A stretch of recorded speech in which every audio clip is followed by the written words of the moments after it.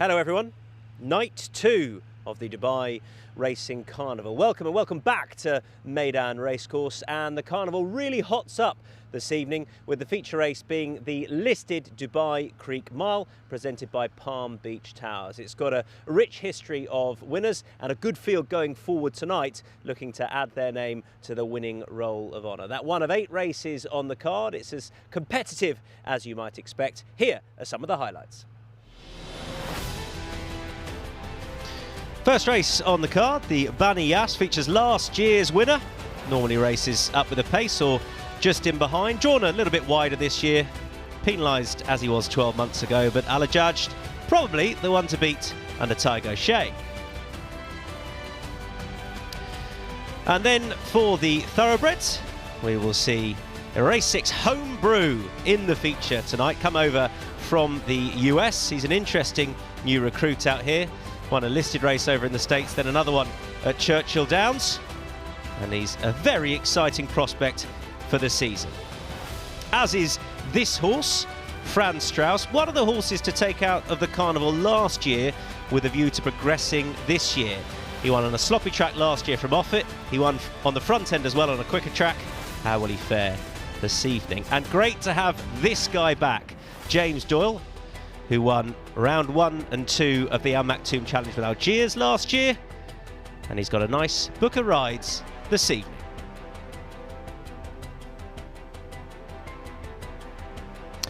So this is how we look tonight. Race 1 is that Bani Yas over 1400 for purebred Arabians on the dirt. Race number 2 is a maiden, one of 2 juvenile races, that over 1200 metres. The second of them, incidentally, is over 1400 metres. That's race 4. Race 3 is the Palm Jebel Ali, presented by Nikhil. That's the handicap over 1600 metres, first of the handicaps. Then we have race 5, 1200 metre handicap before the Dubai Creek Mile, presented by Palm Beach Towers, listed race over 1600. 1900 for our penultimate contest, the Thunder Snow handicap. And race number 8, Dubai Islands, presented by Nikhil, conditions race over 1600. Some changes for your card. Non-runners, we've got Messiah out of race 2. All of these from Michael Costa's yard. Race 5, Mujdi doesn't go. And race 8, Seyuf doesn't go. And a jockey change, because Mujdi doesn't run. Pat Dobbs no longer rides. And stable jockey Ben Cohen jumps on board Thorbarn in race 5.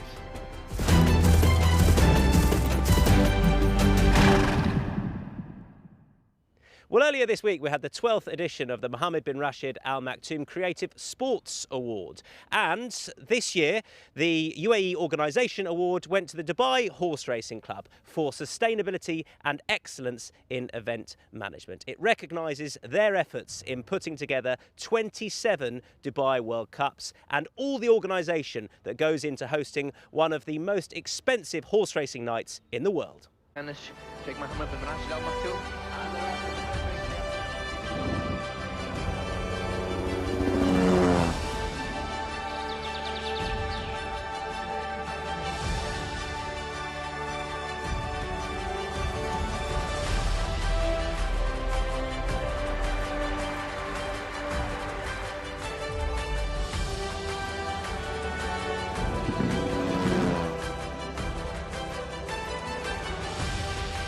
Line, ready for the start.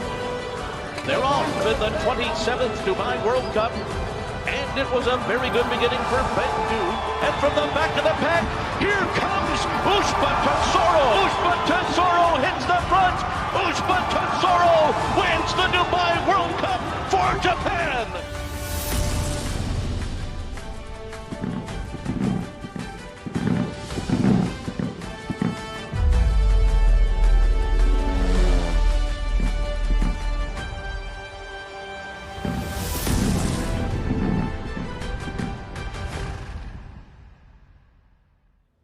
Welcome out to the parade ring then. It's a far stiller, warmer evening than this time 2 weeks ago. Commentator Pat Comerford is alongside me with his cricket bat type in.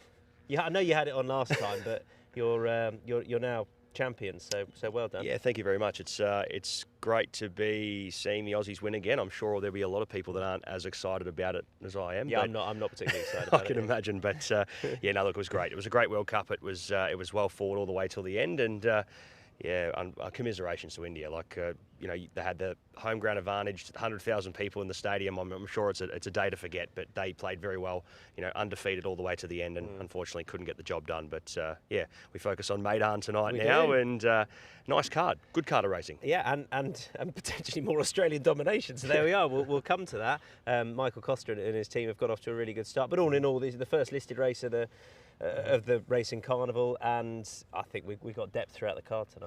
Yeah, we do. It's a really nice card, and as you mentioned, we've gone from the first meeting where we had a PA's race on the card that probably. We had a lot of lightly raced horses, a lot of purebred Arabians that, you know, are obviously still learning what it's all about. Whereas we come to tonight where we've got a Group 2 of I guess quality right from the top to the bottom.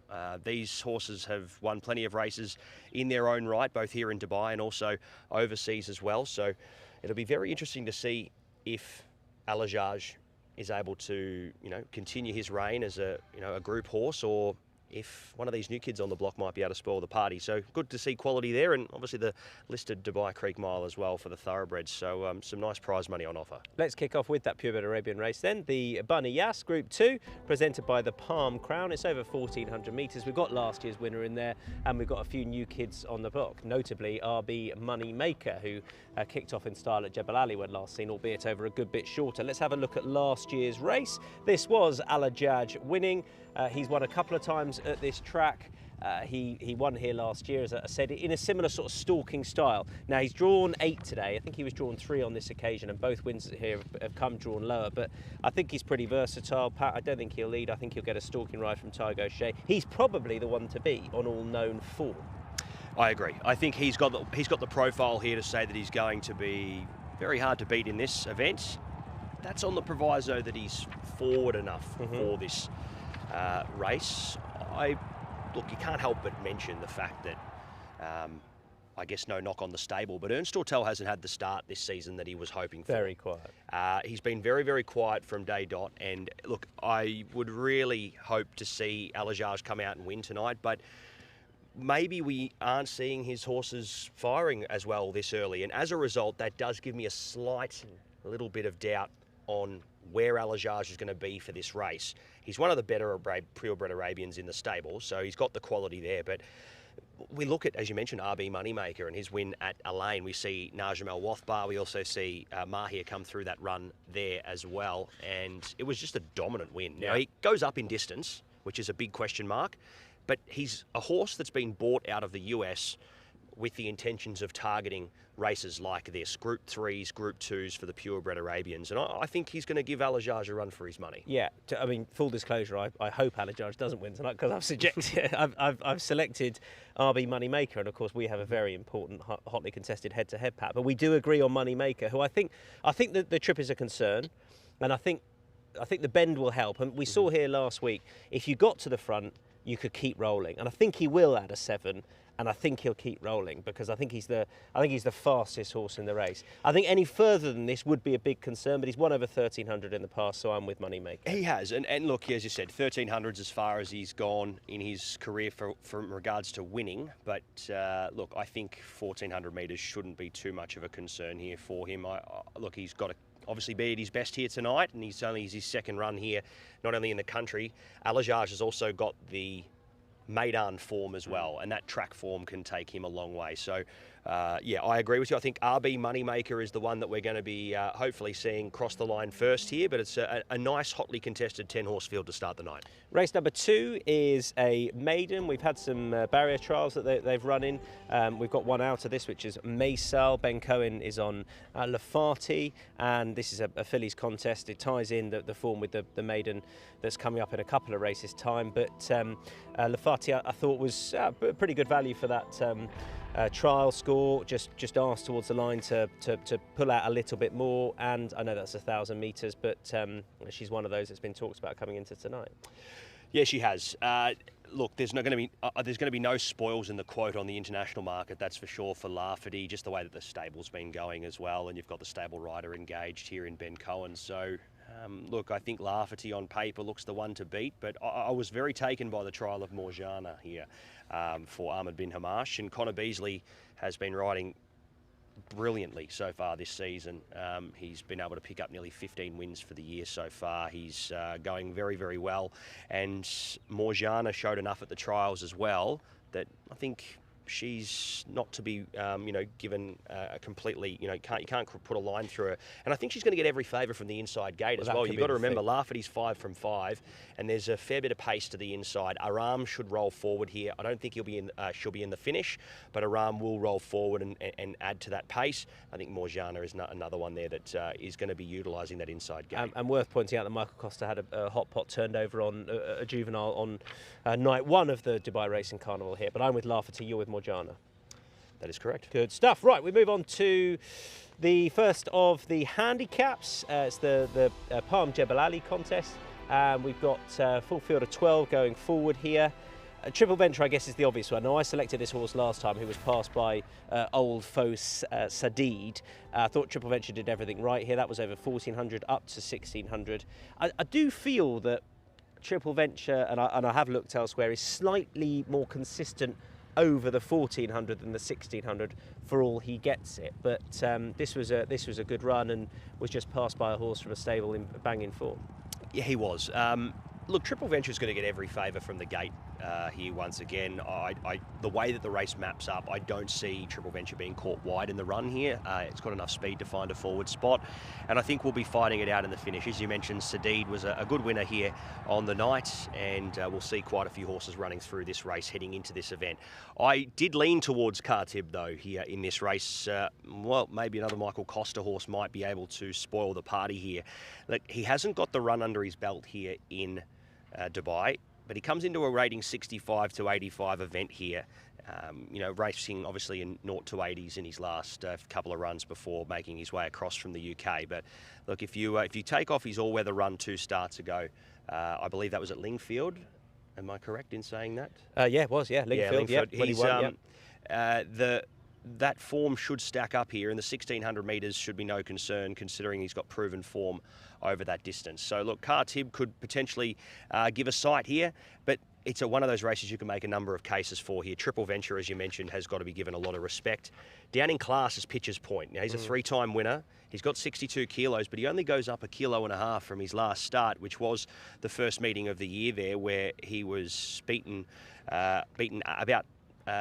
he was well off them. But it was an 85 to 105, and he drops back here to a 65 to 85. So he's down in class, and I think at the scales, he's been looked after there a little bit as well. So don't count him out completely if he can overcome the wide draw. I'm with Al Maroom, who we saw in that footage there, who was well beaten, but he is more a 1,600 horse who will have wanted the run last time.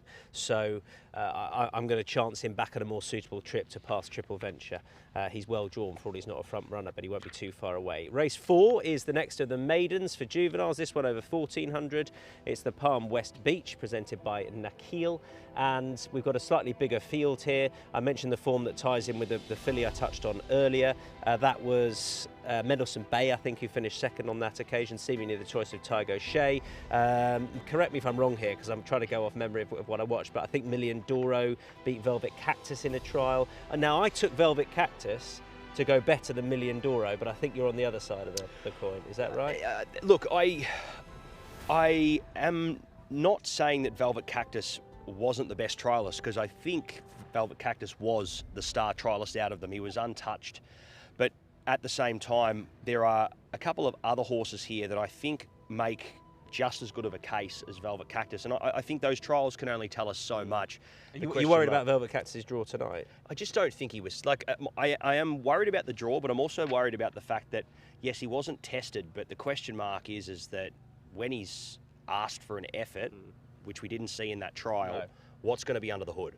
And I'm just banking on him hitting the front. Yeah. Even though he's 13, I've seen it often enough with Mikhail Barcelona on a newcomer who breaks, hopefully will break well. I know what he's going to try and do. I think the writing will be on the wall by the time we hit the back stretch. If he's on the speed, I think he'll stay there, but if not, who knows? Well, who are you with? Yeah, look, I'm with Million Doro here in this race, but I'm also making a case for both Mendelssohn Bay and also coming out of that trial in behind Velvet Cactus was Valdivia as well, who I felt was who went almost as good. Now, having a look at the international market, I'd say my opinions were a little bit conflicted with there because Velvet Cactus has come in as the short-priced elect in the event. I was surprised at that. But I'd say I wouldn't be turned off a horse like Valdivia or Mendelssohn Bay or even Million Doro, who I think probably had a little bit more of a gutbuster of a trial, and I think we've got a little bit more of an idea on where they're sitting at the moment, and the discrepancies there on that market. Who knows? We'll have to wait and see. But look, Velvet Cactus off trials, as I agree with you, is probably the horse to beat in this event. What did you make of Prima Summers, who was another trial winner? What did you make of the run at Jebel Ali over 1,000 metres? Surely the step up to 1,400 is going to suit him. It will, and also the reasoning behind the run found him on the inside part of the track there in that first meeting, which we found out going off those results was the inferior part of the track. So I wouldn't be counting it out completely here. There's another horse going around a little bit later on by the name of Thorbarn, and we'll see him going around to another horse that was caught on the inside part of the track. So you wanted to be outside here at Jebel Ali, and that's unfortunately where Prima Summer didn't find himself. So, really, this Thorbarn's going to win later, isn't he? I'm pretty confident that I think he's too late to change my selection. No, well, we'll see. Thorbarn's the one. Thorbarn, I think, and then I think Michael Costa could have a good night tonight here as well. He's been going very well, and the one I'm more excited for is race 7 at the end of the night, a horse by the name of Wessel, but we'll get to that one very shortly. Let's come on to Thorbarn, race number 5 amongst others. So this is the view at the Palm, presented by Nikhil. It's over 1,200 metres, this handicap, and so we've got a non in here in the form of Mujdi, and Ben Cohen hops to Thorbarn, who was the mount of Pat Dobbs.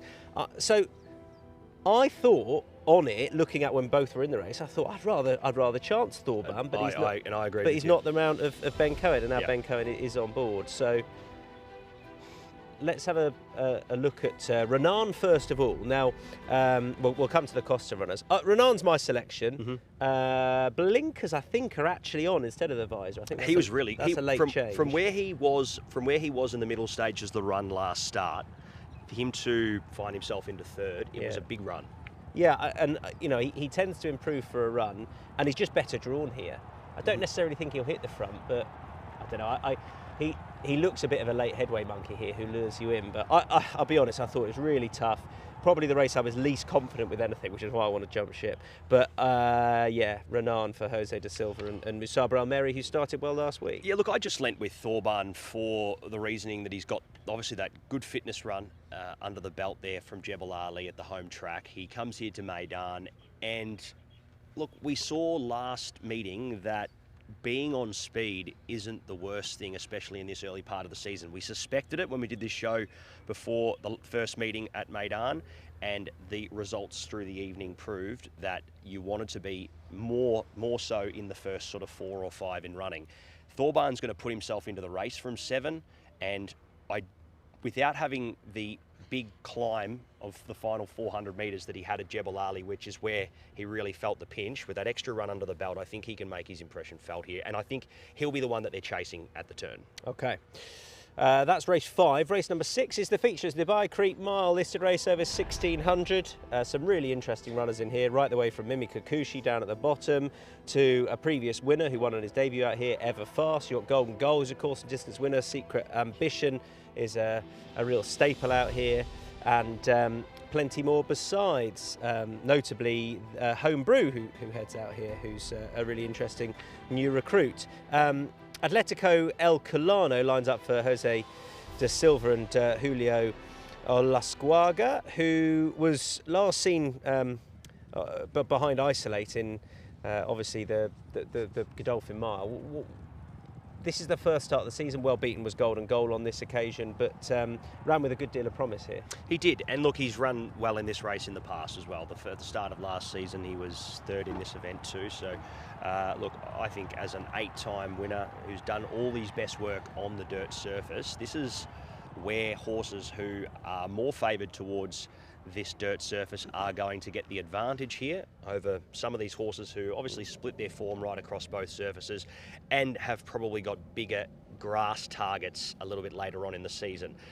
I leant towards a few of these horses, I guess, with a bit more of a dirt platform and resume than a few of these. I talk of Esunico, the ex-former Brazilian runner, Everfast. Homebrew's got some great dirt form in the US as well.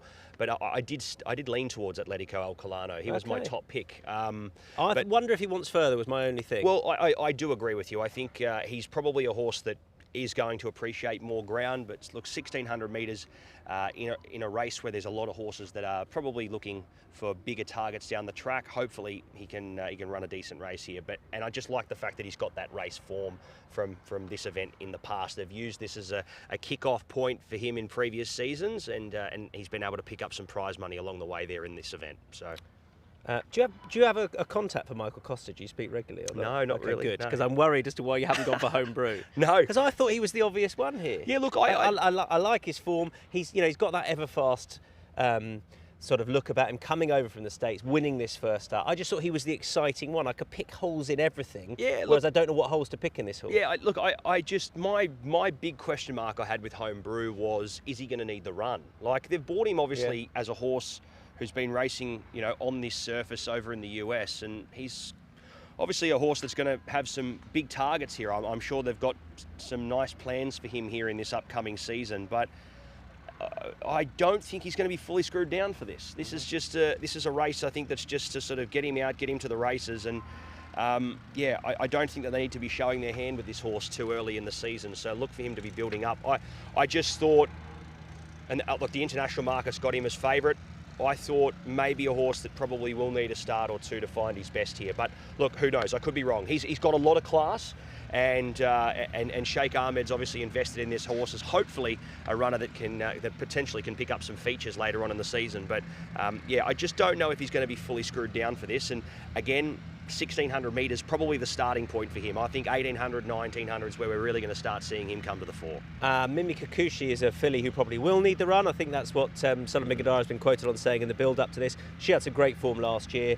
She won the UAE Oaks, and of course, she then went out to the Kentucky Oaks, where she was pretty well held. It's a different ball game out there, but she had some good form last year. Although I say that sort of rather flippantly. I don't know how deep the form is of the 3-year-old fillies last year, but she was a nice prospect. It was a small bunch, wasn't it? Yeah. Going back and having a look at this race, obviously I wasn't following the racing as heavily here, but looking at the race and how it transpired, it was a pretty gut-busting performance there from the horse to go and win the way that she did. But again, as you said, I think the fact that she's gone to the US, raced at Churchill Downs for one start, and that was in mid to late May. She hasn't had the time off that a lot of these other horses have had, so I'll be very surprised to see her come out and win here tonight. I think she's going to have to take a little bit more, I guess, before we're going to see her come to her peak. So, I was against her here this evening. Race number 7 is a Thunder Snow handicap. Thunder Snow, the only horse to win 2 Dubai World Cups, and did it in succession as well. 1,900 metres for it, everything lines up. Let's kick straight off with Franz Strauss, because he was one of the horses last year who, a Golden Horn on the dirt was unproven, but did prove he liked it. One on a sloppy track, one on a quick track in 2 different styles. He was one of the horses I was really looking forward to this season. I have selected the horse. I don't think he'll be fully revved up necessarily, so I'm concerned about that. I just thought it was a really tricky race to pick the winner of, but I guess I'm going with my sort of heart over last year, because I thought he was a top prospect. Yeah, look, I can understand your selection, and I think this was a really good performance. He was, obviously at peak fitness here when he was able to, burn across, and they went awfully fast in that early stage of this race, and for him to kick on the way that he did was quite impressive. But look, as we know, this is an 85 to 105, and as a result, there's a few horses in this event that are going to get a real good benefit here from the handicapper and being down in the weights. And the fact that Franz Strauss has to spot a horse like Wessel and Vasilakos 7 kilos here this early in the season, I think that is a vulnerability point in my opinion. So as a result, I've favoured these horses more towards the bottom. Vasilakos was very impressive behind Carib last meeting here at Meydan. Wessel was amazing in his maiden performance, and he just screamed a horse that has got a lot more upside to come from this. He's a very raw canvas, and I think as he gets out over more distance and he gets out to 1900 here, he's only going to improve. So, yeah, I think he's going to get a good chance here, and this is an opportunity for him coming into this with a much lower rating, currently sitting, off a rating of 87 at this point in time. He's going to have potentially an opportunity to have that sort of competitive advantage here, because I think if he wins a couple more, he's going to be carrying 60 in races like this, and it's going to be a little bit harder. And Andrew Slattery's on board. Ben Cohen can't do that lower weight. Yeah, exactly right. Like a lot of people would certainly be drawn away by the fact that Ben Cohen's not on board, and the horse has got the black cap on, which is usually the second stringer for His Royal Highness Sheikh Ahmed. But plain and simple, Ben Cohen can't do 53. So they needed to put someone else on, and they had another horse in the race. So Ben Cohen rides Alzim, but I do think that Wessel is the clear pick of the two. Okay, race number 8 is the final race, Dubai Islands conditions race for 3-year-olds, presented by Nikhil. It's over 1,600 metres, and we've got one out of it, another Michael Costa horse. That's Sayouf, who doesn't line up here. We will see Mr. Raj, who had really good form last year. Just wonder if he wants a little bit further than this now, but he's been gelded, held his form really consistently last year behind the likes of Go Soldier Go, and then Dermot Sotogaki in the UAE Derby. So this was the Al Bastakaya run, and I guess he's probably the one to be on form. Yeah, look, I think so too. If you look at the race patterns, I favoured more towards Southern Artist, just being a horse that's going to be from an inside gate, not having to do too much work to find the front here, and hopefully might be able to sort of get that little bit of an advantage here over a mile as opposed to 1900, which we saw this race here, to try and stick on a little bit more. So look, I think Mr. Raj has got to be given a lot of respect. I thought Laresh certainly won't go around without any fans, but yeah, I went with Southern Artist here for Tygo Shea and Bhupat Seema, and hopefully in front for a long way, but always the vulnerability of being run down in the late stages. Don't know what Salim Bin Gadar has done to the person that picks where the horses are drawn, but another horse drawn widest of all with Tiger Nation. But I think he's got a chance of hitting the front. You need to put a line through the Tall Boy run where he was bumped out the gates and never in front. I think he has to be in front, and he's got form ahead of Esunico, which has worked out okay. I think the trip is fine. I'm just banking on the horse hitting the front. Mikhail back on board. Well, I think His Excellency Sheikh Hamdan's going to be coming and personally giving you a pat on the back if you're able to be correct a few times tonight, because you're very much in the Salim Bin Gadai camp. Two horses who I want to hit the front. We'll know our fate, and they're both over a mile, so you're sort of into the bend, into that sort of dogleg quite quickly. So it's not ideal. Yeah, I think if they're not in front down the back, I'm going to go grab a coffee, but we'll see. We'll see. But look, it's a very good card to continue on. As we said, the listed race. Good to see quite a few of these, 100+ rated horses back for their first run of the campaigns, and as for the purebred Arabians as well, a Group 2 with obviously the Dual Crown coming up next week at Abu Dhabi on Sunday. So there's plenty of group racing nice and early in the season here for the purebred Arabians, both over the middle distances and also over the staying trips as well. That race next week over 2200. So your 8, Pat, take us through them. Yeah, let's go into my selections. I'm going to kick off with RB Moneymaker. So hopefully Tom and I are on the ball there, taking on the favourite in the first event. Morjana for the Bin Hamash stable. Khatib for Michael Costa in race 3. Million Doro, another one for Ahmed Bin Hamash in race number 4. I'll go Thorban for Michael Costa in race 5. Atletico Alcalano, having his run there in the Dubai Creek Mile, so hopefully he can pick up another listed win. Wessel in race 7, I thought he was my best of the night. Number 9, Wessel for Michael Costa, and Southern Artist for Bhupat Seema and Tygo Shea to finish up the night in race number 8. Okay, and these are mine.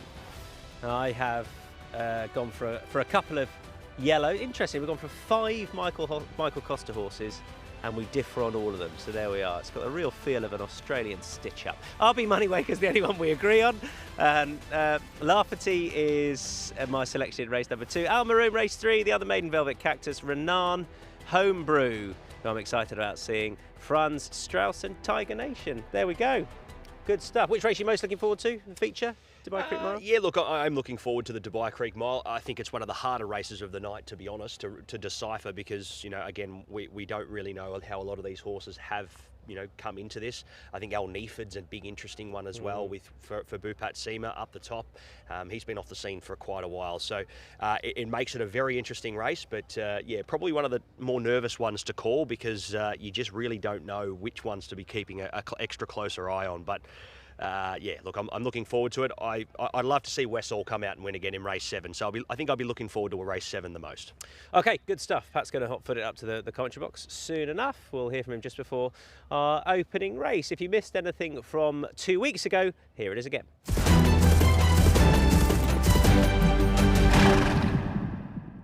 We're set to go here for the first from Meydan. 1400 metres, set to go, racing. Caught them in a good line, did start as Shane Ryan. On the inside, working forward, was Rami to go up and find an early position as they make their way onto the course proper. Working up into a forward position as well, Ruwani, deeper out, Sarab. And they were followed there next in turn up in the first couple. Working forward into that clump there as well was Big Cheese. Followed in turn on the deeper out on the track by Afam, and they were followed by Majdi. Way out on the track, one of the deepest here, Mushiar Al Wathbar also pushed out into that position. Followed next in turn by Jap Mena.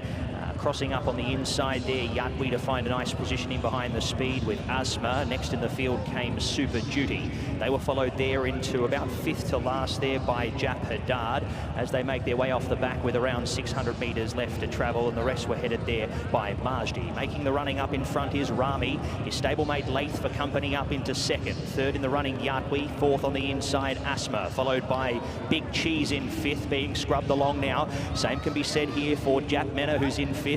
And sticking to the inside, making a good run of it as well. Up on the inside was Super Duty as they come into the running now with 300 metres left to go. Lath takes over. Yatwi for company on the outside, starting to level up here. Cutting into the margin is Yatwi on the outside. Asma running into a minor placing here with Rami as well. It's Yatwi though, the grey. Yatwi into the final 100 metres here, just clear by a neck. Lath wanting to lay in the challenge in the final stages as well, but Yatwi's going to go clear. And Oscar Chavez takes the first for the El Miraz stable. Beats home Lath into 2nd. 3rd was Asma, followed by Rami. Racing. Rasas was half a length slow, if any. Tactical Bound going back with him, and Al Saif from the wide draw will head back in behind the speed. Up in front it is Shamadia, who goes up to an early lead here past 1,000 metres, leading from Killer Collect in 2nd. 3rd on the outside working up was Al Nasib, and 4th Garcid, one back on the fence, getting a nice run with cover. 5th was Al Saif, followed by Rasas. Tactical Bound can't go with the gallop, and he'd be the best part of 12 to 14 lengths off the leader, which is Shamadia by about a long neck. The inside Killer Collect still keeping the pace genuine and applying some pressure. Al Nasib was next. Garcid will be looking to extricate a run off the fence here as well with a few runners in front of him. He sits 4th. 5th was El Saif from Rasas, and Tactical Bound can't go with the gallop still as they straighten up for home. Al Nasib hits the lead here from Killer Collect. Going back through the field, Shamadia into 4th, making runs now through the field. Here was Garcid with plenty to pick up here though as Al Nasib. He shoots clear here, and with 150 metres to go, Al Nasib has put this beyond doubt here in race number 2. Al Nasib for Bernardo Pinheiro takes race number 2 in impressive fashion. 6 lengths, beats home Garcid into 2nd. Race number 3. Gates fly, we're off. Nice line, Private Signal, if any, was out fast, pressing forward there. Deeper out on the track, working up into it. Fall in Rome, Zaifan was there as well, and also Wild Hurricane. Next came Al Jadaf running in 5th. Chief Scribe deeper out on the track, followed by Perfect Balance. The inside, sneaking runs up the inside was Al Daja from next in turn Assad, and Miami Joy. He's the last one, spotting the lead 8 or 9 as they make their way past the 1,000 metres. And up in front on the inside is Private Signal, a narrow leader from Zaifan in 2nd, and 3 wide and 3rd was Wild Hurricane. From now into 4th, working up on the inside, El Daja, followed by Al Jadaf. Next came up into about 4th, working around them now. Miami Joy's made up some ground. Fall of Rome was next with Chief Scribe getting onto the back there on the 3 wide train, followed by Perfect Balance. Assad was 2nd to last, and Miami Joy the last one. Races on in earnest here. Private Signal seems to be going okay, given a shake of the reins now here by Patrick Cosgrave, and leads them into the turn here, up on the outside into second. Al Jadaf starting to present. Third was Zaifan going through them from Aldasia, deeper out on the track, working into it. Chief Scribe, perfect balance, starting to level up now as Al Jadaf hits their lead here. Perfect balance, trying to reel him down here with Aldasia up in front. Al Jadaf pretty vulnerable at the moment, still with about 2.5 lengths in hand. Aldasia into second. Al Jadaf getting on tired legs here. Aldasia trying to reel him down, but Al Jadaf won't do enough. 1.25 lengths on the line, beats home Aldasia. Gates fly, we're underway. In race number 4, Classic Medal was first to show, pressing through with Mestri. Deeper out, Elemento wants a piece of it early. Being scrubbed along up on the inside was Golden Speech to try and find his usual forward roll, but won't get it today. Al Ajdal was 5th, settling down about 3.5 lengths off the speed. Classic Medal, after jumping well, just restrained there to try and find a spot in the running line, and Mulhim was the last one as they go in search of the 1100 metres. And out in front, it is Never Show Weakness. The leader in second was Mestri, third Elemento in the 1-1, and fourth back on the inside, Golden Speech. He's going to have to take a sit today. Classic Medal was 5th, followed by Al Ajdal, and Mulhim, the last one, spotting the lead 8 or 9 as they make their way off the top at the 800 metre mark. And it is Never Show Weakness at a pretty sedate fractions, leading the way by 3 parts of a length. Mestri was second. Third, about 3 lengths back off the second horse, was Elemento, already off the bridle, being urged along. Classic Medal goes past him as well, but has been in a sustained push along by Colin Beasley for the last 400 metres. Al Ajdal was next. Mulhim passes Golden Speech, who has been eased out of the contest here. Upset here in race number 4 as we head to the 400 metre mark. Never Show Weakness, and Mestri on the outside, starting to level up here. It's Mestri leading the way here by 1/2 length. Now 1 length, Never Show Weakness, starting to labour on the inside, looking to pick up under Tygo Shea here. Mestri with an advantage of 1 length at the moment. Never Show Weakness still sticking on. He's going to make the race very interesting. Mestri just will hold on here by 1/2 length. Mestri beats home Never Show Weakness, who was very brave. Under starters' orders, Shane Ryan sends them on their way. Legend of Khan was half a stride slow. Branwell, Green Jacket wasn't away well at all. Deciduous finding his spot on the rail at the back of the field. It's Karib past the post with a lap to travel, leading the way here in search of the 1600 metres. Franz Kafka, his inside in second. And third there was Book Review, deeper out on the track, going up to sit outside the leader. From Eye on the Prize, Ribby, deep on the back on the inside, 3 back on the fence was Vasilakos, followed by Branwell, who recovers after the tardy start. Ghost of the Mambo was next, followed by Grand Dubai. Gap in the field of 4 lengths sees El Patriota working alongside Legend of Khan. Deciduous was second to last, and Green Jacket out to the end with plenty to do as they make their way towards the 1100 metre mark. And up in front, taking over, is Book Review, going up to lead Karib. Second in running there, third was Franz Kafka, and fourth on the inside, Vasilakos from Ribby. Deeper out, working up into the race here, was El Patriota, who works up on the back of Ghost of the Mambo.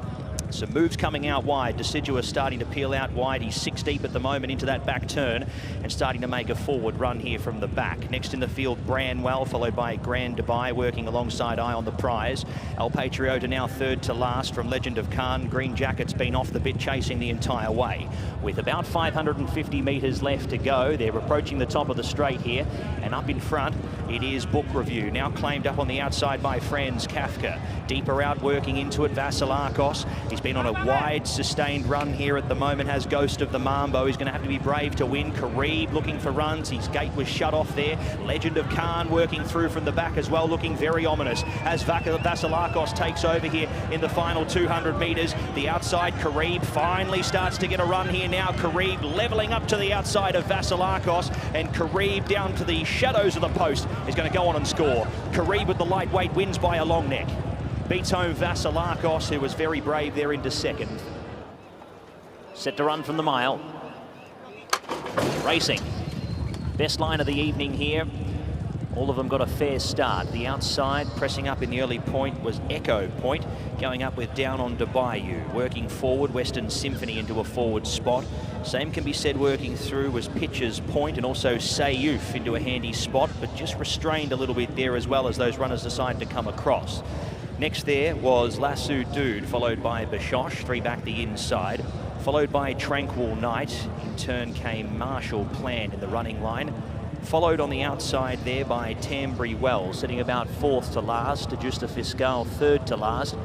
From 2nd to last was Street Mood, and bringing up the rear at the back of the field was Imperial Empire. So as they make their way to the top turn with 800 metres left to go, it is up in front, down on Bayou, making every post a winner. The outside Echo Point still applying pressure. Ryder pulls the stick here now to get him mobile. Even deeper out on the track was Western Symphony and working up Lasso Dude. Sayuf already scrubbing along on the inside under Case Albacete. And going back through the field now, Pitcher's Point being passed by Marshall Plan. Into the straight they come, and up in front it is Echo Point, the leader. The outside is Western Symphony. He was a little wayward around the turn, didn't take the bend too well, but balances up now, and he starts to let down with his run. It's Western Symphony, the leader. Sayuf starting to pick up on the inside. He's got still about 2 lengths to pick up, but picking up big time as Western Symphony still has about 1.5 lengths advantage on Sayuf, and into the third was Lasso Dude, but Western Symphony will get Bhupat Seema and Tygo Shea a winner in our first meeting at Meydan. Sayuf Brave into second.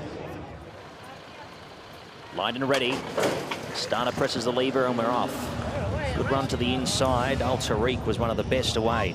Shows out early here from Fast Uno on the outside, wanting to find a forward position. Magic Petition was next, and Gladiator King deeper out on the track, jostling up as well. Being kept even deeper with Leading Spirit walking forward as well. Next came Shamlan. He's going to find himself about 5th or 6th. Off around them now Morthog in a 4-deep line. Al Karama was next, about 7th in running. They were followed there by Silent Speech. Next over was Fartik. He's getting onto the back of his stablemate, and Runan on the inside will go back over to the rail after drawing wide. Finds himself about 2nd last as they make their way down with about 450 metres left to travel. The rail straightens up. Fast Uno's found the top, leading by a 1/2 length. Second Leading Spirit on the outside goes up to eyeball him and passes him now as well as the Touch Gold Racing team shoot for 2 back-to-back winners. On the inside, working into the race as well, was Al Tariq, followed by Magic Petition. But shooting away here in the final stages is Leading Spirit. His only danger here, Magic Petition. Leading Spirit getting tired on the outside. Magic Petition gets close but won't give you enough. Goes on to win Leading Spirit, a back-to-back winner for Bhupat Seema and the Touch Gold team. Set to gallop, racing. Ibris Attack a little slow, going back in the early stages there with Made in Dubai. It's Triple Venture who goes up to an early lead. Fight Zone wants to contest him though. Getting a bit hot and plenty of sweat around his front there at the moment. So not ideal scenes, but he's gone to the lead and he leads by a length. Shake Hand was in 2nd. Followed in turn by Triple Venture, who now eases back into 3rd in behind the leader. Al Maroon was next, followed by Sadid. Mayameen deeper out on the track, followed by Atlantic Sky. Pride of Dubai 2nd to last, and Ibra Attack is the last one with about 7 lengths top to tail. It is Fight Zone, the leader by a 1/2 length now. Shake Hand goes up to apply some pressure past the 700 metres. Triple Venture 3rd, and 4th was El Maroon. Making a wide run, a sustained run, but he's been deep the trip here is Meydan, and he makes himself up into the first 3 or 4. As they turn for home here, El Maroon still handy. Atlantic Sky cuts the corner with a few in front of him. Made in Dubai was 2nd to last, and Ibra Attack the last one. Down to the final 250 metres. Shake Hand goes up to attack our leader in Fight Zone. Running on from the outside, Triple Venture, and even deeper out, Sadid. It's Sadid who eventually takes the lead here on the outside. Triple Venture trying to fight back. There's your win, Ben Cohen. It is Sadid going down to get Michael Costa a double on the program. Beats home Triple Venture.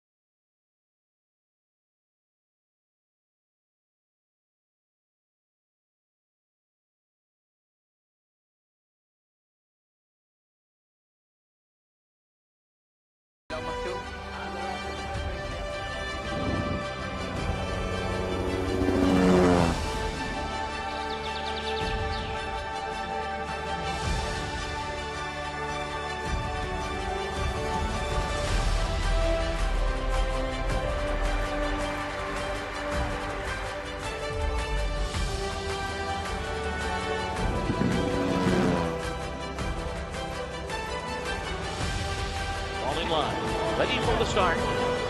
They're off in the 27th Dubai World Cup. And it was a very good beginning for Bendu. And from the back of the pack, here comes Ushba Tesoro. Ushba Tesoro hits the front. Ushba Tesoro wins the Dubai World Cup for Japan.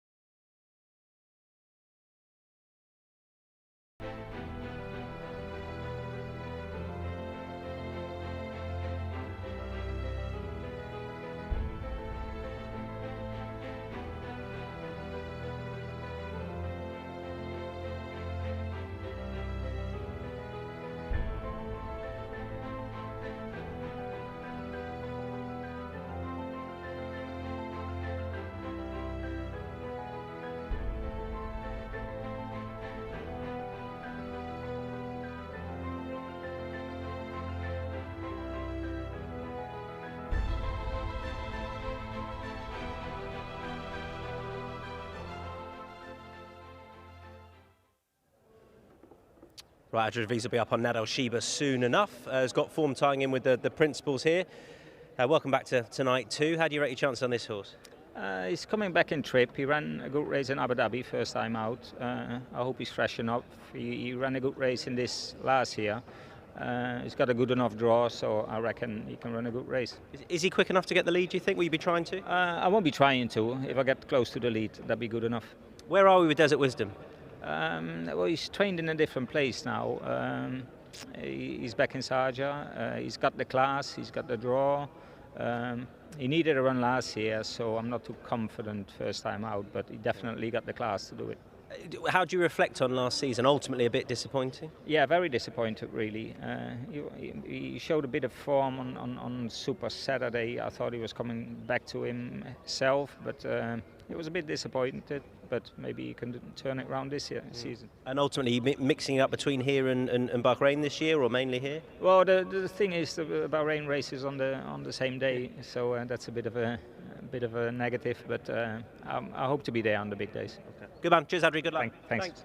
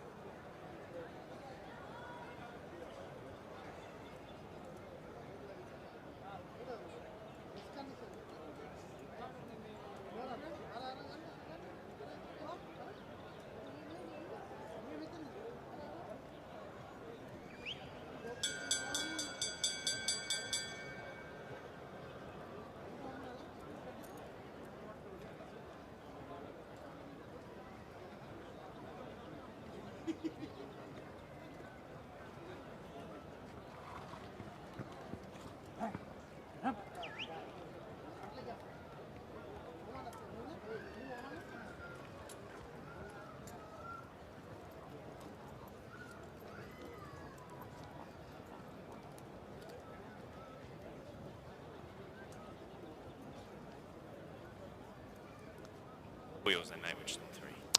So welcome into the parade ring here for the first event of the program, the Group 2 for the purebred Arabians. We've had a look at AFL Ajaj and Al Mufam. We move on now to Mahir, the 3. Coming into this event here, the 4-year-old Colts. Drawn gate 5 here for this upcoming race. And comes in and out of that race out of Alain in behind RB Moneymaker, who he faces here this afternoon. Number 4, Malabi. the 8-year-old grey entire here by Dahes, coming out of the race also at Abu Dhabi on the 9th of November. Probably not as much of a strong form line as we've seen a few of these other horses come through, but Saif El Belushi jumps on board here carrying the 57 and draws a middle alley. Number 5 is Nadal Sheba, who ran second in the last running of this race last season. Andrew De Vries obviously chatting with Tom Stanley just before, so hopefully a little bit of confidence there that Nadal Sheba will be able to run a good race here. Comes into this race hoping to make an impression here again, running into AF Al-Ajaj. Najim Al Wathbar was, fair to say, far from disgraced at Alain in behind RB Moneymaker. Bernardo Pinheiro rides here for the Al Jahuri stable. Here is RB Moneymaker for Connor Beasley and the stable of Hamad Al Marah. Very impressive in that run at Alain. Purchased in the US, he's had the one start. He comes out here for his Meydan debut, and he looks the biggest threat here to the horse to beat, which is the number 1.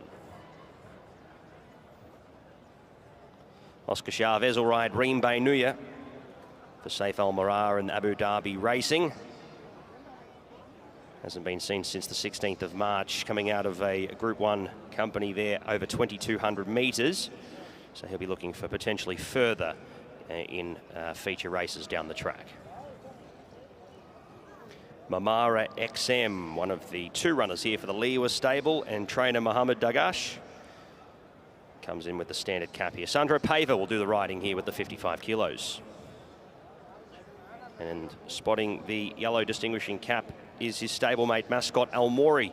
Case Al Basaidi won't be able to claim this race, but gets a good opportunity here to ride this horse at 55 kilograms for the Liwa stable here. And this horse steps out for his first run here for season 23-24.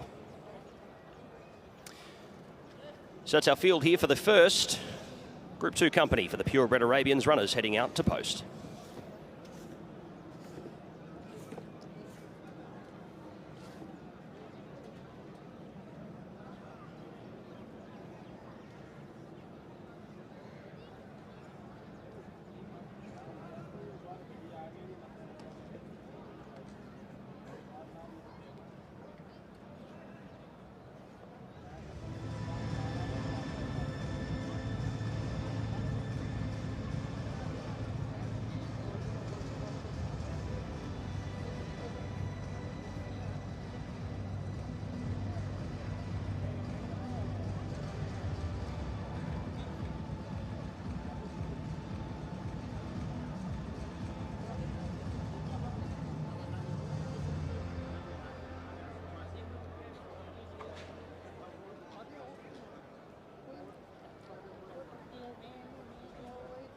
Our thanks to Zabil Feed for their continuous support of the Best Turned Out Award. And best turned out is horse number 6. That is Najim Al Wathbar. Well done to Najim Al Wathbar. And the winning groom, that is Jiwana Kumar, leading the horse around a few moments ago. There he is. And the Best Turned Out Award being presented by Mr. Iftikhar Hussain, the manager of operations. And our thanks to Zabil Feed, 650 dirham for the winning groom, Jiwana Kumar, the groom of horse number 6, Najim Al Wathbar.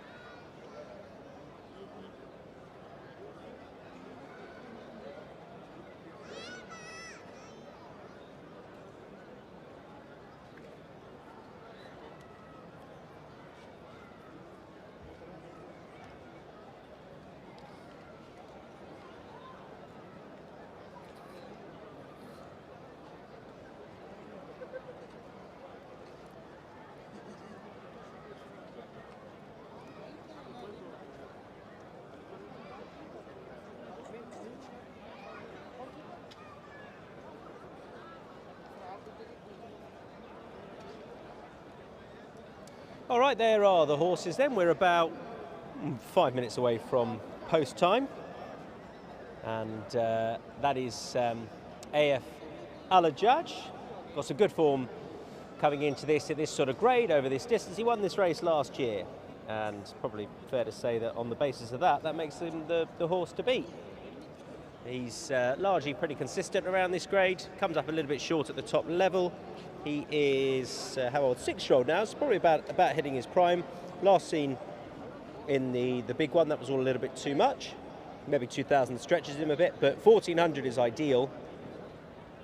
Last 2 wins have come over this distance, over the turf and the dirt. Hey, he made him spin round there, bumped into Malabi. But he'll come out of stall number 8 and try and slot over just in behind the pace. I would say that's usually how he tends to be ridden. We heard about Nadal Sheba, second in the race last year. He's got a bit of form to make up with Alajaj, but not much. I think he's rated just a pound or 2 inferior. Similar sort of ride, I think he'll get his slightly better drawn out of 4.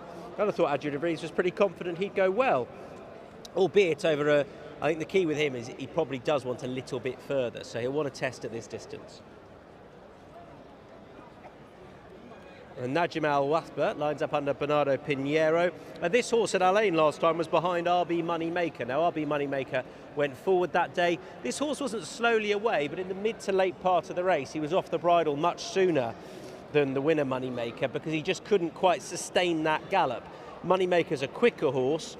Najim Al-Wathba, you know, he'll want to get as handy as possible, but the thing in his favour, if looking to reverse the form, is that he definitely sees this trip out, whereas Moneymaker has that to prove. That being said, he was getting a bit of weight from Moneymaker last time, 2 kilos, whereas they're off this same weight today. And then Pat and I, the only one we agree on tonight is Moneymaker, who I thought looked really good when winning at Alain last time. He's got some American dirt form over a little bit shorter. I think the key is if he gets to the lead, which he probably will, turning in, as long as he's still on the bridle, I think he'll keep on rolling. It's just how soon Connor Beasley starts to have to say go, because I think there'll only be a certain amount left in the tank when he does have to say go. We saw a horse last year, Rich Like Me I think it was, come over from American and then sort of stay further than was expected because he got to the speed. He showed such early gate speed that he got there and kept on rolling, and albeit he couldn't stay the 2,000 metres, he still won over just shy of that. So this is going to stretch this horse. I don't think he'll want any further than this in time, but he should be okay at this trip, and he should have, or he does have the class. He proved that last time 27 days ago at Alain on debut out here. That was with Connor Beasley on board. Oscar Chavez is on board Reem Benuna, who is rated high enough to score here. Again, he's one of the horses in the field that I think will be using this as a starting point. He's drawn 10, he's not often the quickest away. Now with Saif Almirah from Nisran Magoob, he probably just wants a little bit further. I think 1,400 is really short of his best, so that would be the slight concern, and it is his first start for a while. So the things in Moneymaker's advantage, for example, he's race fit, and most importantly, he's got that early gate speed. There are others, of course, who are race fit in here, the likes of Nadal Sheba and Najim Al-Wathba and Marmara XM, but RB Moneymaker's got the speed. So I think if you're with him, which Pat and I are, we're hoping that he is in front by the time they hit that first turn. They've got a long time to sort themselves out with a 1,400 metre start. It's the longest straight that they run over here before they go into a bend. And we'll see what happens in the Group 2 Bani Yas, presented by the Palm Crown with Pat Comerford. Thank you very much, Tom. Looking forward to this opening event. It's certainly great to see some early group features on the card here for the purebred Arabians. We'll have the Jewel Crown next week at Abu Dhabi as well. A good opportunity for a few of these runners to pick up some nice prize money early on in the season. And the runners are starting to load forward now here for the opening event. So Mascot Ormori comes up into line. He'll spot the yellow distinguishing cap here from his stablemate Mamara XM. Here's Al Mufam, Nadal Sheba and Mahia will be one of the last couple to load forward. AF Alajaj looking to go back-to-back here in the Barnias. Nice Group 2 to kick off the program here from Meydan. The first of 8 races, our only purebred Arabian race for the evening. We're set at the 1400 and we're away to a nice line. Nadal Sheba, if any, was a little slow to go. And Al Mufam from that wide draw is going to have to find himself back in the field with Malabi and Mascot Al Mori. As Najm Al Wathbar leading the way early, making RB Moneymaker work for the lead here. He's going to go up to the outside in second, but over racing at the moment. Into third was Mamara XM, and fourth, trailing the speed, is AF Alajaj from Mahir. Those 5 are in the first division, a gap of 3 lengths back to Reem by Nuna, who's being passed on the outside now here by Al Mufam. Following them in the run, Nadal Sheba third to last from Mascot El Mori. Malabi, the last one here, and dropping away from the contest as about 15 or 16 lengths spreads them from first to last. So they make their way down and approach of the 600 metres. Najm Al Wathbar, the leader. RB Moneymaker has been applying pressure the outside. Mahir third, and AF Alajaj is fourth from Al Mufam. Next came Nadal Sheba from Reem by Nuna, and the best of the rest was Mamara XM. That's your race as they straighten for the judge now with about 400 metres left to go. Najm Al Wathbar gives a kick up in front. RB Moneymaker really having to work here and not picking up at this point in time. Mahir looking a big threat. Nadal Sheba up the inside. AF Alajaj won't go back-to-back this year. And down the outside, Al Mufam. It's Najm Al Wathbar though. Najm Al Wathbar under Bernardo Pinheiro coming past the 100 metres. Al Mufam and Nadal Sheba making late impressions, but Najm Al Wathbar will take the Barnias for 2023. Najm Al Wathbar gets the win. Beats home Nadal Sheba, Al Mufam, and third was Mahir. Followed there by Reem by Nuna, RB Moneymaker, and AF Alajaj dropped the way from Mamara XM, Malabi, and Mascot Al Mori, the last one home. So Najm Al Wathbar gets the win in the first event here for Majid Al Jahuri. Bernardo Pinheiro with some early group success in the Dubai season. Now Wathbar racing on the board here at Meydan. Great performance, commanded the race from the front and provided that pressure. And I think early doors, RB Moneymaker not finding the front in that early stage proved to be a winning tactical move there by Bernardo Pinheiro. He commanded from the front, and when he asked for the extra effort, unfortunately, RB Moneymaker and AF Alajaj couldn't go with the gallop, and the leader goes from gate to wire here in the Group 2 Barnias to kick off the program.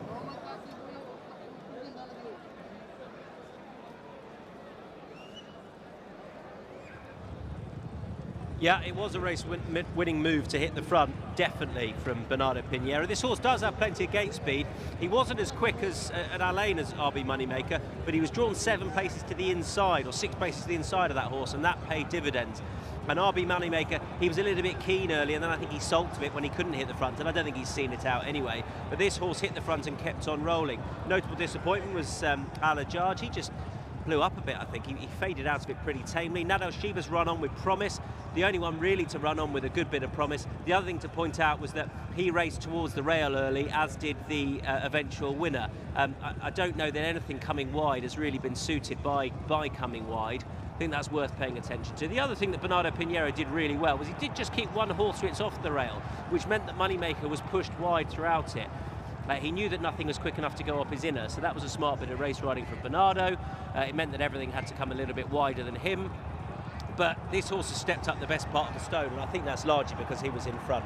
The early part of the evening here, when it's warm during the day, it often pays often rides very quick, and I took the view that Moneymaker would get to the front. He didn't. Najm Al Wathbar did, and he stayed there. He stepped up a huge amount over a more suitable trip than he was racing over last time, and definitely I think he's been advantaged by where he's been positioned and where he's raced. Nadal Sheba did run on. He wants a mile, so I think that's really encouraging for him, and given that he's the only one to really run on from a little bit further back, he's worth bearing in mind for the next contest that they run in over a mile, which name I forget, but he will, I think, have a good chance of reversing that form with Najm Al Wathbar. For all that horse does have form over a little bit further, he is just a bit quicker than the eventual second. So Bernardo Pinheiro back in the winner's enclosure for Majid Al Jahuri. Out of stall number 1, he's led from gate to wire. Najm Al Wathbar wins. Here's your result for race number 1. Numbers across the line 6, 5, 2 and 3. 6, 5, 2 and 3. Margins 2.5 by a neck by 1 length. Time 1:33.89 here in the Barney Yass Group 2 to kick off the night. 6, 5, 2 and 3.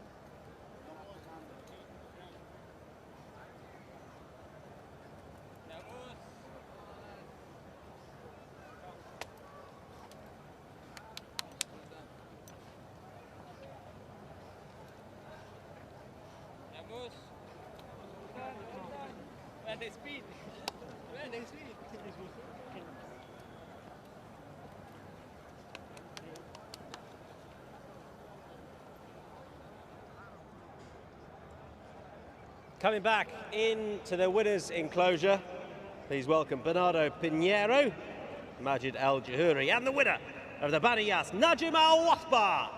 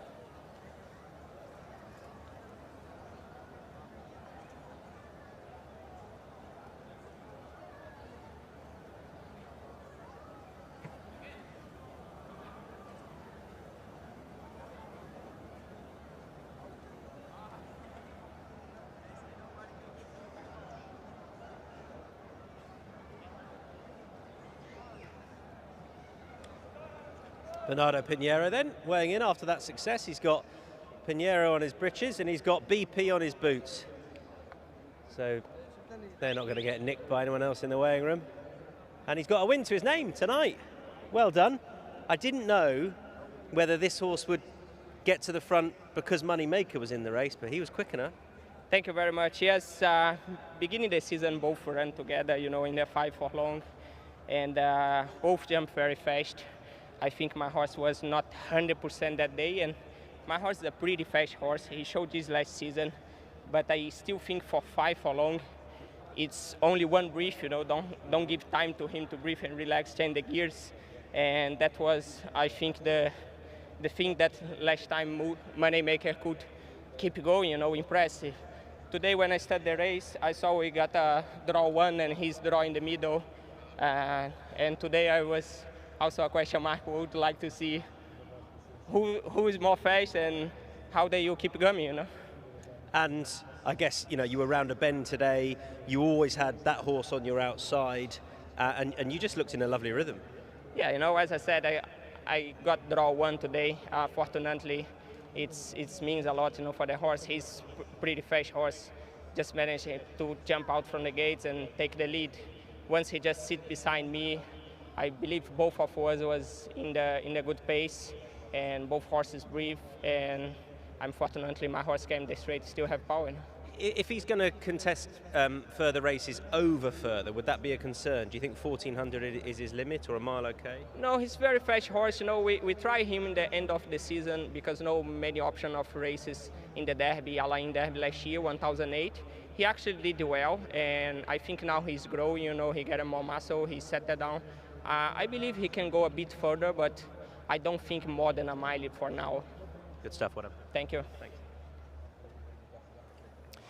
Correct weight.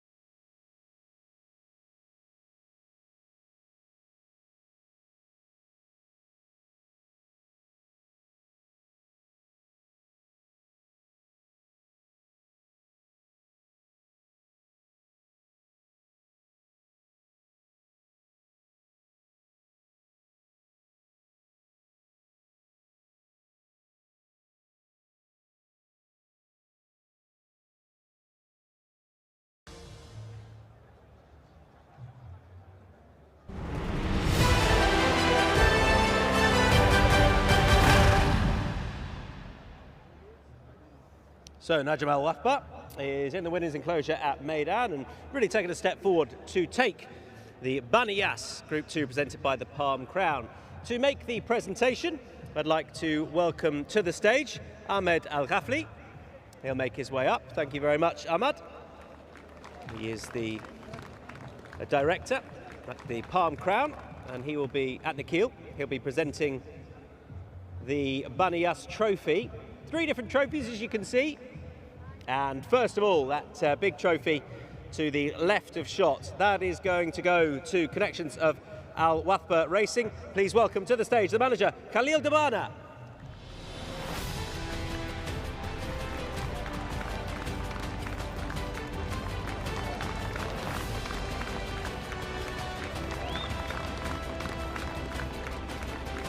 Well done to Al Wathba Racing. Well, thanks to Khalil Dabana. And now the winning trainer of Najm Al Wathba. Please welcome to the stage, Majid Al Jahuri.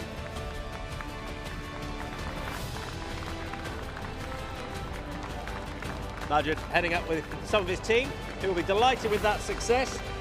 A career best for Najm Al Wathba.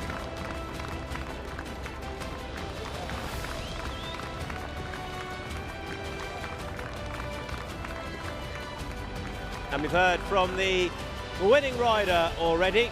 His good start to the season continues. Put your hands together for Bernardo Pinheiro.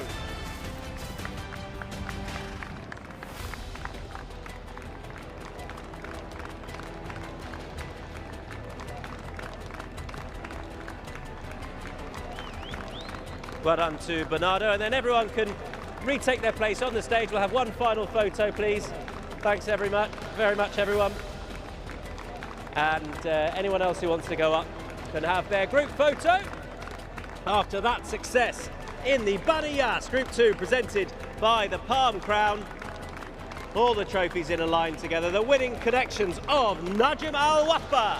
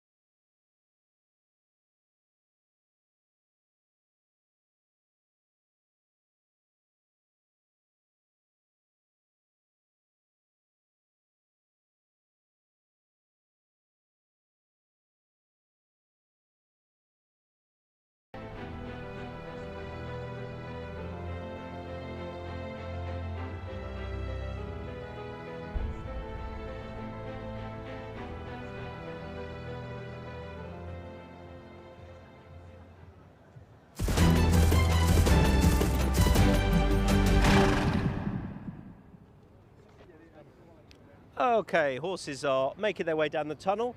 Up here just in time to see this horse, which is Aram, who has a visor on for this first start. Mount of Ryan Kuratolo for Ahmed bin Hamash. Ahmed's got a load of juveniles running tonight. A really interesting juvenile team. He's got this horse in comparison to some of them. He's definitely not the biggest, this daughter of Omaha Beach.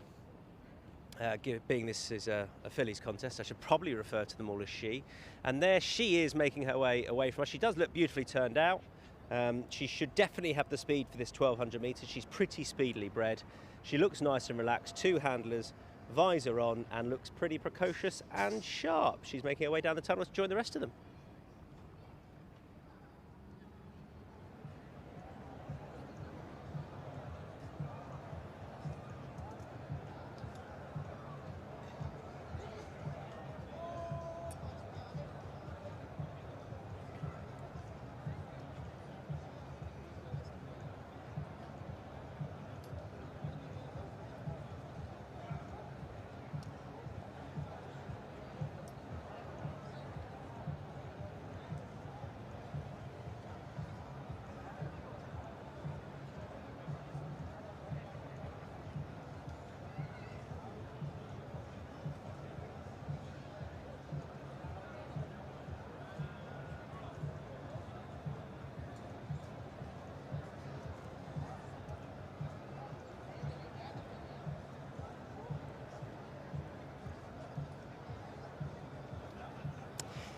So welcome back to the parade ring here for race number 2 as we get set here for the Palm Jumeirah presented by Nakheel. It is a maiden over the 1200 metres, racing for 165,000 dirham. We head into the yard to have a look at our first runner, and that is Fatina, who comes into this race. Mikhail Barcelona will do the riding here for Ahmed bin Hamash. This one here for the fillies, and this 2-year-old filly will be partnered here by Mikhail Barcelona and is a filly by Gervin, out of Silver to Gold, bred by Brad Grady and Misty Grady of Florida, USA. Number 1 is Aram, the 2-year-old filly by Omaha Beach out of Petition the Lady, bred by Breffney Farm and Tony Holmes. Ryan Curatolo will do the riding here for trainer Ahmed bin Hamash and owner Mr. Ahmad bin Tuk Al Mari. So best of luck to them here with this 2-year-old, coming out of a trial against a few of the runners that she faces here tonight.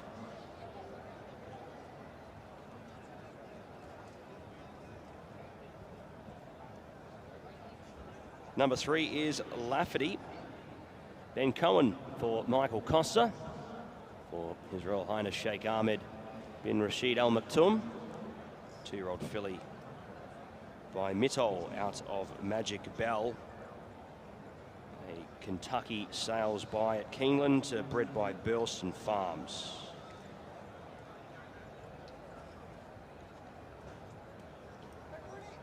So we'll be spotting the yellow and black.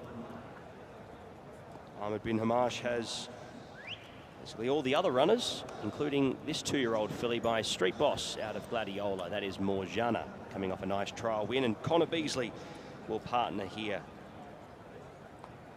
for Mr. Muhammad Ahmad Ali Al-Sabusi, who has the 2 runners in the race as well, with Fatna in the field too. So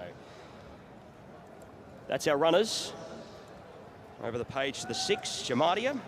Our final look at this runner here, Jose de Silva, will be the rider for Mr. Sultan Ali, and trainer Ismail Muhammad, bred by Rubber Bloodstock Limited. The daughter of Shamadal will come out of gate number 2 here for this event. So take note there that we do have a scratching of the 4 here in Messial. Doesn't take its place in this field, and as a result we are down to 5 runners for this 6 furlong contest, set to go at 6:05 p.m.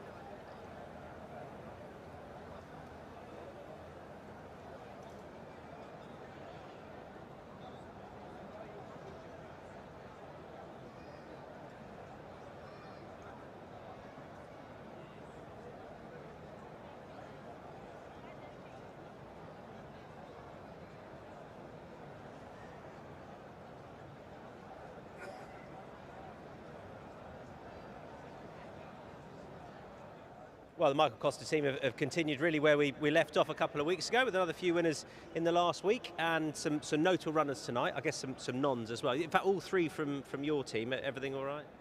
Steve's had a bit of a setback, so he'll be out for the season, unfortunately. And that's a shame. Just a few minor things with the other 2. Okay.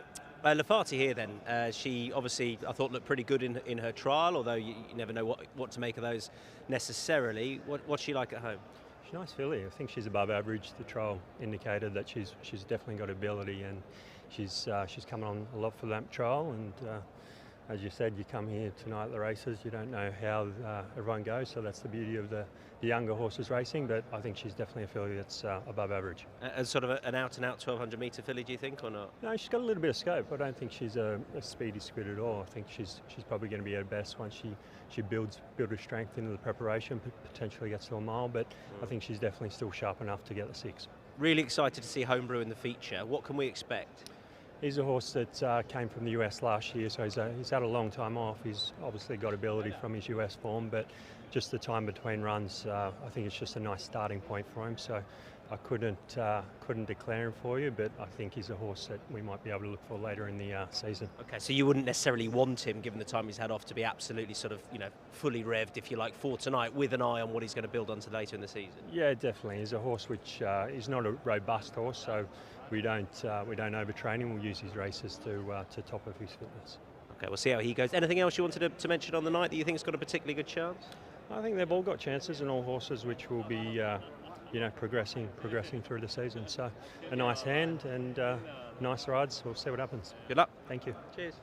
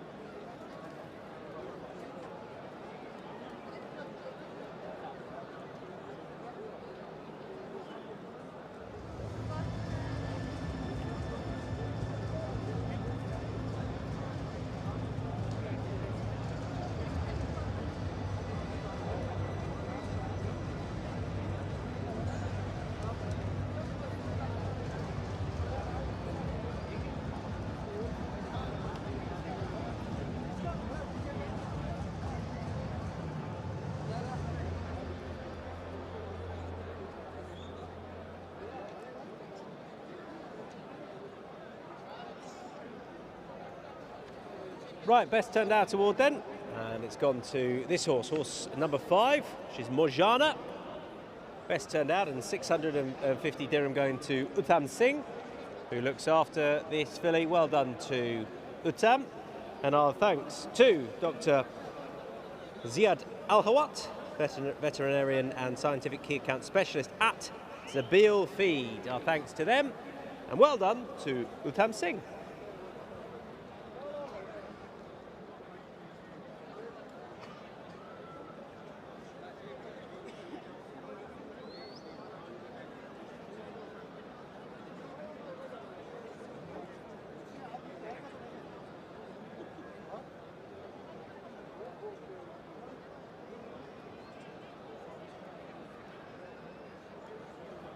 So there is Mojana, best turned out winner.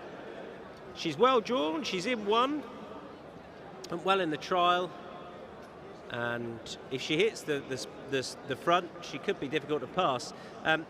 Lafferty is drawn, 3 now with Maysale out to her wide, so that's a slight concern, but I think Ben Colonel looks to probably just track this filly And we'll see what Morjana can do. I thought Lafferty was perhaps slightly more impressive in her trial, but we'll see how that form works out later on with the horse that was behind her running over a little bit further. But when she was really asked, this daughter of Matole, in the trial, and not fully asked at the trial, but I thought with relative ease she put her head back in front. Sorry, that's Lafferty. Morjana was probably a bit more visually impressive because she won easy. But there again, I thought she got a slightly easy time of it out in front. There is Lafferty then, and she has got a bit of size about her, as Michael Costa was pointing out. She is entitled to get further, I think, in time, daughter of Matole. And we'll see how she goes soon enough. Vartanar is another one in there for Ahmed bin Hamash. He's got 3 in here, and a few in our next as well. And Vartanar ran okay in a trial out here. She's got a tongue tie on. She's the Mountain Macar Barcelona. She'll come out of stall number 6. Thought she looked quite well. Aram was a little bit smaller than some of them. Ryan Curatola rides, visored. She's the daughter of Omar Beach. And number 6 will complete the line, Shamadia. Jose da Silva for Ismail Mohammed. So I hope you're all in and settling down now for the first thoroughbred race of the night. Looks as though it's filling up a little bit. And hope you're enjoying all your food and beverages. Food, I thought, certainly from a media point of view, was excellent tonight. My compliments to the chef. I wasn't in there in plenty of time, so I had to have my curry in a hurry, sadly, but it was delicious. And I hope you are all enjoying your time, your food and hospitality tonight. Looking at the stands, it does look very busy now behind me, filling up. And no finer place to be, I think, on a Friday evening under these lights. So we'll see how they go here. So they start the 1,200 metre start, which is sort of, you'll be able to see the other side of the track to the finish line. If you look where the finishing line is, over to the right and back of the big screen. So they've got a good few hundred metres before they start to turn in. Maybe it's probably about 400 before they start to make that turn. Maybe about 300, and then they'll turn back towards us, making the bend and turn back towards home. And it could, as we saw in our opening race, just play to be on that rail on the speed. But we don't want to draw too many hard and fast conclusions based upon our Arab race. That can often be the way with them, first race of the night. But it's certainly going to be no bad thing for Morjana if she hits the lids. And we'll see what Lafferty does. Hopefully she's not too far back if you're supporting her like I am. She looks well, doesn't she? It's a nice filly.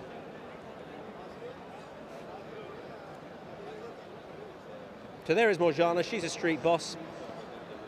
Lafferty, a Matole. They're all proper US breds in here. You may remember the 2-year-old race. Well, all except Shamadal, that's a stretch, but Shamadal does get dirt runners. But you may remember the first 2-year-old race 2 weeks ago, went to a profitable, I think. It wasn't necessarily a dirt bred horse, but there we go. That horse won for Musabra al-Meheri. And there should be no excuses on the surface for any of these tonight. So there we are. Pat, I think I've just about exhausted myself of anything to say about this, so over to you, sir. I think you've done a very good job there, Tom. Thank you very much. 5 runners here, and as you said, not a lot to talk about between the lot, but hopefully we see a filly tonight come out and really make their presence felt here in this event. Unfortunately, we do lose Messial here. Michael Costa only with 1 engagement in the race now, but Lafferty looks the horse to beat, going off what we saw at the trials here. But a couple of other fillies here certainly showing their hand. Morjana was, I think, the pick here of the lot for Ahmed bin Hamash, going off what we saw at the trials, and Connor Beasley on board here as Morjana is the first to load up here for race number 2. It's the Palm Jumeirah, presented by Nikhil over the 1,200 metres at maiden grade. And the runners are starting to come forward. Shamadia loads up here. 1 runner for Ismail Mohammed. 1 for Michael Costa. 3 for Ahmed bin Hamash. And here is the second of his runners loading forward. That is Aram.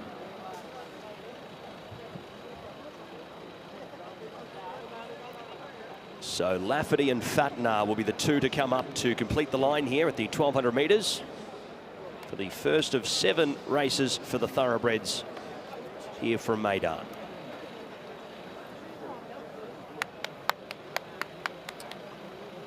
So Lafferty just wanting to play a little bit here with the barrier staff, as we know 2-year-old fillies can do at the best of times, especially lightly raced.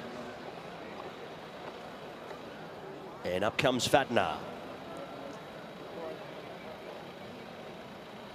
In the black distinguishing cap here for Mikhail Barcelona. Lafferty a little restless from 4, set to run, racing. In the second event, Morjana fast off the inside. Lafferty was handy too. A very tight clump here as they jostle for positions. Deeper out was Fatnar, but about 4 or 5 abreast at the moment. 4th on the inside, Shamadia, and Aram is the last one, but only spots the lead 2.5 to 3 lengths as they make their way in search here of the 800 metres, and Lafferty takes a narrow lead on the outside. Morjana was into second, about a head away on the inside, but holding that inside advantage from Fatnar in second, Shamadia 4th, and Aram is forced to circle horses coming from last now and begins to make its run. With around about 500 metres left to go, the rail's about to straighten up, and Morjana retakes the lead on the inside. Narrowly from Lafferty on the outside, who is still very, very strong at the moment, and Cohen goes for Lafferty, who puts 2 or 3 lengths on the rest of these runners very quickly. Fatnar was up into second. Third there in the run was Morjana, Shamadia 4th, but Lafferty's run away with the prize here in race number 2. Lafferty hot up on the fence. Ben Cohen's going to pick up his first for the night. Michael Costa as well. Lafferty, very impressive. Lafferty by 3.5 lengths, beats Fatnar. Third across the line was Morjana, who dropped the way, crossing over with Shamadia, and Aram, a long last in race number 2. Great performance here by Lafferty. It certainly seemed that Morjana, with that inside advantage, was going to kick up and pressure, but as soon as Ben Cohen saw the eyeballs to his inside, he asked this filly here by Matol for an extra effort, and that's exactly what she found. She kicked off the bend very well, putting 2 or 3 lengths on her rivals, and then it only extended. Good honourable run by Fatnar as well to stay on like she did. 3 lengths, the winning margin there. Morjana dropping away to run with Shamadia, but the numbers across the line 3, 2, 5 and 6. 3 by 6 1/4, time 1:12.98 here, race 2.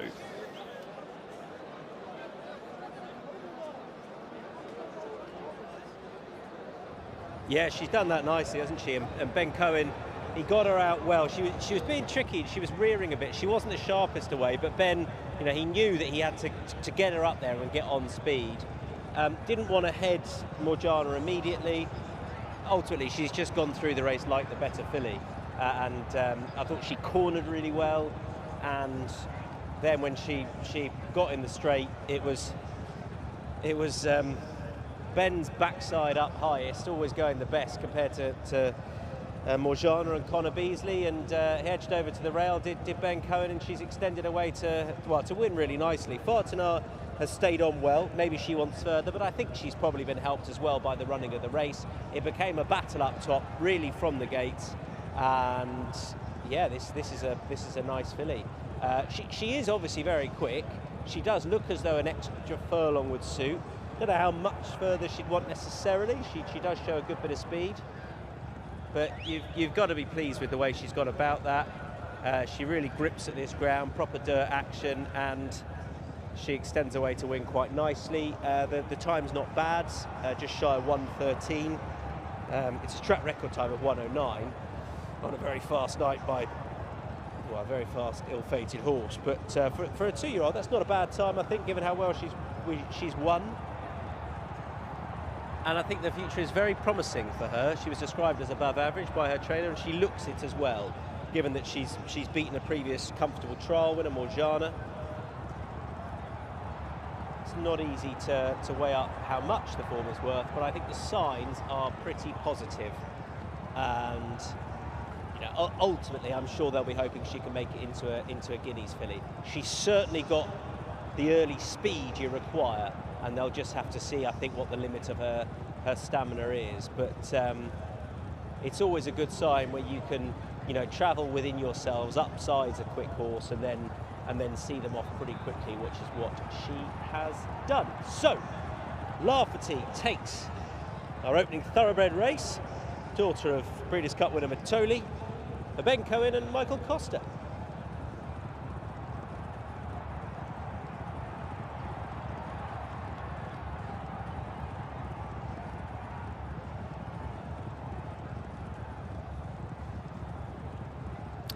So numbers 4, race number 2, 3, 2, 5 and 6. 3, 2, 5 and 6, your numbers. Winning time 1:12.98. Margins 3 by 6 1/4 lengths here in the Palm Jumeirah presented by Nikhil. 1,200 metres for the 2-year-old fillies.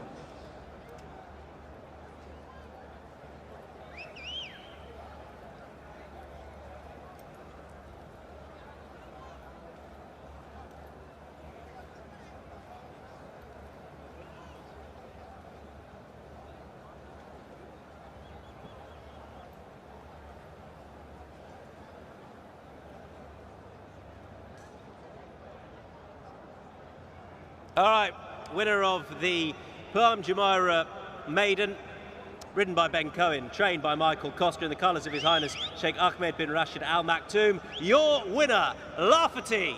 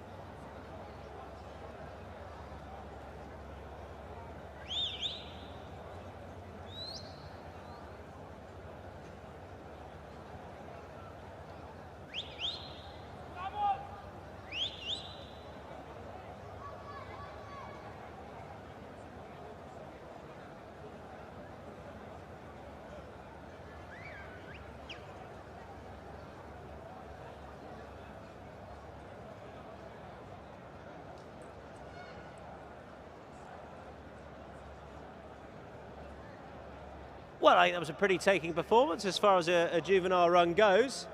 Ridden by Ben Cohen, out here for his first full season. And we can catch up with him now. Ben, well done. I was going to say it looked pretty straightforward. You had a battle for the lead, but your filly was always going best. Yeah, I didn't necessarily want to lead, but I was caught 4 deep down the back, and I just wanted to get in, so I had to work a little bit to get that. But once I got it, she was settled into the race nice, into a good rhythm, and when I asked her at the top of the straight, she picked up nice for me, and still quite green in front. I'd say if I took my foot off the gas, she would have had a good look around, but yeah, it's definitely a nice starting place anyway. What was her demeanour like pre-race? Yeah, took everything in her stride. Had a good look at everything, but not bad. Didn't get worked up or anything, so hopefully she takes that race in her stride now as well. And obviously that's a sprint distance. She shows plenty of speed. What do you feel about going over further? Yeah, as I said to Michael there, I said she's comfortable at that, but did hit the line strong, so there'll be no problem stepping out and trip as well. Good man, well done. Thank you. Cheers.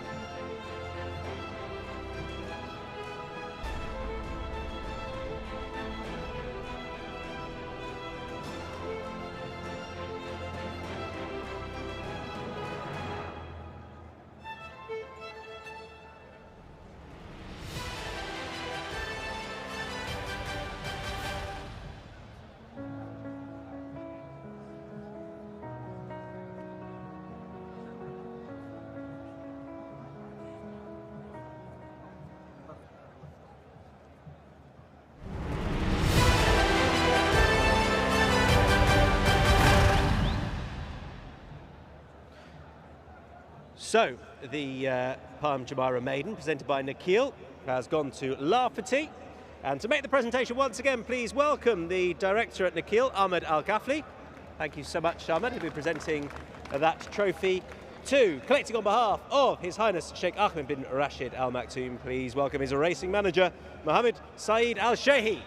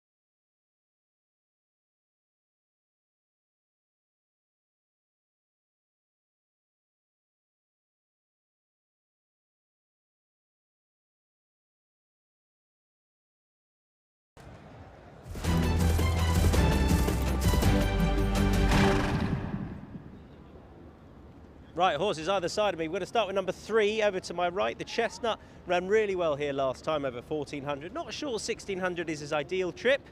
For all he's gone well over it before. He'll be on the front end, and he's got the form from that run last time. 4 is behind him. Al Maroon finished behind the horse, but he definitely wants further. He should strip fitter for that run last time, as a lot of this yard's horses often do. Number 6 is Made in Dubai. Is that number 6? Yeah, it looked like a 5. It's got a bit of saddle over it. Made in Dubai tends to come from off it. That doesn't always suit here. Spin round to our right and we'll pick up number 9, who's got the headgear on. Number 9 is Golden Arch. Sam Hitchcock rides for Doug Watson, was a winner at Jebel Ali when last seen. 11 looks pretty well here. Having ran 14 days ago. Well, he's not small, so he'll strip fitter for that and may actually just take another run from Musabral Mary and Ryan Curatolo. It's a competitive race, not one of the easiest to solve necessarily.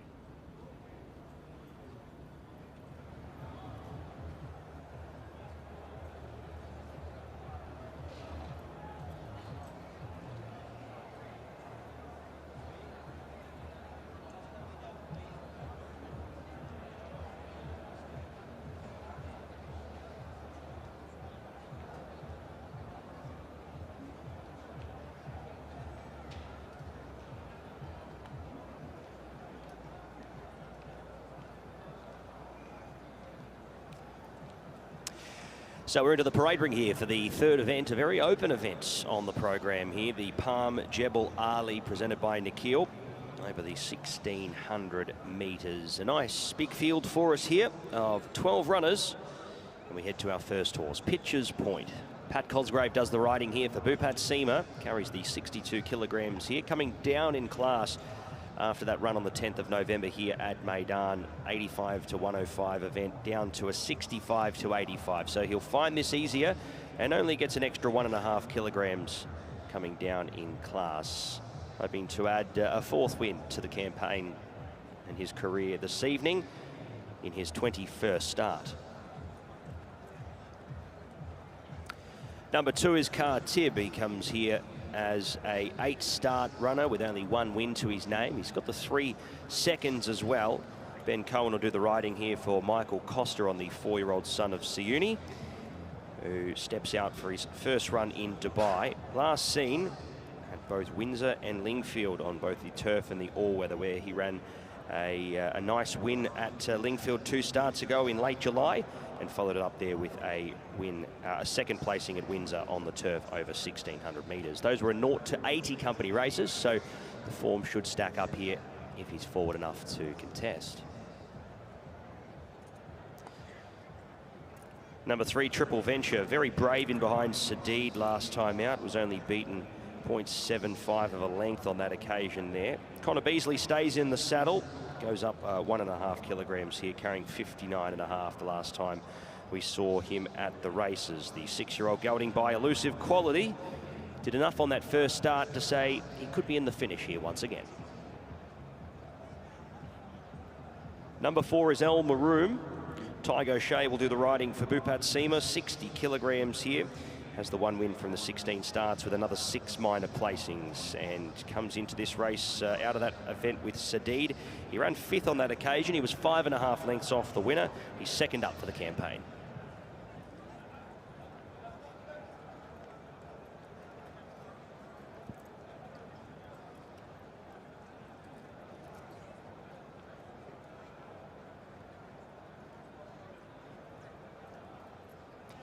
Number 5 is Shake Hand, the 3-year-old son by Honour Code. Adri de Vries will do the riding for Falzinas, who trains and owns the runner, having his 2nd run for the campaign. Another one from the Sadid race. He ran 9th on that occasion, 3rd, my apologies, on that occasion, beaten 2.75 lengths. And he backs up here once again into the next meeting, hoping to keep that as a pretty strong form line. So hopefully he can run well with a lot of these other horses coming into this race from that same event.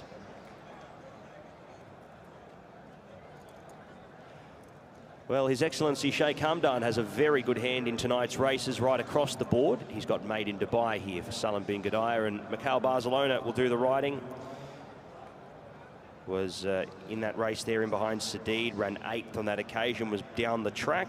Hopefully can improve here as This gelding, by more than ready, steps out a furlong out to the mile here this evening.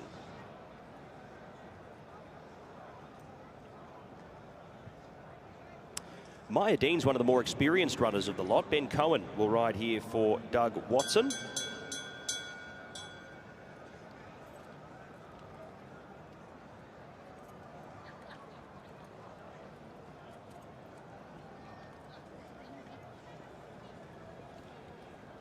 Number 8 is Yerman. Bhupat Seema with another horse in the race here. James Doyle has a ride in the event here as well, with 5 rides for him on the card this evening as we welcome James back to Dubai.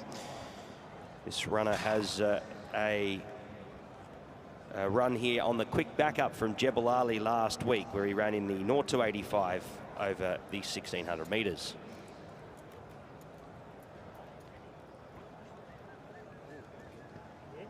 Number 9 is Golden Arch.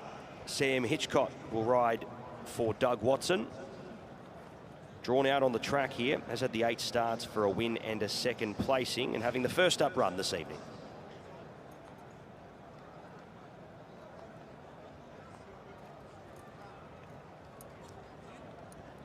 Number 10 is Hyde Park. Royston French for Salim bin Gudaya, the 9-year-old by Oasis Dream. We saw him at Jebel Ali also in that recent performance there at Jebel Ali. That was on the 4th of November over the 1600 metres in behind Alzim, where he ran 3rd on that occasion. So hopefully he can run a decent race here.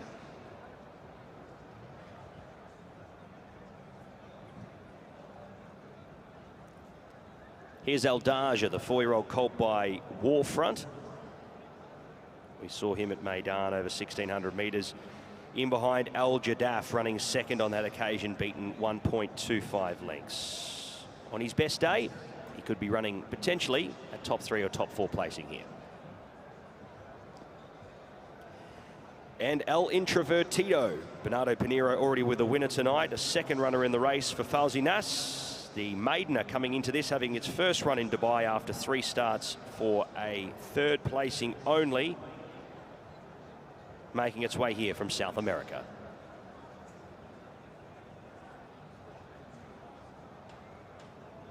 And take note there, ladies and gentlemen, Ben Cohen on screen there. We had him down for 2 horses. He's riding the Michael Costa trained runner, Patrick Dobbs, to jump aboard Meydan here in race number 3.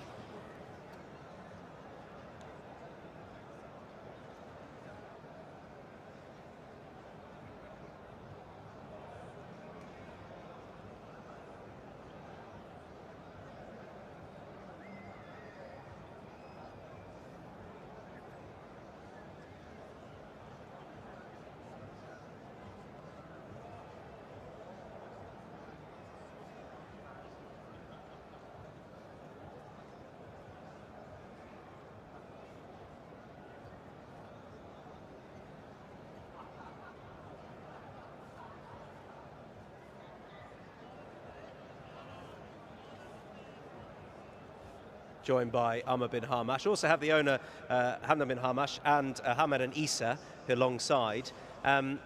First of all, this horse, Triple Venture, he ran really well last time. Is he going to be fitter here? Does he need to be, do you think, for the run? I think he ran very well that day in the 7. Now we know he's a 7 for long horses. Today is a mile. Well, I think he will give a good race also. Okay. The horses have started the season well, yeah? Yeah, all the horses, and most of our horses, they're doing very well this season. Lots of 2-year-olds as well. Has that been a different approach this season, or do you have more 2-year-olds than normal? No, we have all with the same number, but you need to be lucky with those 2 years old to get some good one. Yeah, that's the key, isn't it? What's it like training for your son? Who's the boss? Who's the boss? Who's the boss? My dad. Good trainer. Of course. Good horse. Yes. I really hope he goes well for you. What's the plan with what Connor does here? Get to the front, or is he a good horse to just sit off the pace? No, I think he will be there with the horses. We're going to see how the base is going. If fast base, he can be behind the lead horses. If it will be slow base, he can take the base. He can do the base. Okay, Hamdan Ahmed, very best of luck. Thank you very much. Thank you.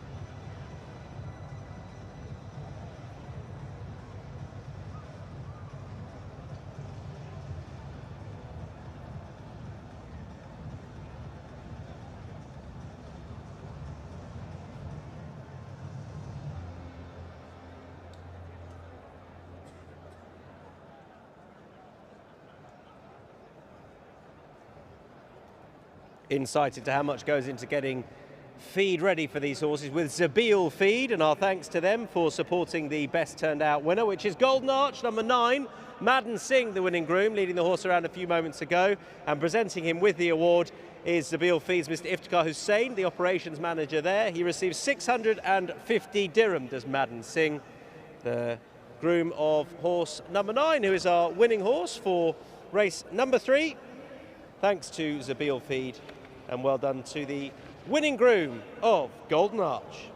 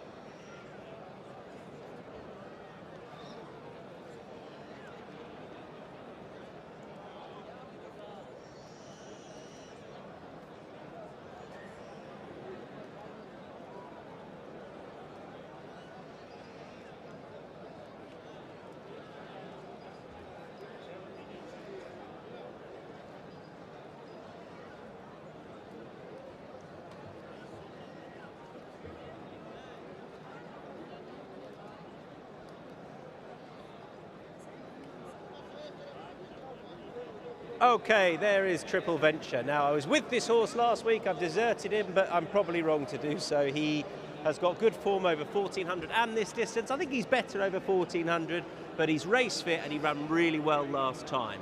He should go very well. He'll go close, that's for sure. Just whether or not something stays the distance a bit better than him. Could be Shake Hand, who lines up under Adri de Vries for Fauzi Nas. This horse who is 1 from 4 on the dirt, and that came over here. That was a maiden, but he's lightly raced this 3-year-old son of Honor Code, and he had 1 go behind Sadid last time over the 1400. So we're not too far away last time. He was just a place behind Triple Venture, and he too should go pretty close here. But again, has to prove that he wants the mile. Cartib lines up here for Ben Cohen and Michael Costa. He's a son of Siuni, could be well treated, but he's had 454 days off the track. Sometimes with the horses that aren't out and out bred for the surface, just concerns me if they're drawn low, which he is out of 2, because if he's not sharp away, he might have a lot of dirt kicked in his face. So that's just a slight concern for me, but otherwise, with Ben Cohen with his feet out the irons, the yard are going well, and he could have a pretty good season here, kicking on from a mark of 83. But I'll be interested to see how he breaks, and he's not an out and out bred for the surface. 4 is Al Maroon. He's fine on the surface. He's better over a mile than the 1400 last time. He'll need to strip fitter for that run, but he did run okay when he was up against the rail. I'd want him to be a bit closer to the pace than last time, but he should be over the 1600 here. Don't recall exactly where he was drawn last time, but he wasn't up with the pace, and it developed away from him. But 1600 more his distance. This is Aldaja, number 11. Lining up for Ryan Curatolo. He had Bernardo Pinheiro on board in the mile race, won by Al Jadaf last time, running very well, just passed late. And again, should go pretty well over this distance. He does want to test it. In fact, stays further than this. He is 0 from 4 on the dirt. That is a slight worry, because he's a war front, so it's not necessarily his best surface, but he did go close last time. Loading process is underway then. Going forward is Cartib. Ben Cohen looking for a second of the night for trainer Michael Costa and His Highness Sheikh Ahmed. And as the loading process gets well underway, we'll join Pat. Thank you very much, Tom. It's a nice race ahead of us here for this event. A field of 12 runners, and as you mentioned, quite a few winning hopes in this. Some horses have been off the scene for a little while. A couple that were racing here in the last meeting to kick off the Meydan season. 4 or 5 coming through that run, and all of them make their way out from 1,400 metres to a mile. So Hyde Park will come up into line. Triple Venture will join them here in the starting stalls. The last 2 to come up, Golden Arch and Made in Dubai.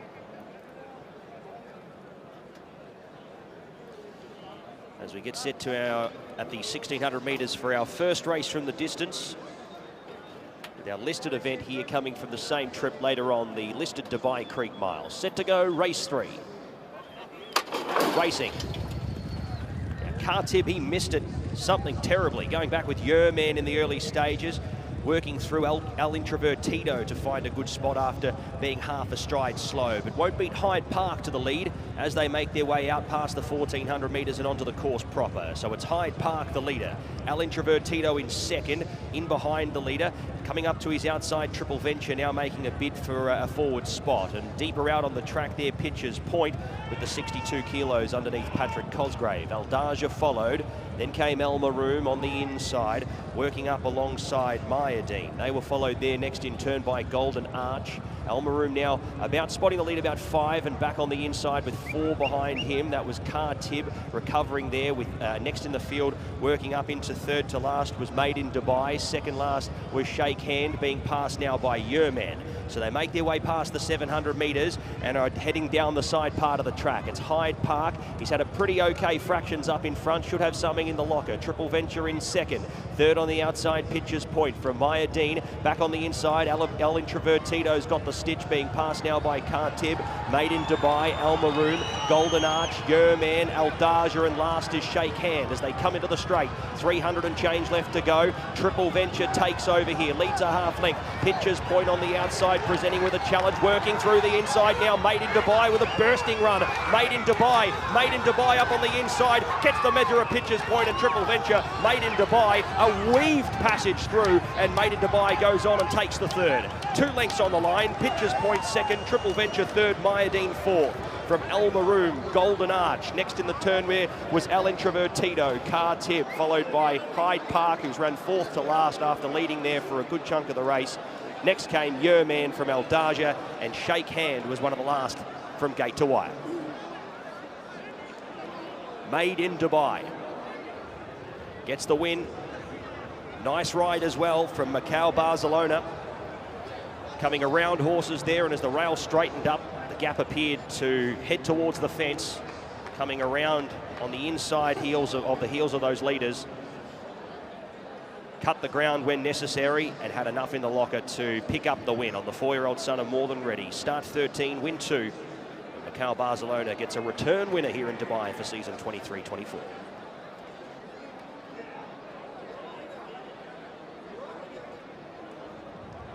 Yeah, even in the run, that looked nigh on impossible because the pace held up pretty well. I mean, Triple Venture has finished second, Pitcher's Point, who was up there throughout, just in second, he's finished third, and Made in Dubai, really the only one to start to pick up and weave through horses as well. It's so hard to do on the dirt, weaving through kickback. You can sometimes come with a late sustained run down the outside, but doing that is not easy.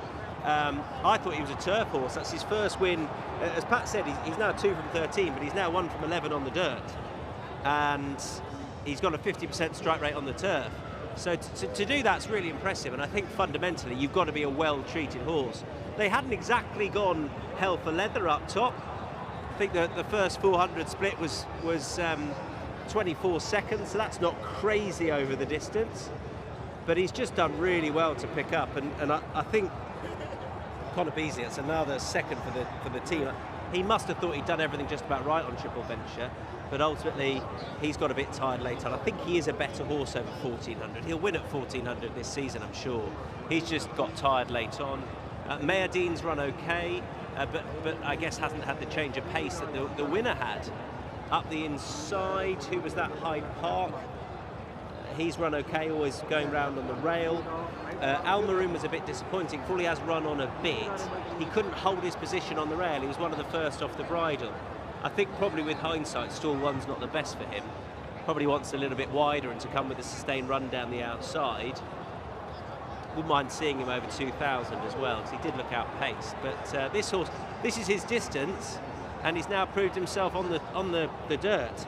I suppose I'm being unfair because he was beating the nose on the dirt in February, but he doesn't make life easy for himself given his run style. It's not the classic run style of this stable, who tend to be pretty sharply away. But he's done really well to win there, Made in Dubai. Started more than ready, and welcome back, Mikhail Barcelona.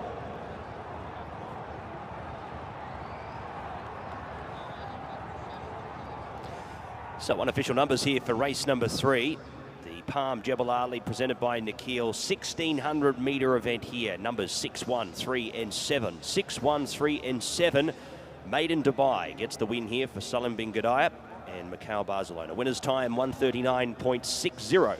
And the margins 2 by 2.5 here in the third.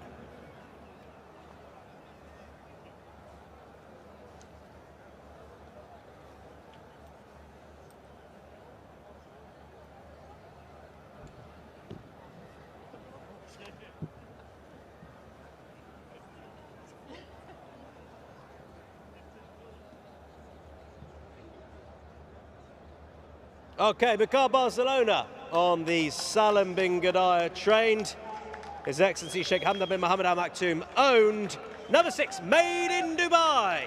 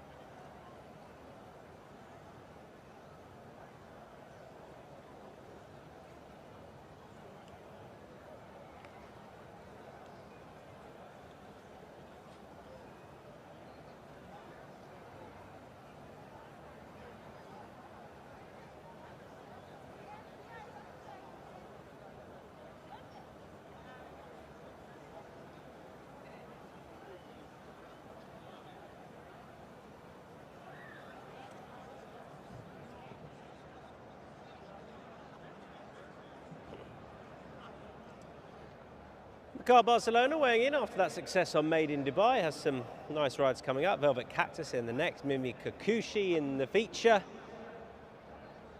Hey, welcome back. Good to have you back in the winner's enclosure.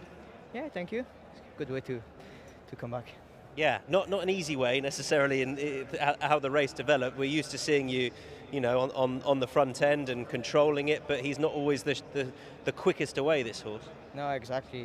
But I think that's his way to race, and he actually loves to travel behind horses. Doesn't care of the kickback, and actually loves coming between the horses as well. So I think that's the key with him, and we found that last year running on the turf, and yeah, that's good.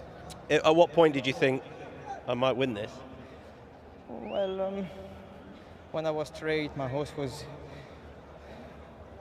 well balanced. I knew he was going to go for it, but I just was a bit scared to get the front too easy, and he stopped. But actually, he was coming very well enough to win it easy. Just a line on Mimi Kakushi. Looking forward to seeing you back on her. I heard Salim saying earlier the week that she'll take a step forward for the run. Yeah, we know her. She's a very classy filly. She's been very good for us last year at 3. Look forward to see her again. Thanks, Mikhail. Thank you. Cheers.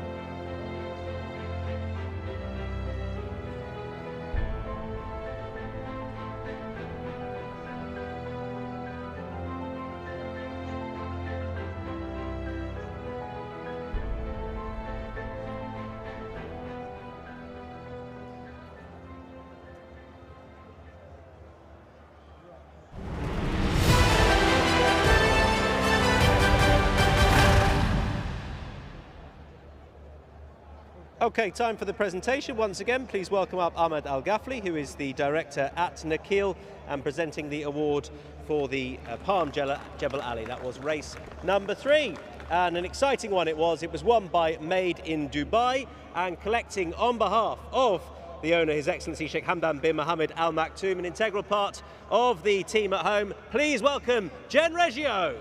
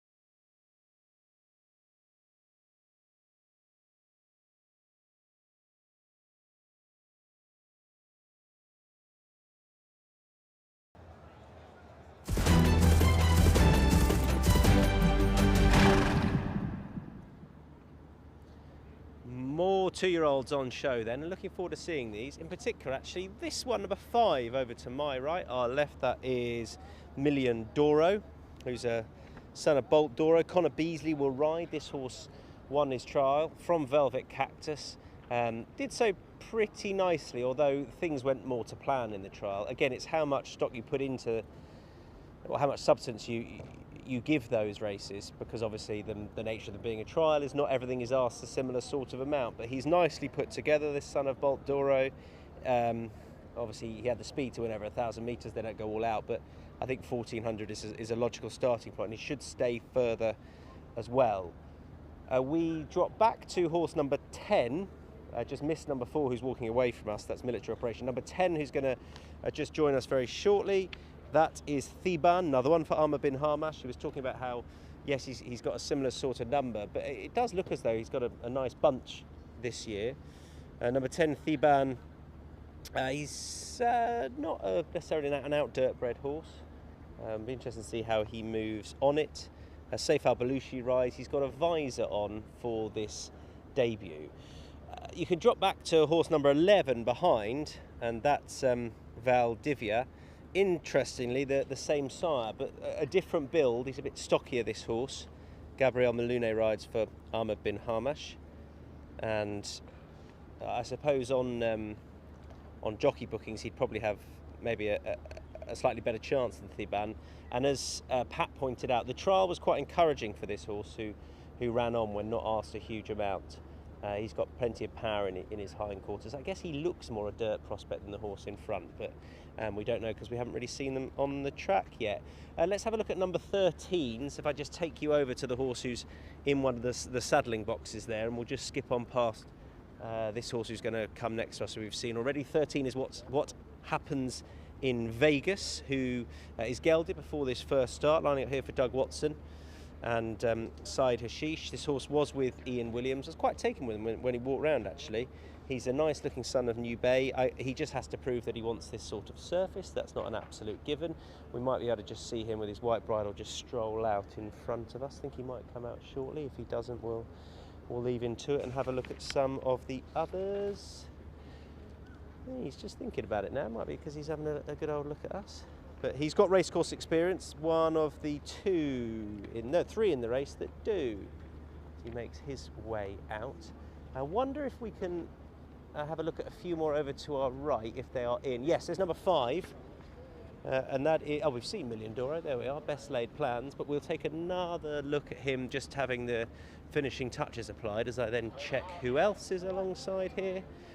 We have got number 8, who's 2 stalls to our left. That's Rabdan, another one with experience. And then we've also got horse number 2, El Labri. Now, one of these two should take us over the other side, which means we'll have a look at the rest of them.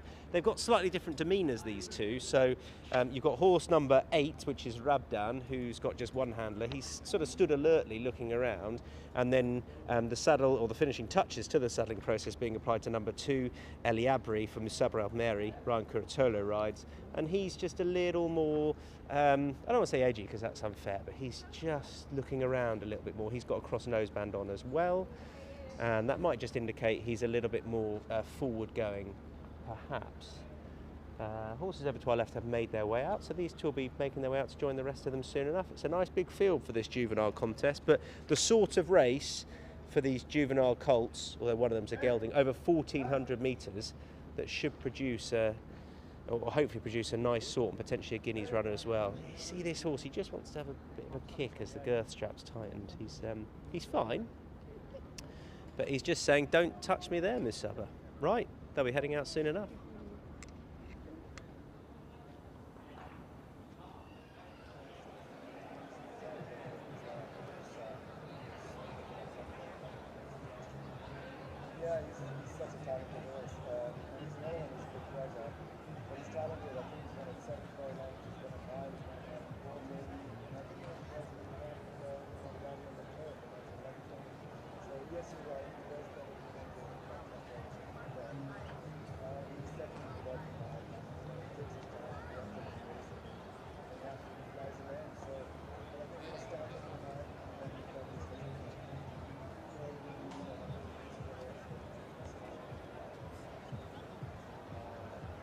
Welcome into the parade ring here for race number 4. It is the Palm West Beach, presented by Nikhil, over the 1,400 metres, set to go at 7:15 p.m. Another field of juveniles here, not a lot of form to go off, only a couple have actually had a race start. First horse we can have a look at is Bismillah Alik, the 2-year-old colts by Audible. Out of Dress to Kill, Ahmed bin Hamash is the trainer for Mr. Muhammad Ahmad Ali Al-Sabusi. James Doyle does the riding here. This horse bred by Highlight Thoroughbreds and Hoff Stables in Kentucky. It has its race day debut this evening. Number 3 is Mendelssohn Bay. Caught the eye at the trials, did this 2-year-old gelding by Mendelssohn. Unlike a lot of them, he has gone through the gelding process here, has Mendelssohn Bay.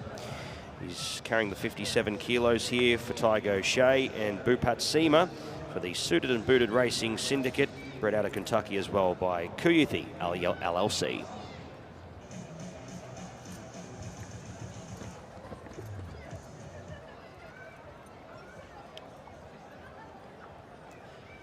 Number 4, Military Option, the 2-year-old colt. We did see some mid-hole progeny come to victory earlier on with Lafferty. This one trained by Farzi Nass, this 2-year-old colt.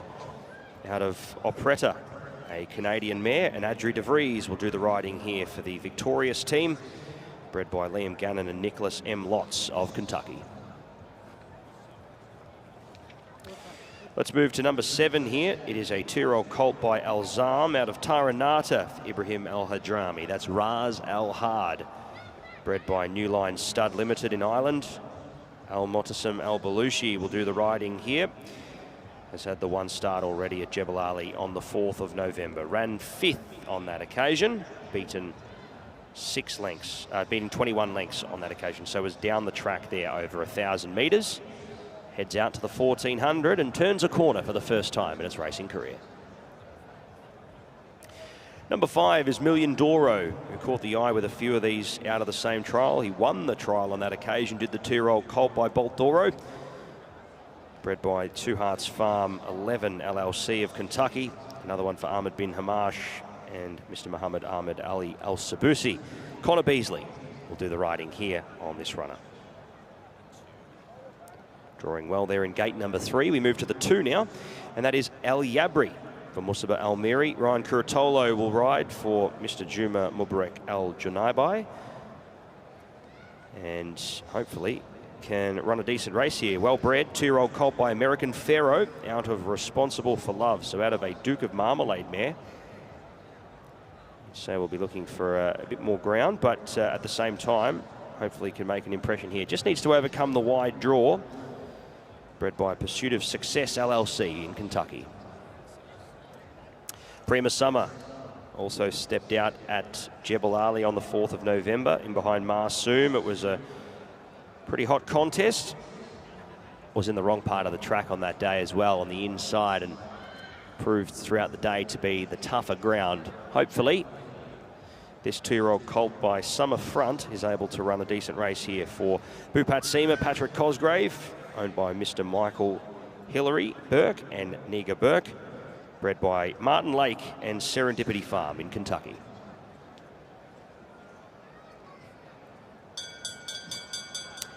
There's a bell for riders to mount up for race number 4. We move now to number 8, Rabdan, the 2-year-old gelding by Not This Time for Musaba Almiri. Sheikh Abdulaziz bin Humaid Al Noami draws the ace. Bernardo Pinheiro does the riding, and also stepped out in that 2-year-old novice there in behind Marsoom at Jebel Ali on the 4th of November.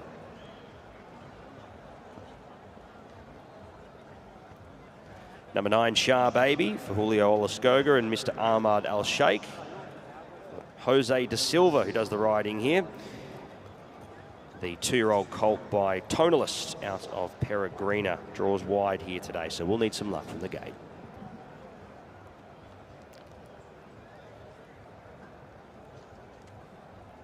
Number 10 is Theban for Hamdan Hamash and trainer Ahmed bin Hamash. Saif Al Balushi will ride this 2-year-old colt here by Dama Chalier out of a USA bred mare called Duda. Draws midfield in 7. Hopefully can run a decent race here on debut.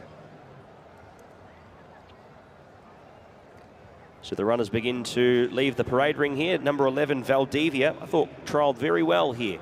Gabriel Maloon rides for Ahmed bin Hamash and owner Sultan Ali. The 2-year-old also by Damar Chalier draws a good gate in 2 and hopefully can find a forward spot.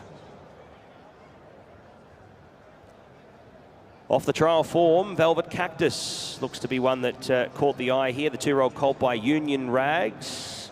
Mikhail Barcelona and Salim bin Gadai looking for a race-to-race double.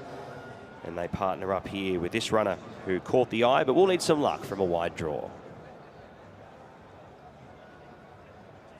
And last but not least, what happens in Vegas? The 2-year-old gelding by New Bay. Doug Watson does the training here for Mr. Saeed Hashish. Patrick Dobbs on board. That's our runners for race number 4, and they make their way towards the tunnel to head out onto the course.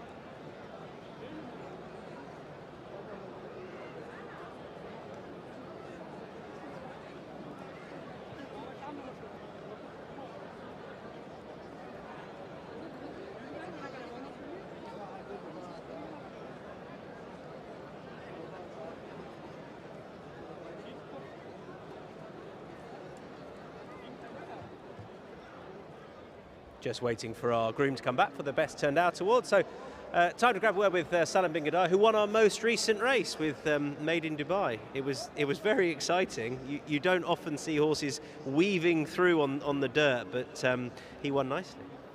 Yeah, I mean, we always believe about him, about his ability, you know, just if you remember last year, you know, just he make exactly similar than what he do tonight, but on a tear. Always we was having a question mark about the dirt, and we'd like to sleep him behind the field. Sometimes the kickbacks will not help you, just to do your tactics. But I mean, the thing that surprised me tonight, just even when he catch the lead, just he keep going. He didn't used to do that. Always, just with struggling with him, just when he reaching the, just the leading, just he wait the other horses. But I think tonight he's in his mood, and he want to race. Velvet Cactus here, I thought looked pretty good in the trial. You've upset someone tonight with the draws you've got. I think you've got 8 of 8 and 13 of 13, but how do you rate this horse's chances? First of all, I think next meeting I'm going to start from Algoz. Exactly. All my horses, just from the wild draw. But, I mean, it could be a good thing, it could be a bad thing, especially, just first time out. I mean, new horses, just if we was, let us to think like if it was inside draw and we missed the break, we will be in trouble. So we're gonna think about it from positive way about the horse. Just I could say just he's good. He's even very good horse, and I think we're gonna have a lot of fun with him this season. What will happen tonight will happen. Just when just. I mean, the main thing, just for me, we'll take it from education races more than anything. Yeah, for sure, we came to win, and he have ability even to win. He's very good horse, just maybe he's the most forward horse that 2 years old I have so far. So we'll see after the race. Fingers crossed. Our groom is back, but just a quick line, if I can, just on Mimi Kikuchi. She's exciting, but will she improve for the run tonight? For sure, just don't forget. I mean, last year, just she finished 2-time fourth before she won. I mean, she's end of the day, she's Mimi Kikuchi. Just wait anything from her. But the main thing, to be honest, not tonight race. Salim, appreciate your time. Good luck here. Thank you very much. Thanks to Salim bin Gadaya.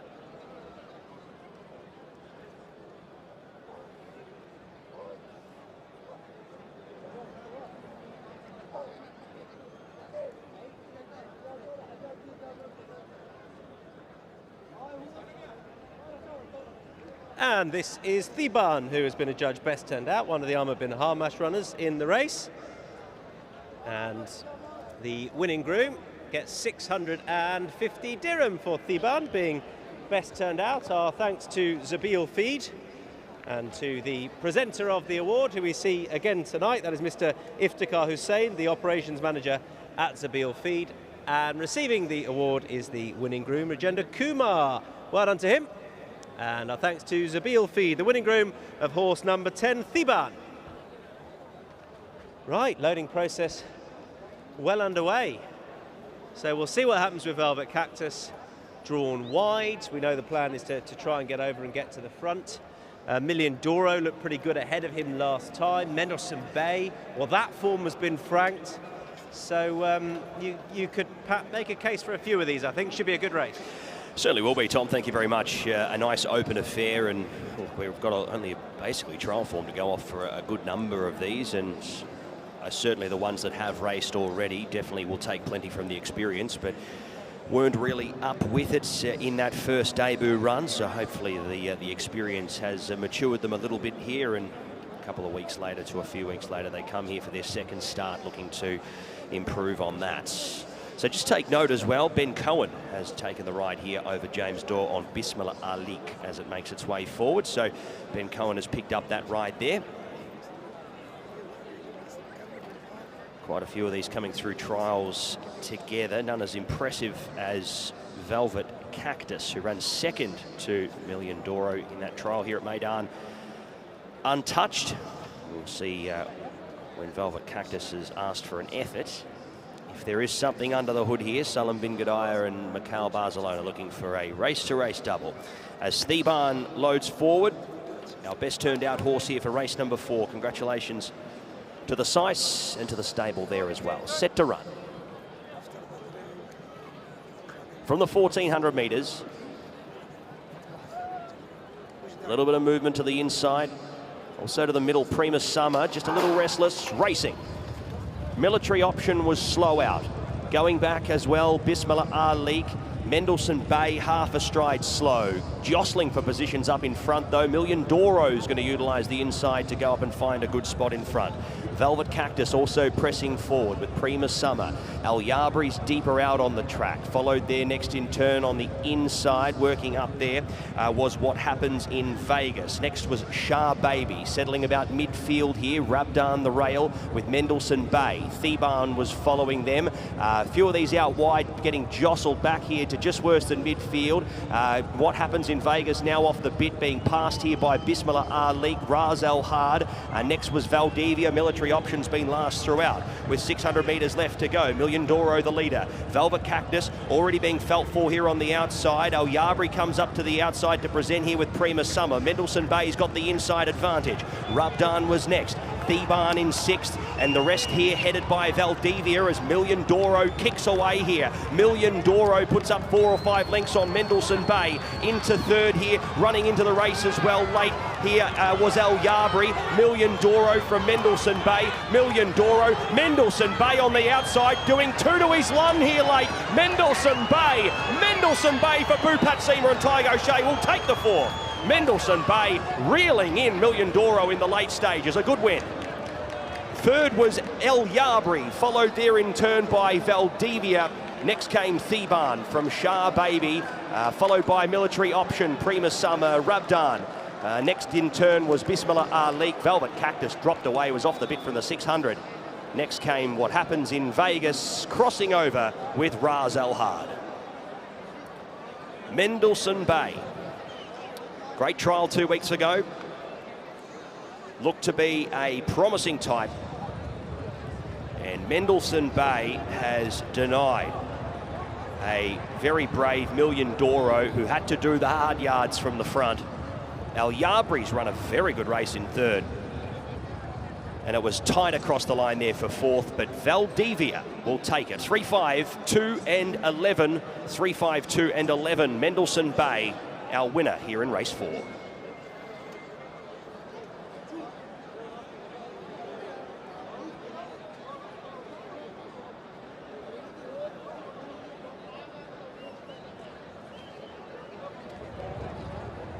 Well, that was hugely exciting. Mendelssohn Bay up the inner, and I thought Million Doro was gone, but you know, it can take a bit of getting home here, and Mendelssohn Bay, much like the trial, he really stuck at it. That trial's worked out well with the first and second going in tonight, and the further he's gone, the better he's got. And it's great to see a reaction like we've just had in the parade ring here, because the suited and booted racing syndicate have thoroughly enjoyed that, as has the winning trainer Bhupat Seema. I might just get your thoughts, Bhupat. Well done. At what point did you think we're going to win this? Probably about the line. Well, yeah, I mean, you know, he's very, very quirky, and but he's very talented. That's why he goes with blinkers every day in the morning. But Lorenzo does a great job with him. You know, my team's done a very good job with him.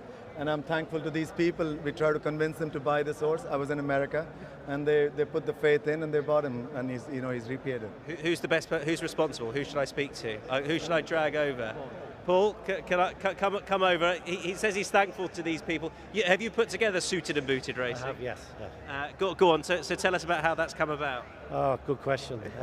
Some good friends of ours have a bespoke tailoring, so we've they interested in the horses. We love horses, myself and Bhupat, so we put the syndicate together, and here we are. It's nice when it comes off, isn't it? We're very lucky. We're very lucky, and thanks to this gentleman for picking the horse up in America. So yeah, we're very grateful. Great stuff. Just a final word on what the plan is with this horse. When you win like this, you have to work back from the Guineas, don't you? Yeah, you know, probably give him a month and then find a race for him, maybe Guineas trial or something like that. But we'll go back, have a look. Good man. Well done, guys. Thank you very much. Cheers. Thanks. Well done. So the unofficial results for the Palm West Beach presented by Nikhil over the 1400 metres, 3, 5, 2 and 11. 3, 5, 2, 11. Winners time 126.21. Margins won by 4 1/4 lengths in race 4.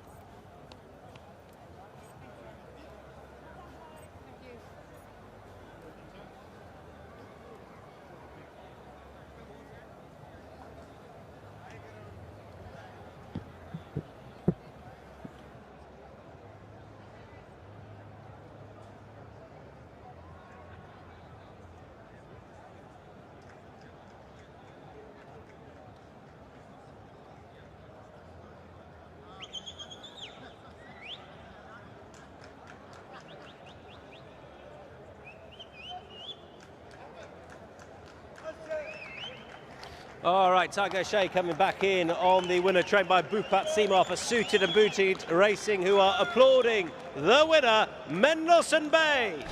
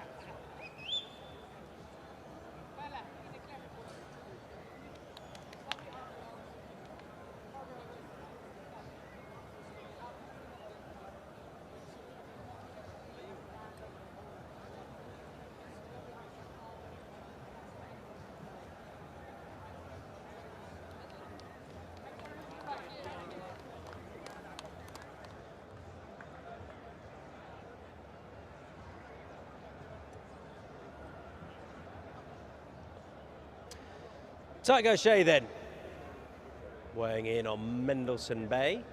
So I said, it shaped well in the trial here. The form had been franked earlier on, and that was exciting to watch. Tiger, well done. Yes, I was very happy to see Lafati winning the fillies maiden for His Highness Sheikh Ahmed, because there was only a head between her and this fella in the trial, and you know, a trial is what it was. You know, we looked after him, but all credit has to go to Lorenzo, our work rider at home, because his horse is far from straightforward. What were his quirks then? Well, he's the only thoroughbred I've seen it in a full-blown canter can do a 360 and still land back in the right direction. So he's hence to say the gelding, but you didn't do that out there, Tyke. That would have been even more entertaining. Yeah, no, he had a go doing it at the start, but as I said, I didn't ride him in the trial. Lorenzo rides him every morning, and I think he needs about 4 neck straps with him, but he's got a lot of talent, and I've been in plenty of gallops with him. But look, he's a baby, and he's had a good experience there, and you know, that's going to be his minimum trip. And I didn't really know which one to ride, because Prima Summer, who ran third on first time out, ran a lovely race, but it's important to get on all these younger horses in their first or second runs and just evaluate them. But yeah, I think 1400 metres is going to be his minimum, and he'll be a lovely horse going 2 turns. So he obviously further's going to suit, and if he continues to learn up top, then he could be pretty exciting. Yeah, I think that'll make a man out of him. You know, it's the first time really, you know, as I said, the Boopet and the team have done a good job with him at home. He always works in company. He canters in company. He walks in company. He needs 2 grooms. He's a proper handful. But look, he got it together there tonight, and he was well purchased in the States, and he's a horse with a future, I think. Well done. Thank you.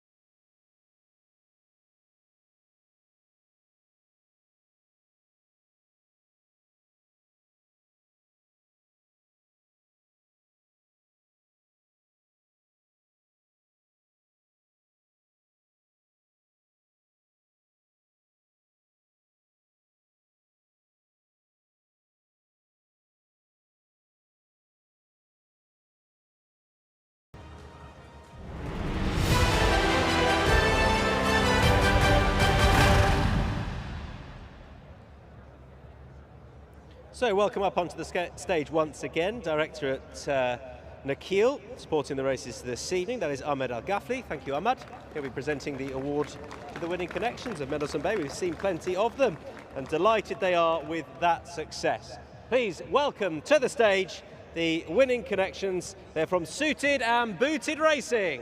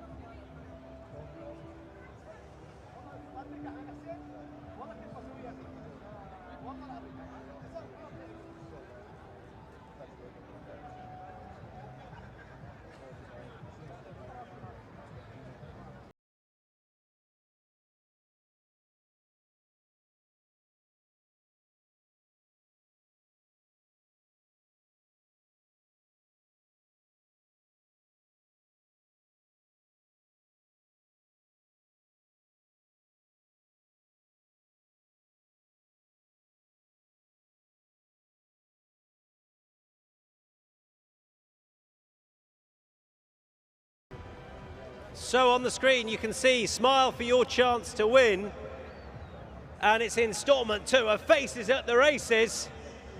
But which face is going to be the lucky winner?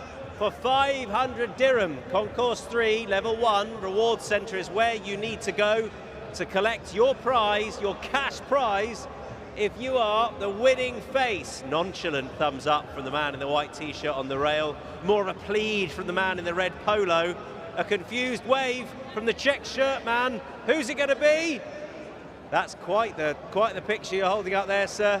Huge smile. Our number 2 winner of tonight's Faces at the Races, taking home 500 dirham, is going to be you, madam, in the glasses. It's definitely you. That's right, with your right arm in the air, you have won. Lady in the black rimmed glasses, you are winner number 2 of tonight's Faces at the Races. Head to Concourse 3, Level 1 to collect your cash prize.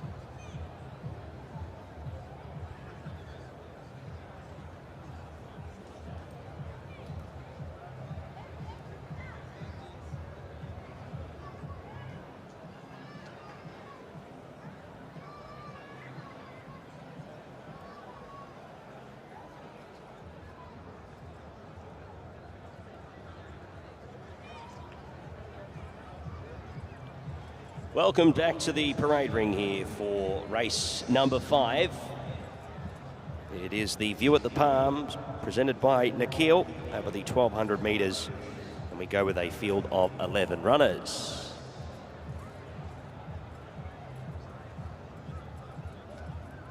Let's start with number 1, Desman. Comes into an easier contest here from the last time we saw him at the races in an 80 to 97 over 1200 at Jebel Ali. That was in the 14th of January, so he's had quite a bit of time off. He didn't race in the final 2 months of the season. James Doyle will do the riding here for Julio Olaskoga. 62 kilograms, first up, should settle midfield from a midfield draw and hopefully runs a decent race here for Connections.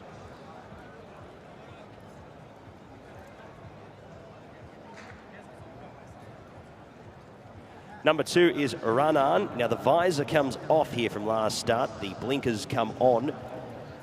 He was very good from back in the field on a night that was dominated by horses on speed. He made up good ground here, the 6-year-old son of Hard Spun. And from the ace draw, hopefully with the blinkers, he can settle a little closer to the speed, find himself somewhere on the rail and pop off at the crucial stage to run a decent race here. Jose da Silva will do the riding here for Triple R Racing. And off his last performance has got to be given plenty of respect. Number 3 is Al Shibli, the 4-year-old gelding by Shamadal. Ryan Curatolo for Musaba Almiri. He had his first up run at Jebel Ali, ran 3rd there, beaten 6 lengths in behind Rayig. That was in 0 to 85 company.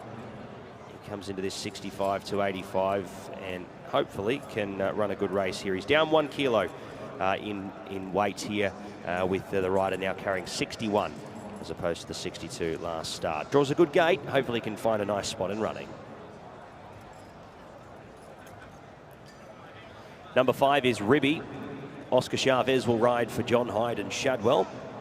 61 kilograms here from a good gate. The 2-time winner looking for a 3rd win tonight here at start number 12 and steps out here for his 2nd up run for the year after his first run there on the 10th of November. He ran 11th on that occasion, beaten a distance, so hopefully he can improve. Number 6 is Thorbarn. He's 2nd up as well. He looks to be a horse who should be leading here or finding himself in the first couple. He was a maiden winner in March of this year, returned running 4th, beaten 6 lengths there, was in the wrong part of the track and was able to make up good ground there despite being on the inside. Hopefully the 3-year-old son of Good Magic can improve. He's got Ben Cohen in the saddle here who replaces Patrick Dobbs with the other runner for Michael Costa coming out of the race. So Ben Cohen jumps on board a horse who I think has got to be given a lot of respect considering he's already got a run under the belt. Number 7 is Energetic.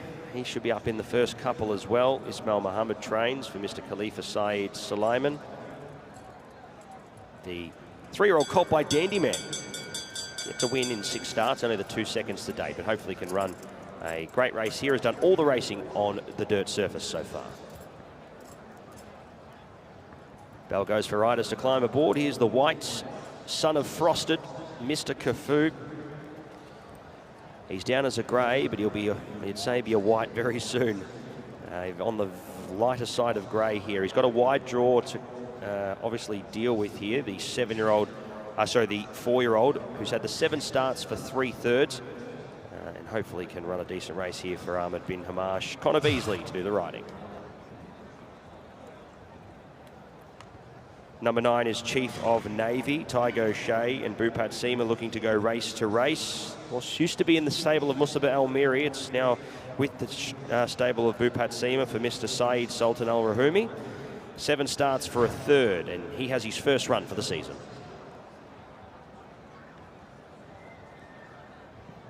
Well, there's 2 runners here for Shadwell.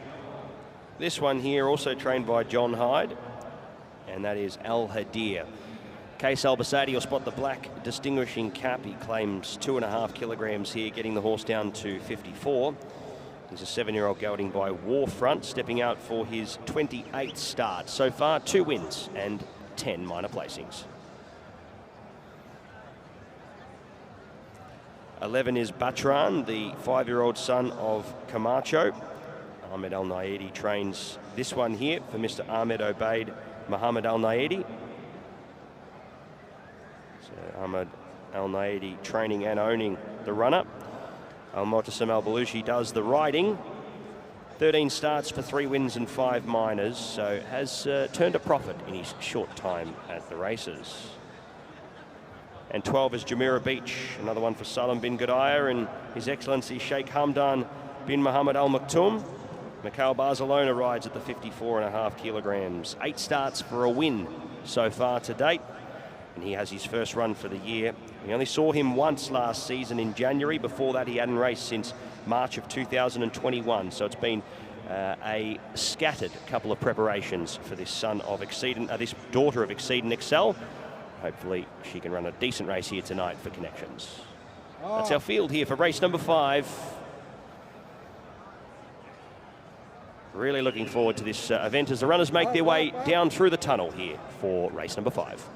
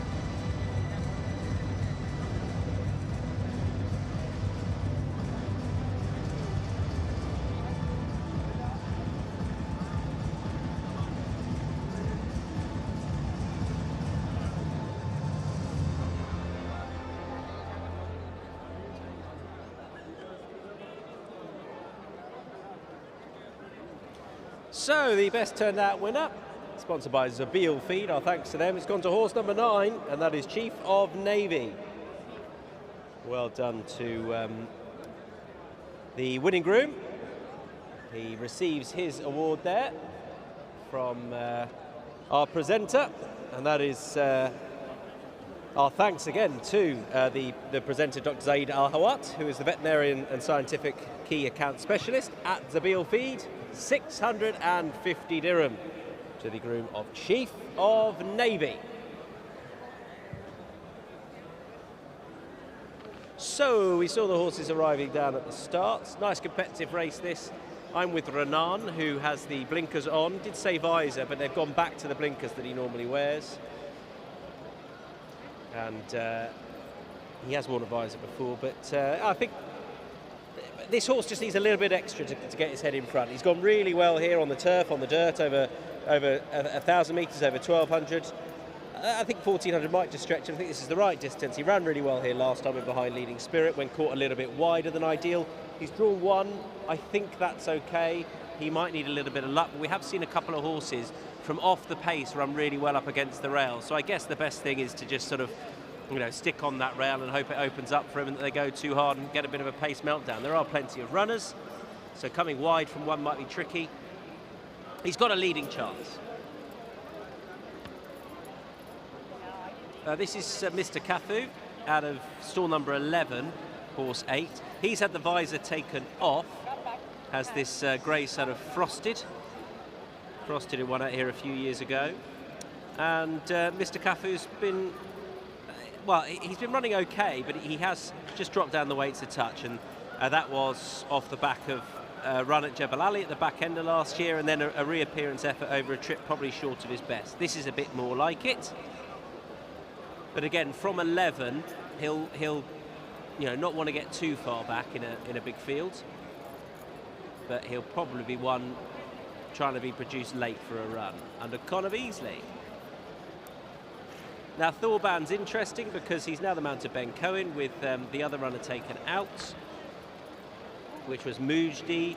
Thorban has had 2 goes at Jebel Ali. He's a dirt-bred horse. He won there on debut before running okay last time. That was a reappearance run, which may have just put him spot on for this. I do think he's got a good chance if he can get out and get a nice prominent position. He won't be on the lead, but a prominent position. He'll see it out well. He's very interesting. Very lightly raced out here.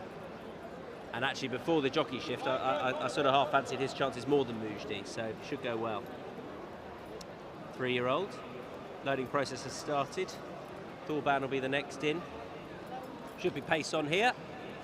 And Pat will call them home. Thank you very much, Tom. Yeah, we're going to load them up nice and quickly here. And as you mentioned as well, those 2 runners of Costas even in the race, I did lean towards Thorban as well. After his run at Jebel Ali, I thought, as we said, he was on the inside part of the track. No horse got favours there all day, so hopefully he has got a bit of fitness in the legs from that run. And as long as he handles Meydan here this evening, he'll be in the forward position. But this is a race that, on the speed map, did tend to have quite a few horses that were either going to lead or sit handy. So that's going to make it interesting on where they do line up. El Shibli getting a little bit fractious here in the gates, but has settled now. Al Hadir, 2 for John Hyde and Shadwell here. Al Hadir with the black distinguishing cap for Case Albacete. Up comes Jamira Beach. Mr. Carfu will follow, and the last one will be Desman.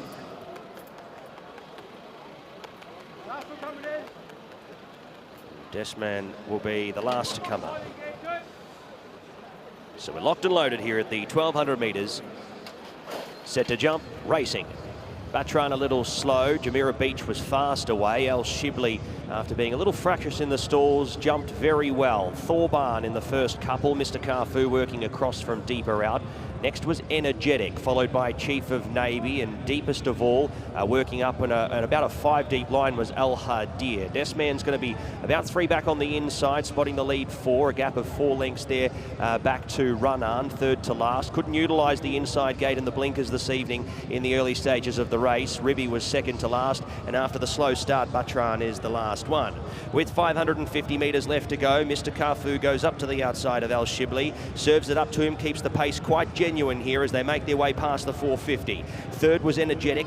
Fourth, deeper out, starting to make some good ground, Al Hadir from Desman. Thorbarn really working through as well here. Mr. Carfu on tired legs. Look at Thorbarn. Thorbarn under Ben Cohen. He's coming up to the outside here of Mr. Carfu. Desman can't get a run. He got blocked off there. It's Thorbarn on the outside here, though, of Mr. Carfu. Thorbarn, with 50 metres left to travel, will win this by a length. He looked a winner a long way from home. Thorbarn beats home Mr. Carfu. Desman third, and fourth there in the run goes to Runan. He made up a stack of ground there late. Next was Ribby, followed by Al Hadir, Al Shibli, Chief of Navy, Energetic, Batran, and Jamira Beach, the last one home. 2 for Michael Costa, and Ben Cohen had the run under the belt there from Jebel Ali, and he has won that well. Had a fair bit of ground to pick up, but the legs were going a lot faster there at the 400 than a lot of his rivals. And it just took some expert steering by group-winning rider Ben Cohen, who has been entrusted with the role as pilot for this stable. We saw the late rider change. Unfortunately, Pat Dobbs not able to take the ride here with the other runner coming out. Ben Cohen did get the ride here on their only runner, but he's certainly made up for it here as well and been able to earn the ride as well with a great steer to pick up his second winner for the night, and Thorbarn, very well deserved.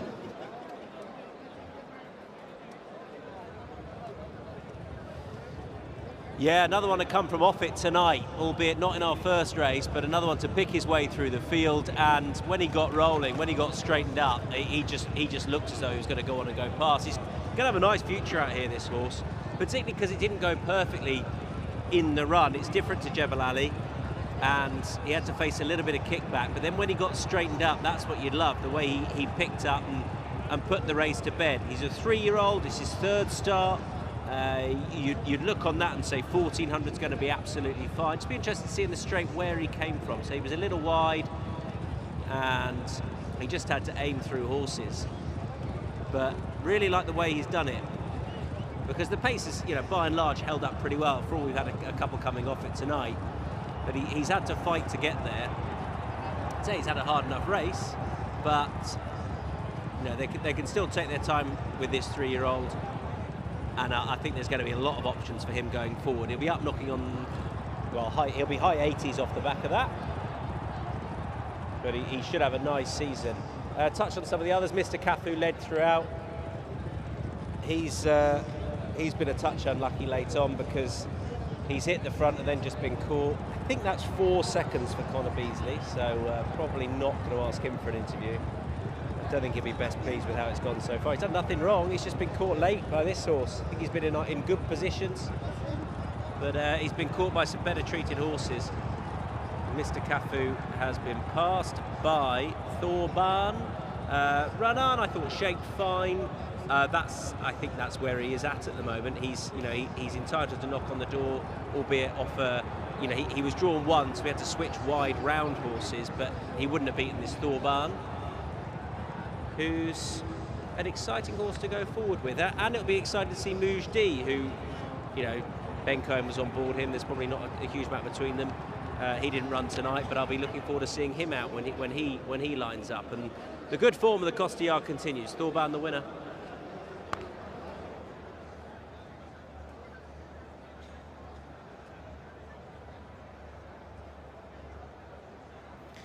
Unofficial numbers here for race number 5, 6, 8, 2 and 1. 6, 8, 2 and 1, Thorbarn the winner.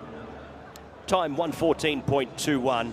Margins 3/4 by 3/4 in race number 5. 6, 8, 2 and 1, our unofficial numbers for the 5th event.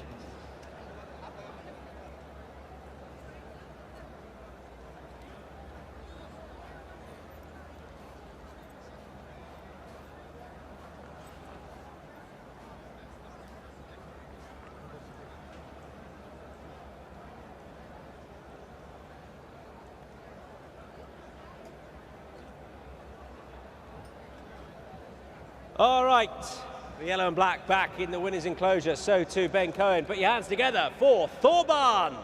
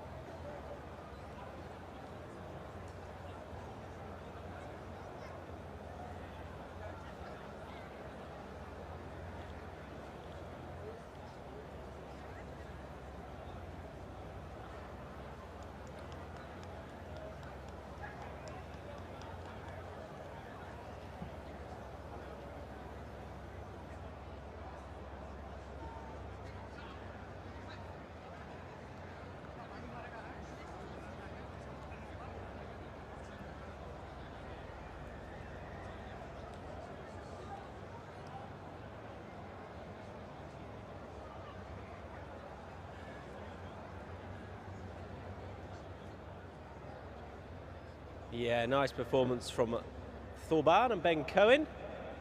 As cameraman Pierre Barnes just films this man walking back. That's Pierre, and hey Ben, well done. That was fun to watch him picking his way through. Clearly a nice horse. Yeah, went a good strong even gallop, and I got there in a matter of strides and was probably there too early, but to be fair, he kept pulling out. Were you concerned at sort of where you found yourself early position-wise? He was getting a little bit of kickback. Was he all right in it? Yeah, no, he was fine. He travelled away nice, so I wasn't too worried. The other horse who was in the race, Mujdi, you were on. I guess it was, you know, which one you rode was never going to be easy. Yeah, that's it. There's not much between them, but hopefully we can have a bit of fun with them. This horse, I was really impressed with the way he went through horses and picked up when you asked him. He looked to me as though 7 furlongs, 1,400 metres would be fine. Do you think that? Yeah, but he's plenty of speed for 6 as well, so wherever a race is for him. Well, a bit. Thank you.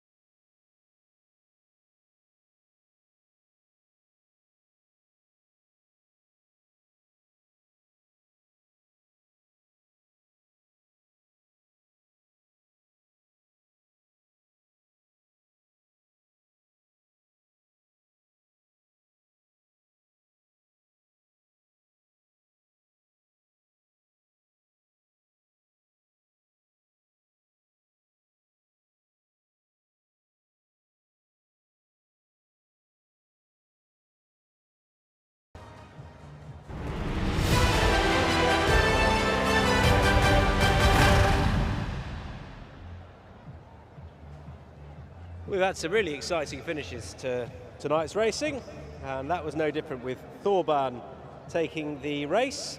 That was the view at the palm presented by Nikhil to make the presentation. Once again, already up there is Ahmad Al-Ghafli, director at Nikhil. Our thanks to them for their continued support of racing this evening.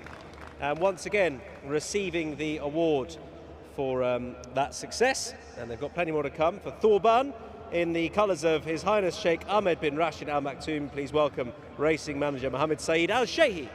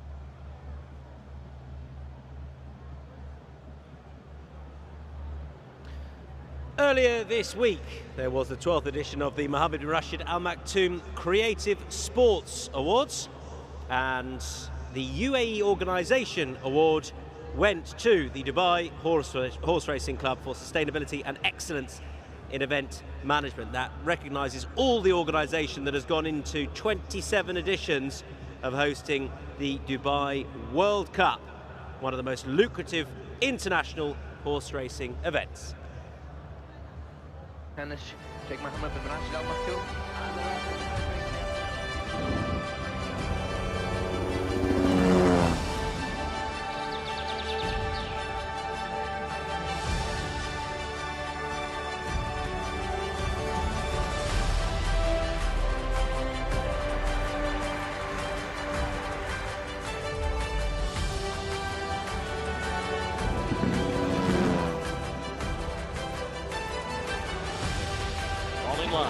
Ready for the start.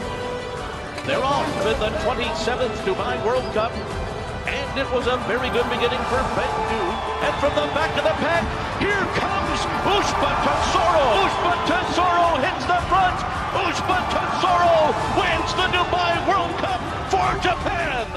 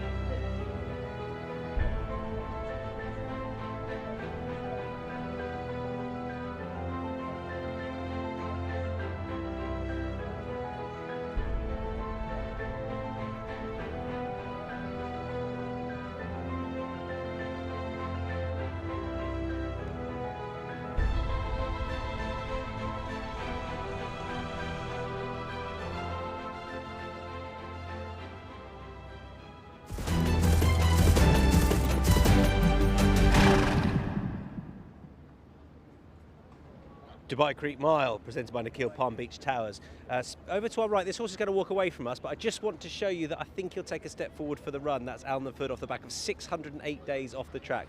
Very talented, has got a huge amount of ability, but he's not small. He looks in Dubai, and I'd say he takes a bit of getting fit, so might take a step forward for it. Number 4 over to our right is Es Unico, who's just making his way out. Has got some good form in the book, this horse. It's probably come over a little bit further for all he has run well over this distance before. We will follow out this horse. That's number 8 who's walking away from us, and that is On the Warpath. On the Warpath, who has blinkers on. Gabriel Malune rides for a new trainer, Okbar Ashur, and on peak ability, which he's not quite at yet, or hasn't been at for a little while. He's got a squeak here, definitely. Often saw him as a horse that wanted a little bit shorter. 9 is Secret Ambition over to our left. Great horse, Secret Ambition, rated lower than his absolute best. Has won this horse, has won this race even in the past. I probably want to try and ping the lids and get forward from stall number 1. The Great Collection, number 12. He's, 9 now? He loves this course and distance. He's one that is often running on late. Here's the filly, Mimi Kukushi. She's got those cheek pieces on. Doesn't exactly look not fit, but she's expected to take a step forward for this. And number 7 is Homebrew coming towards us. Really excited to see what this horse can do. Consensus is from the yard, and we spoke to the trainer earlier on, that he will step forward for it. He's not the biggest, this son of street sense, but he does get a little bit further. And yeah, I hope he runs really well, because he's an exciting horse and top rated one in this field.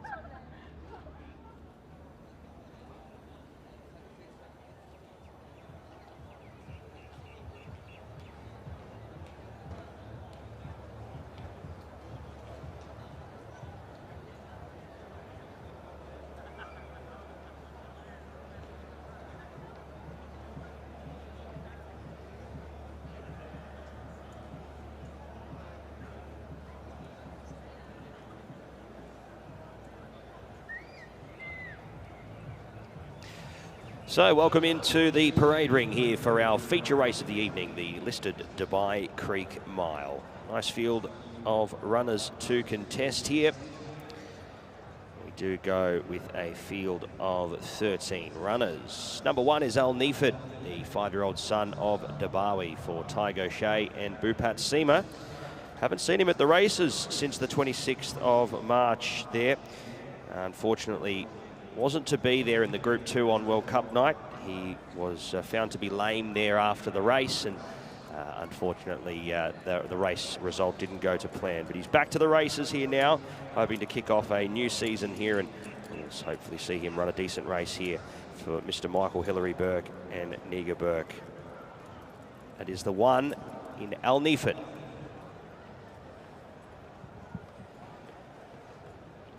He's followed here next by the 2, and that is Atletico El Colano, the former Uruguayan runner. He's a 7-year-old entire by El Carano for Julio Olascoga and Jose de Silva. He was 3rd in this race last season. He was also 3rd in the Godolphin Mile as his final run for last season. Owned by Haras Baj du Sol, hopefully from gate 7. He can make his presence felt here, an 8-time winner on the dirt. Number 3, Desert Wisdom for Ahmed El Shamali. Adri De Vries will do the riding here from gate 3, draws well. He's a 2-time winner from 12 starts with another 3 minor placings, having his first run for the season.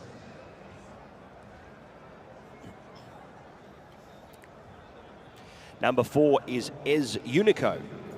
Another horse who has come into this here for his first run for the season. Last seen there on the 25th of March, 2023. Joe Moreira on board the last time he stepped out onto the races. Today gets James Doyle for stud Crespi. Hopefully we'll see Es Unico running well here. He's a winner on the dirt. He has done most of his best work on the turf, but he does have that win on the dirt to his name. So hopefully he can find something here this evening. Number 5, Everfast. Should find himself in the first half of the field here for Kildare Star, Frankie O'Connor. Doug Watson trains here. Patrick Dobbs to do the riding with the 58 kilos. The 7-year-old gelding by Take Charge Indy. He comes out of that run in behind Isolate back on the 25th of March at the end of last season. Bred by Extern Developments. He's had 33 starts now for 3 wins and 11 minor placings. All of that has been done on the dirt track.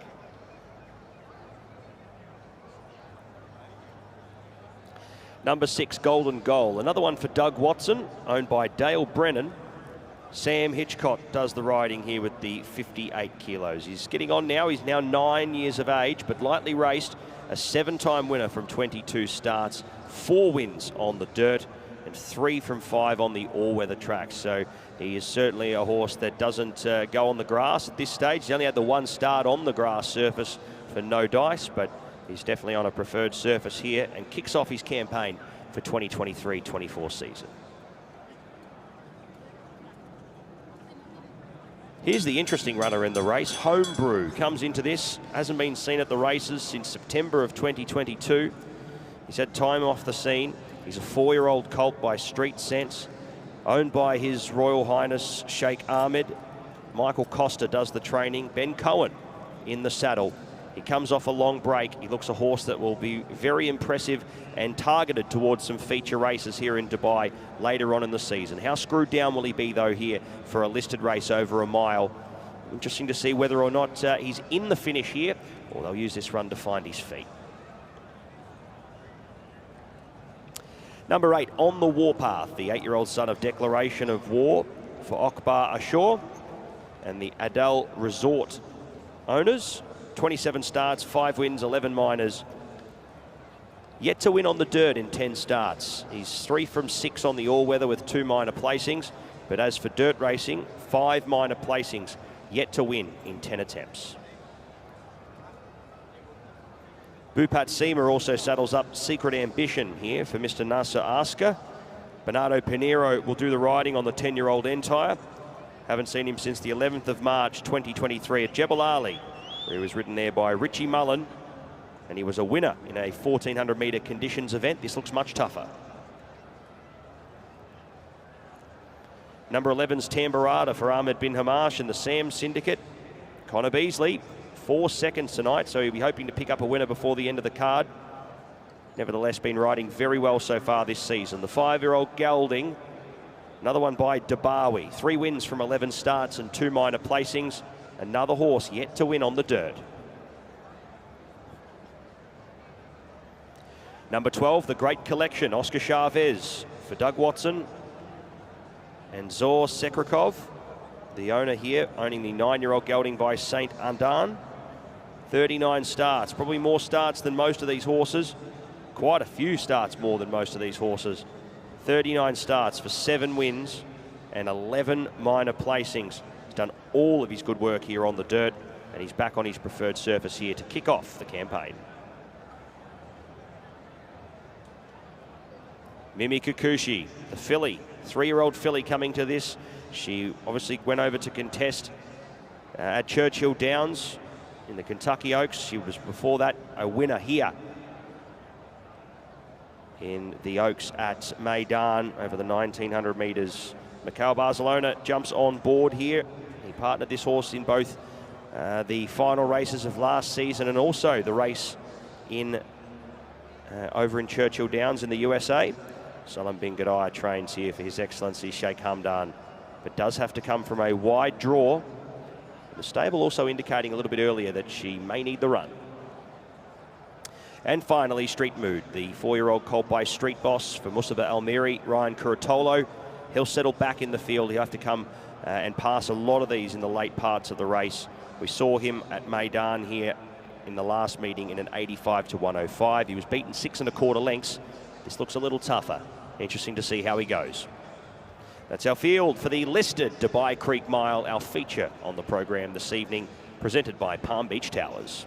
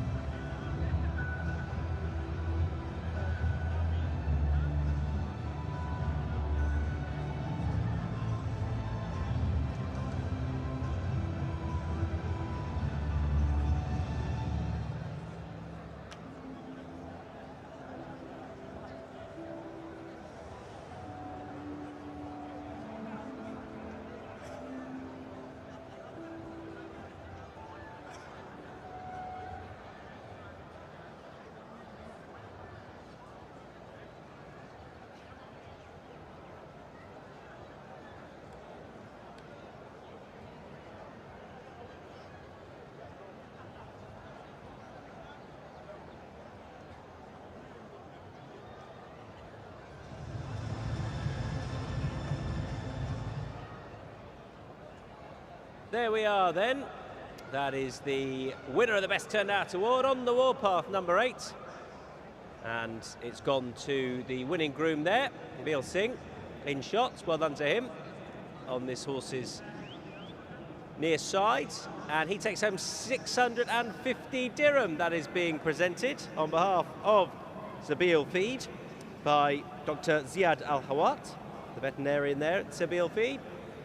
And he takes home 650 dirham, does the winning groom of On the Warpath.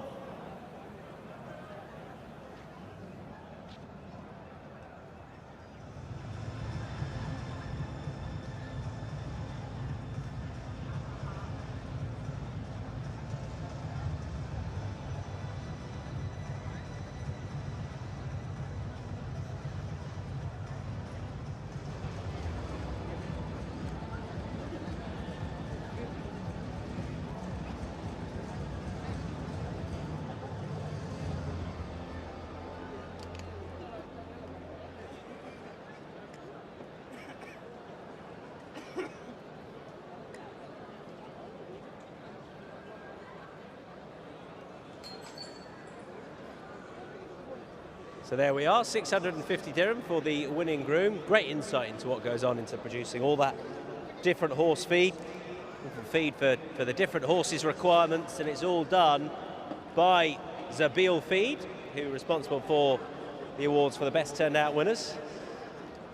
Now there is horse number 7, Homebrew.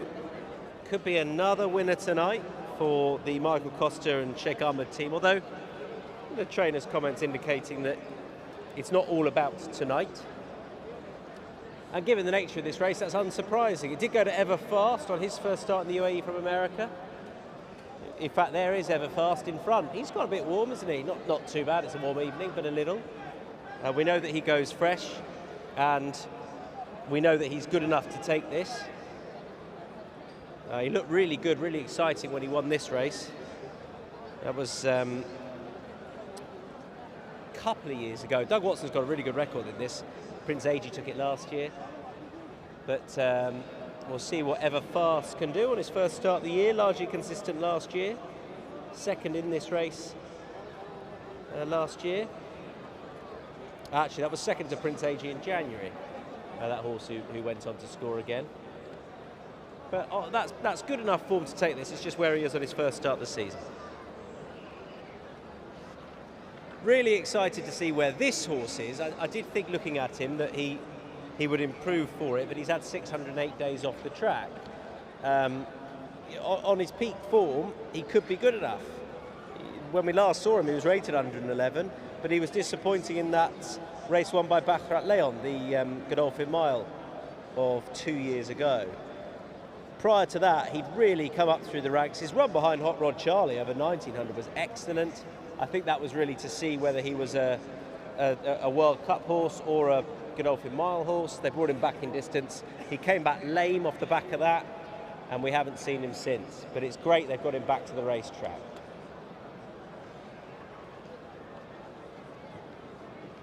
And Secret Ambition, also with Bhupat Simar. He's good enough to take this, definitely. I think this is his best trip as well. He tried 1400 last time when he won at the back end of last year in a conditions race. But he's definitely capable of scoring here. He likes Jebel Ali, he likes Meydan. He's rated 105, has been higher in the past, up into the early 1-teens. And drawn 1, I think he'll look to just go out and try and dominate here, because he's done that before. He did it a couple of years ago when taking this. I think that was 3 years ago. He is now 10, but he still has ability.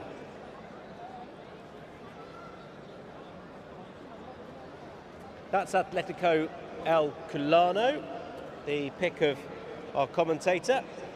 And now he is, I think Pat was making the point earlier on, that he could be the horse for this race. I wonder if he wants a little bit further, but ultimately he is very much good enough to score at this distance. His Salute the Soldier form is good enough to take this. That came over 2,000 metres. It'd be good to have Julio Olasquaga with a winner at the Dubai Racing Carnival.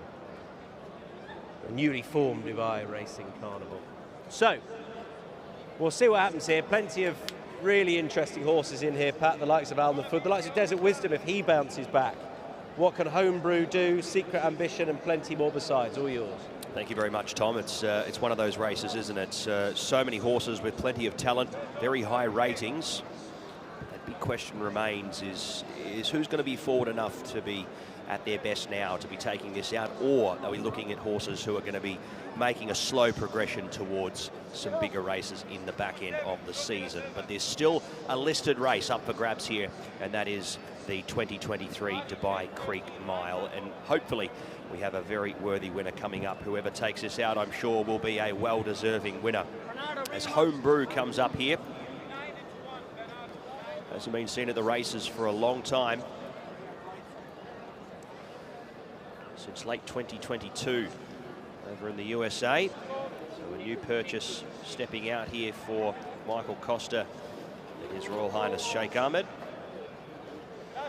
Here's Secret Ambition coming up.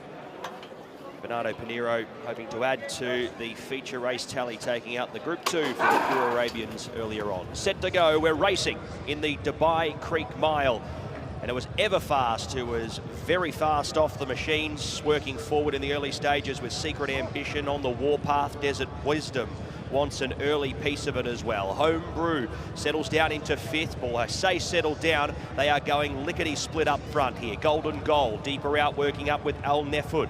Next came Tambarada, the rail. Followed next in turn, working back through the field to Mimi Kikuchi, racing in isolation. 2.5 lengths to Atletico El Colano. Ezunico, his outside. Then came the Great Collection, and Street Mood is last of all. With about 800 metres left to travel, maybe 800 and change. Al Nefud on the outside has made his way up to the outside of Great Ambition. Third on the warpath, fourth deeper out, Golden Goal, but has been 3 deep the trip. On the inside, Everfast has had a conservative run. Next in the turn was Atletico El Colano. Ezunico deeper out, working back through the field. Homebrew's going back through the field. Mimi Kikuchi well back here at this stage, and still about 4 or 5 behind them with plenty to do as they make their way into the straight. And Al Nefud has found a real good kick here. Past the 350, out by 3 lengths. Golden Goal into second here with Secret Ambition.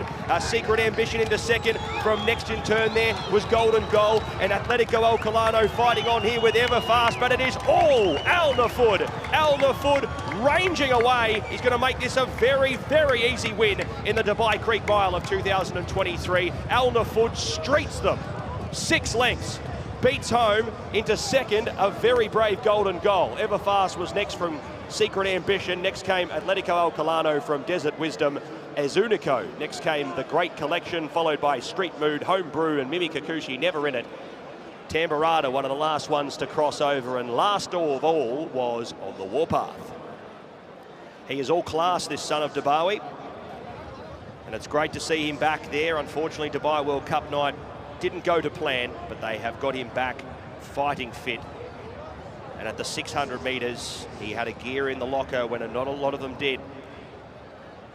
And the rumours floating around that this horse was back and was flying, well, they certainly weren't lies, were they? Tygo Shea picks up a double for the evening, as does Bupat Seema, and they take the feature race of the evening, the listed Dubai Creek Mile. Al Nefud, too good.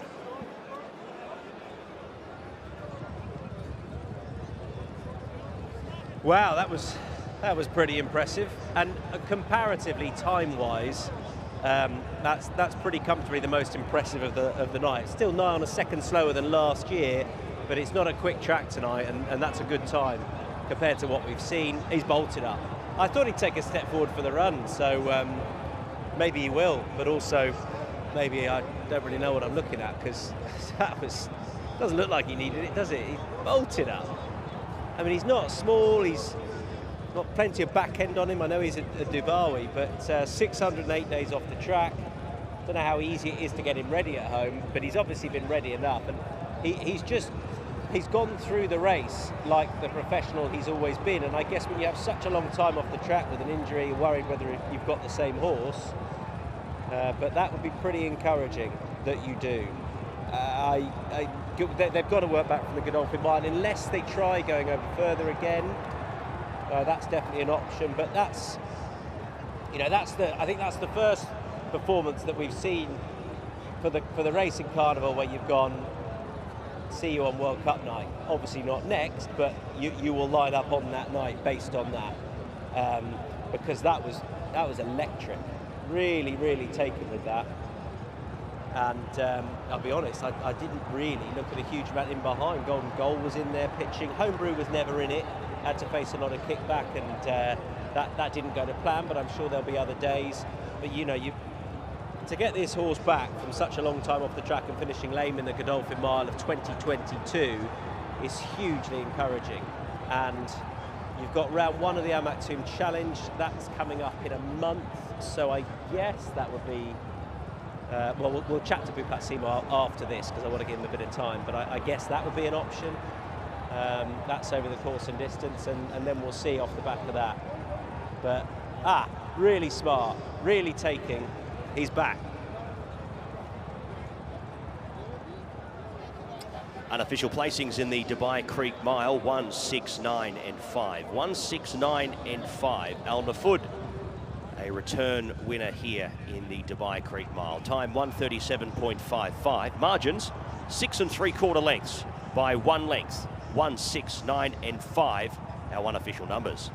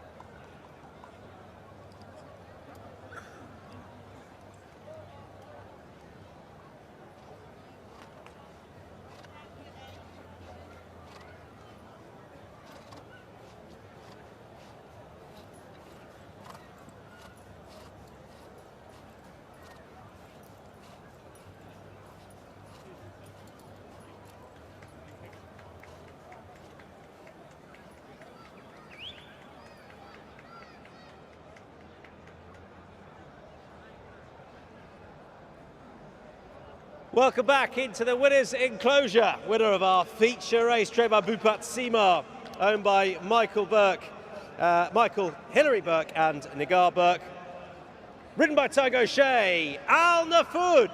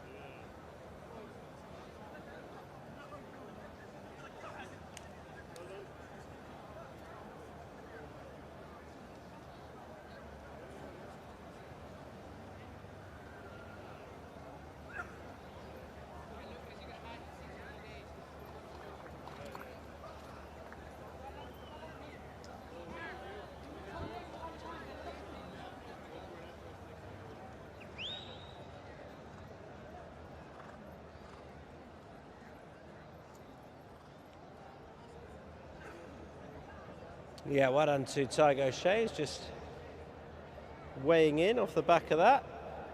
I think the last time this horse ran, Tiger was a couple of jockey championships later. That's outrageous.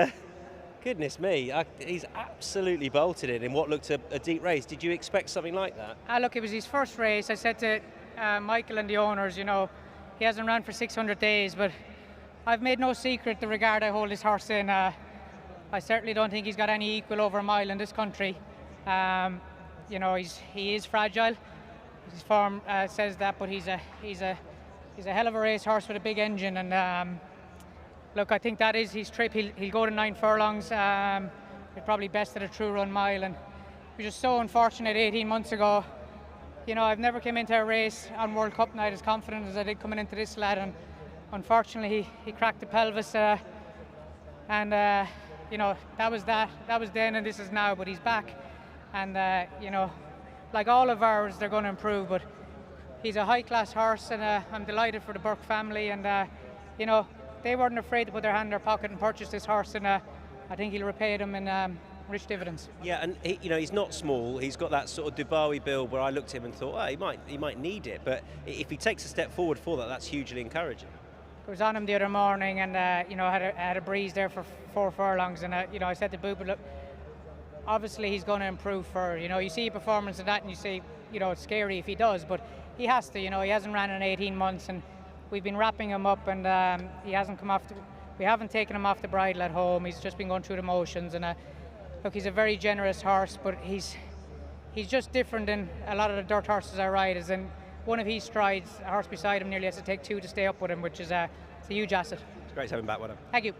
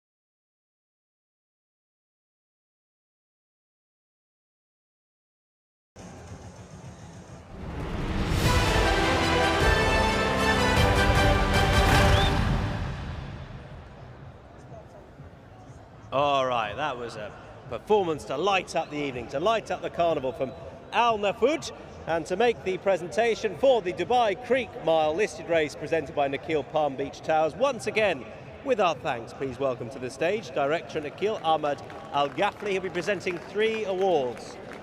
First of all, please welcome the winning owners, hugely excited winning owners, and rightly so, of Al Nafud, Michael Burke and Nigar Burke.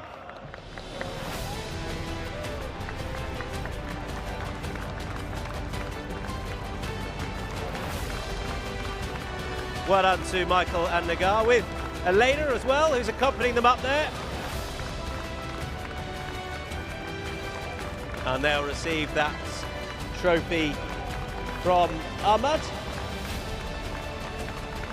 Quite right that Elena does, to be honest. Well done to you all. And now the winning trainer. Please welcome to the stage for the second time tonight, Bhupat Seema.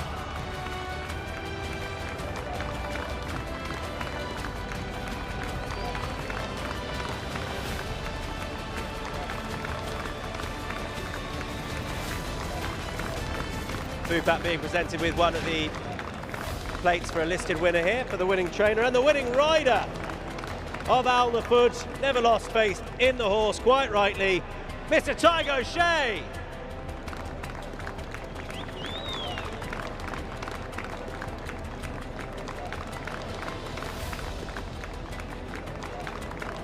Well done to Tig. Our thanks to Ahmad Al-Ghafli for presenting the awards, and everyone will come back up on stage. Michael, Nigar and Elena, and Bhupat and Tig. Because that was a really special performance from this son of Dubai. 608 days off the track and back in the winner's enclosure in style. Winning connections of Al Nafud.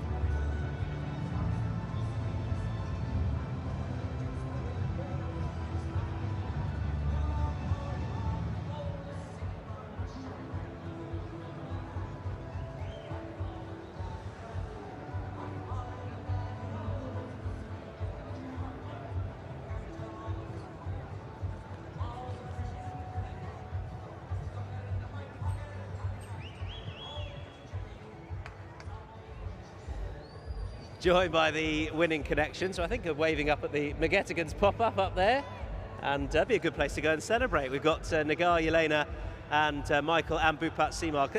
It was so exciting. So I'll start with you, Bhupat. What were you thinking throughout the race?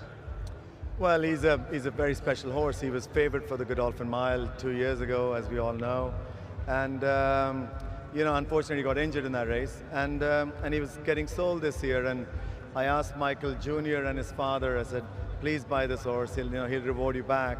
And they're friends, and they're like friends like family. And I'm glad they did it, and I was paying them back. Well, that is, because look, it's a risk with a horse who's had that sort of injury. I tell you what, he looks half decent value now. We've seen him go and do that, but it is a risk, isn't it? Oh yeah, definitely. Like, I think when I was looking at the form this morning, it was 608 days since his last run. you know, and always with a horse that gets injured, you know, it's a bit of a gamble, and you know, it's a bit of a long shot, and you know, as you were saying, it's hard to tip a horse to win a race that hasn't run for nearly 2 years. But I'm really happy for my dad. You know, we had a good horse here 2 years ago, which unfortunately we lost last year. And you know, it's nice to get a little bit of luck, and it's nice to have a horse as good as this again. You know, and I think you know, since all the horses are in my wife's name and my dad's name, you know, we have a little bit of extra luck. And then Elena came today, so we have a lucky charm. And Have you had a good time today? Yeah. And what, you were the first person to hold the trophy. I noticed that. That was nice to see. Yeah, it was a lot of fun. Tell me what it's like owning horses out here, and particularly good horses like this, Nigar. To us, it's just the experience. You know, it's really fulfilling. We love the animals, and it's just brilliant to be part of it. Finally, where are we going to go next? We might have to go on the 22nd of December in that, I think it's the Maktoum Challenge, the Million Dirham race. And after that, we'll sit down. First of all, we'll have to have a look at a horse, and you know, he came out good. And yeah, that'll probably be the plan. Okay, fingers crossed for him. Well done again. Thank you so much. Thank you. Well, great to hear from Connections here ahead of race number 7. It's great to see the connections of Al Nafud, who have had some great success here with this runner getting more success. The gelding by Dabawi picking up win number 3 at start number 8. So let's head back down to Tom Stanley, who joins us down on the ground.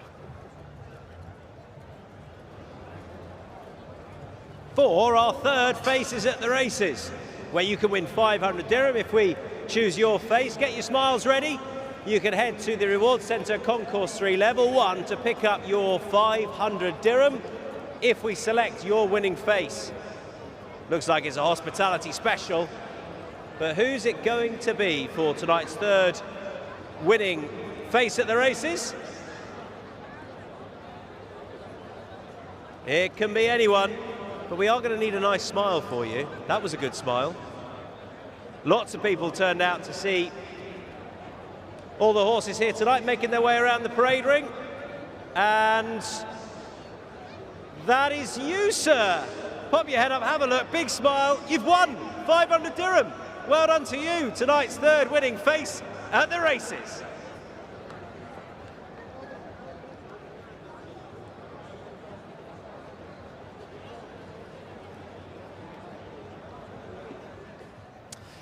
As we head into the yard here for race number 7. Number 1, Shafaf, Patrick Dobbs for Doug Watson and the Shadwell team. Looking to hopefully make an impression here, this runner, who has had the 11 starts for 5 wins and 4 minor placings. Yet to have a start on the dirt surface though, so this will be a very interesting one here, but hopefully in his Dubai debut, he's able to make an impression here. Shafaf. Looks like a good starting point for him. He's got the 62 kilograms though here and should settle midfield and running. Franz Strauss is the 2, Bupat Seamer and Tygo Shea combined here.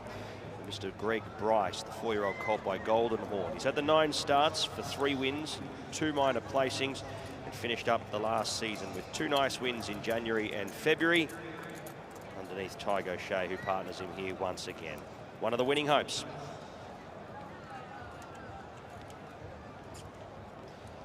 3 is Alzim, one of 2 runners here for Michael Costa. He's a horse that should take plenty from this race here. Whether we're going to see his best early in the preparation, that remains to be seen. He'll be back in the field. He'll be having to come past quite a few of them. The 5-year-old son here of Liam's Map. Musaba Almiri saddles up 2 runners here. 1 runner, my apologies. For Mr. Nasser Asker, this is Military Law for Ryan Curatolo. And he will partner this horse for his 17th start. A 5-time winner with 3 minors so far. He's built up a nice resume.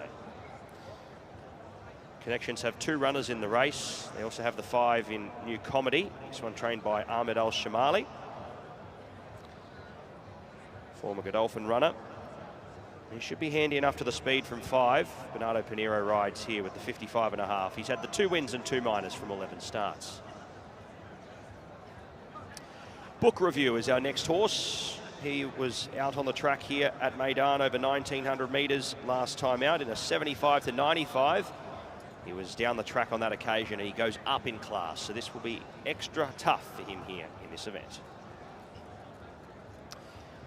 Much like Alzim, Deciduous is going to find himself back in the field, and that's going to be a tough task. So hopefully the son of Dabawi is able to be making ground at the right time and pick up a 4th win. He's only had the 7 starts to date, but has had some really nice wins over the journey. Maybe the turf awaits. Vasilakos was very strong last time out here at Meydan, only just getting beaten on that occasion by half a length to Karib. He should take plenty from that. I think he's a winning hope. Another Dabawi progeny here.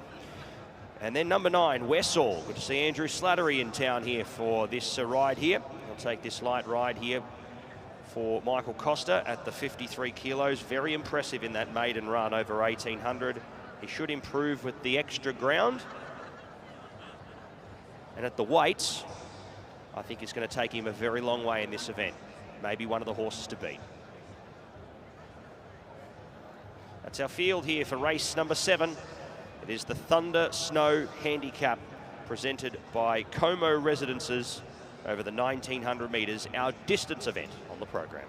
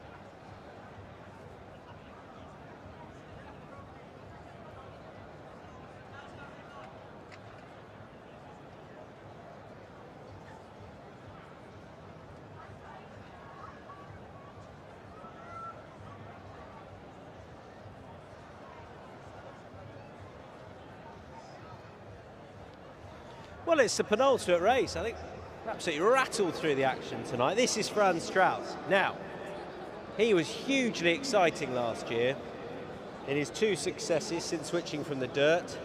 Sorry, try again, from the turf to the dirt. And then he won on 2 different types of tracks. He won on a sloppy track. That was when he was ridden sort of mid-div. And then he won when rushed up to the lead over 2,000 last time.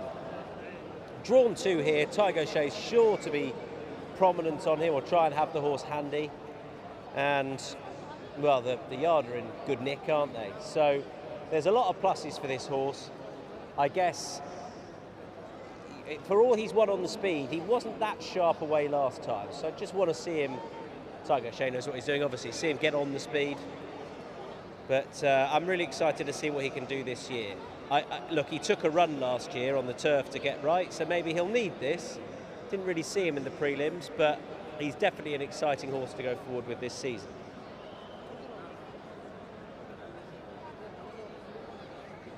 And there is Alzim, this roan son of Liam's Map, who's had a few goes out here now, and they've been pretty consistent ones, pretty good ones. He did well last time at Jebel Ali. A wise young sage tells me that was good on the clock. And the form's pretty good too from DeLorean. So that's encouraging. And he'll come out of stall number 3 under Ben Cohen. Ben, who doesn't ride the other runner, Wessel, but I think that's a weight thing as much as anything. You'll notice Ben's by no means the shortest of riders out here. And there is Wessel, the mount of Andrew Slattery. Ben Cohen's cousin, no less, first cousin, so keeping it in the family. And good to see Andy Slattery back out here this year. He'll come out of store number 1, Wessel. Again, he was a winner last time at Jebel Ali when Jimmy Orman was on board. That was on, can't remember what day of the week it is, but it was a fantastic day for Michael Costa. He had 4 or 5, just rattled through them, and Wessel was one of those. Started Dark Angel. They tend to be fine on the dirt, not the dirt here in particular, because it's a slightly different surface to Jebel Ali, but Dark Angels are one on this surface here, so that would be no concern. Comes out of stall number 1. This horse, Vasilakos, ran really well last time when beaten by Karib. He was second that day, and that was with Gabriel Malune on board. Connor Beasley takes over here. The yard are going well. They've had 3 seconds 2/3 tonight from 6 races, so it's pretty good going, but frustrating for them nonetheless. What Connor has, I think one of those thirds was for a different trainer in an opening race, but yeah, he's got a good chance based upon that run here last time of taking a step forward for it over this same course and distance. You can see where the stalls are right in front of us, so they go into the bend pretty quickly. They have too long before it, so you don't want to be caught too wide. There's Deciduous, interested in this horse, not today but going forward. The main reason being that he ran well on the turf out here, and he then switched to the dirt last time. He ran better than his finishing position. He made a move down the wide outside. I'd be very interested in him when he goes back to the turf. He might be a dirt performer, but it's just something about his run style, and he's won on the turf. I think he could be interesting over 2,000 metres and upwards on the turf. I think he's got a lot of upside, this horse, but just not necessarily for today. We'll see out of stall 8. We're still waiting on the best turned out award. The winning groom is making his way back towards us. Won't tell you exactly who it is just yet, but we should be about a minute or so away from that for this 9 o'clock contest. We're a couple of minutes away from it. There's number 4. That's Military Law. He's capable of this sort of mark. 97. I don't think he's ever run in a handicap out here, or certainly not for a few years, this 8-year-old. He was with Doug Watson, but now with Musaber Al-Meri, who he started his career out here with. Plenty of ability. He probably wants 2,000 metres now, but he's definitely got a shot here. But he's well treated enough to feature. Might see if we can see number 5. New Comedy, also in the Nasir Asker colours, because that horse is the best turned out winner. And our groom is going to get in place now as the loading process is about to start. So there is horse number 5. He is best turned out. And our winning groom can get in position now. If I pop you in position now, that'll be lovely. Number 5, New Comedy, best turned out winner. Well done to the winning groom, who is Mohammed Khalid.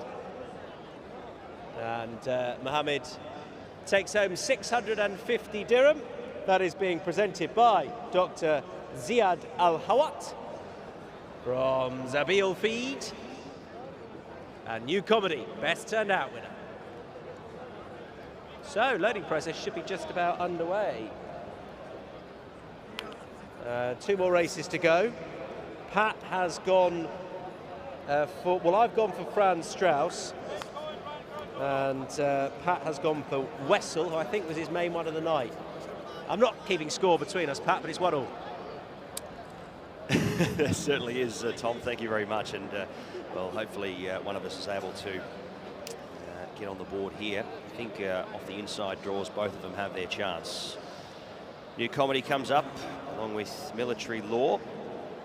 Mr. Nasser Asker with 2 runners in the race. New Comedy picks up the best turned out runner. And Alzim coming up into line for Ben Cohen to complete the line here at the 1900 metres for race number 7 on the program. Set to go. Gates back. Shane Ryan sends them on their way here. Off the inside, Wessel was fast to show. Book Review going up to his usual leading role as usual. Franz Strauss is going to find himself up on the inside here with that rail advantage here as they come past the 1600 metres with about a lap and a bit to travel as they lead the way out onto the side section. Wessel's going to find himself into third from Vasilakos. Shafaf was fifth out in the running line. Alzim tracks his stablemate. New Comedy next, fall back the inner from Military Law, and Deciduous into his rear position as we like to see him at the best of times. It is Salim bin Gudaya with first and last in the race at this point in time. Book Review going up to make it a pretty genuine tempo up in front, working their way past the 1100 metres. Into second, up on the outside, Franz Strauss. Wessel gets the box seat in third from Vasilakos. Alzim just nudged along a little bit here in the mid stages. Next was Shafaf, followed by Military Law around them now 3 deep from New Comedy, and Deciduous still last.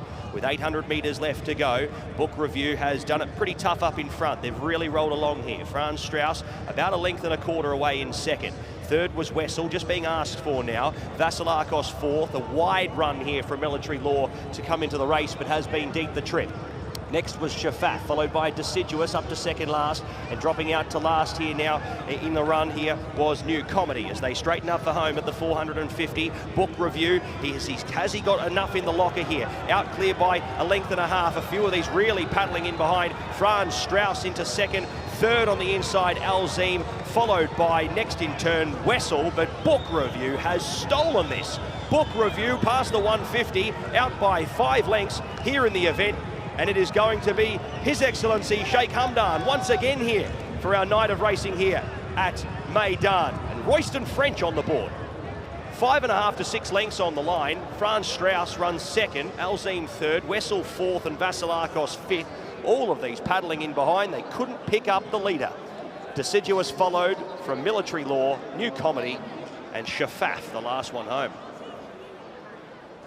A very interesting run race, as we've seen quite a bit over recent years. Salim bin Gudaya runners going forward, rolling on, keeping the tempo very genuine. But Book Review found another gear here, and the rest of these all off the bit chasing. Royston French stealing the 7th here with Book Review with the 55 kilograms. His Excellency Sheikh Hamdan picks up a double here along with the stable. 6, 2 and 3 are the first numbers across the line. The 9 Wessel will take 4th, 6, 2, 3 and 9.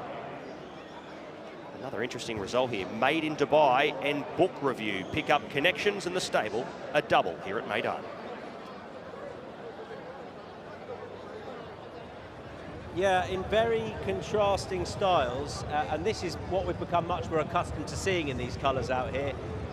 By and large, their horse is very well schooled at the gates. They ping the lids, and this horse, for all Franz Strauss was rushed up to keep him honest, it was the way that this horse went to the front. He did it with such ease out of stall 6 that meant he had enough left. He was still in his comfort zone.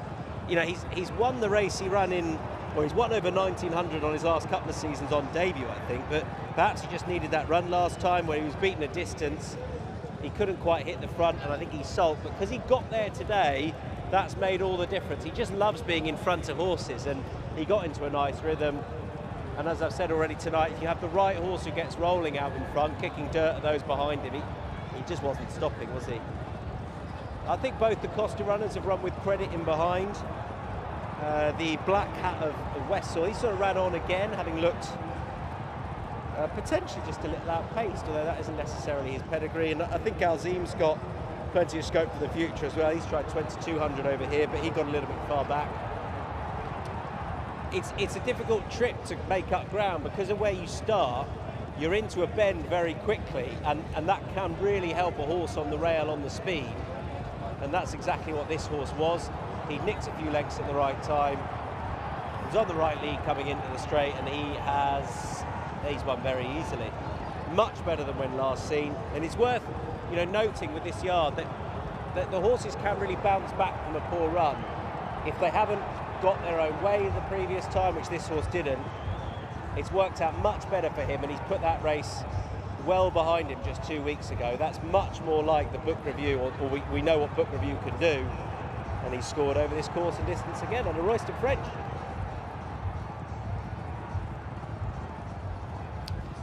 So the unofficial numbers here for race number 7, 6, 2, 3 and 9. 6, 2, 3 and 9. Book Review gets the win here. Another Dabawi progeny picking up a win here. Royston French on the board here for Salim Bin Gadaya, who gets a double. 159.5 to the time. Margins 6 3/4 by 1.5 lengths in race number 7. Unofficial numbers 6, 2, 3 and 9.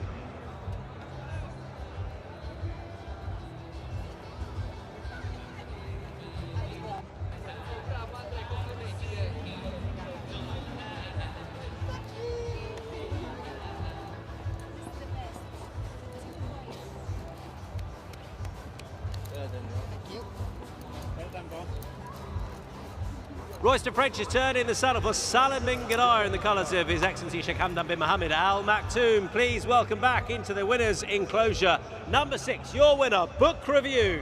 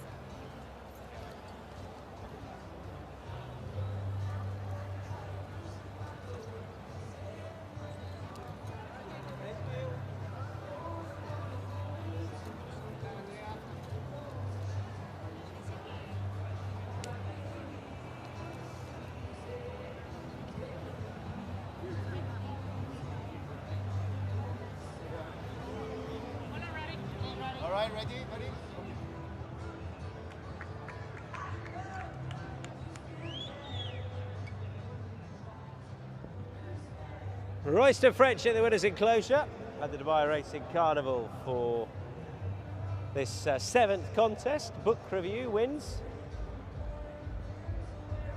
And Royston and Book Review, well done. You burnt them off. He kept going, your boy. Yeah, he's hard to beat when he can get an uncontested lead like that. You know, he's very honest.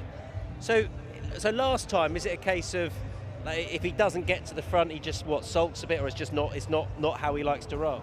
Well, he's just happy when he's in front, you know, and obviously a draw plays a massive part of it as well. It's getting it right, getting out and getting the lead, but not going too quick. And how much did you have to ask him to hit the lead? Because Tig was quite animated on Franz Strauss to get there. You looked as though you just had a horse underneath you who did it quite easy to get to the front. Yeah, well, I suppose I was just quicker than you know, Tig's horse, and that makes a difference when you're having to fight for it and you're looking like you're going to come second best. That's when you know, obviously you're running on empty at the end. It's nice to see the yard. There's a real buzz tonight between all the team there, and it's a big team that always come down because, you know, it feels like you're really, I know it's still early, but really getting going now. Yeah, you know, the main thing is to keep going to the end of the season, and you know, the team do a great job, make my job and Mikel's job, and you know, the whole team just works well. Like I say, it makes our job easy. Well done. Thank you.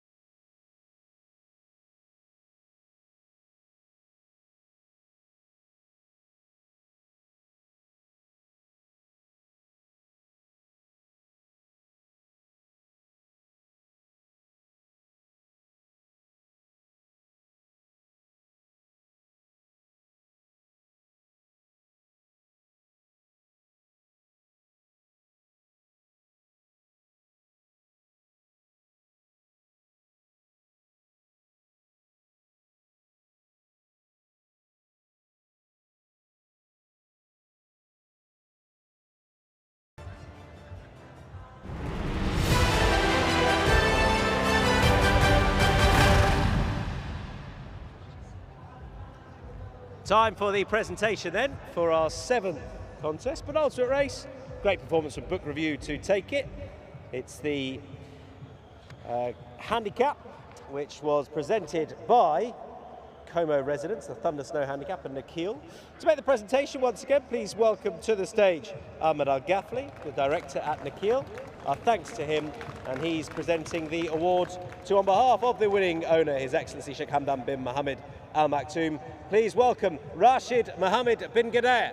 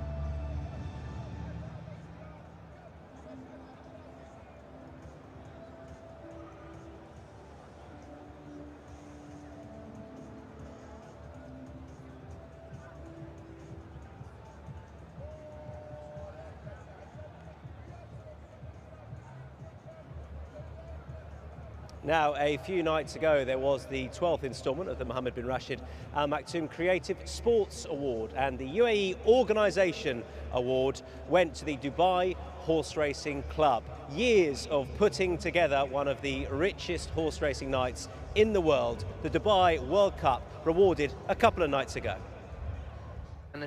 Sheikh Mohammed bin Rashid Al Maktoum.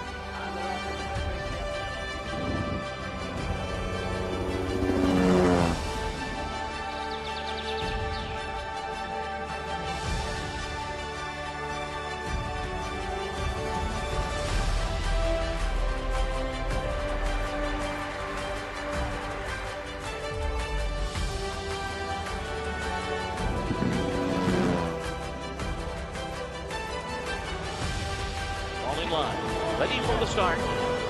They're off in the 27th Dubai World Cup. And it was a very good beginning for Bendu. And from the back of the pack, here comes Ushba Tesoro. Ushba Tesoro hits the front. Ushba Tesoro wins the Dubai World Cup for Japan.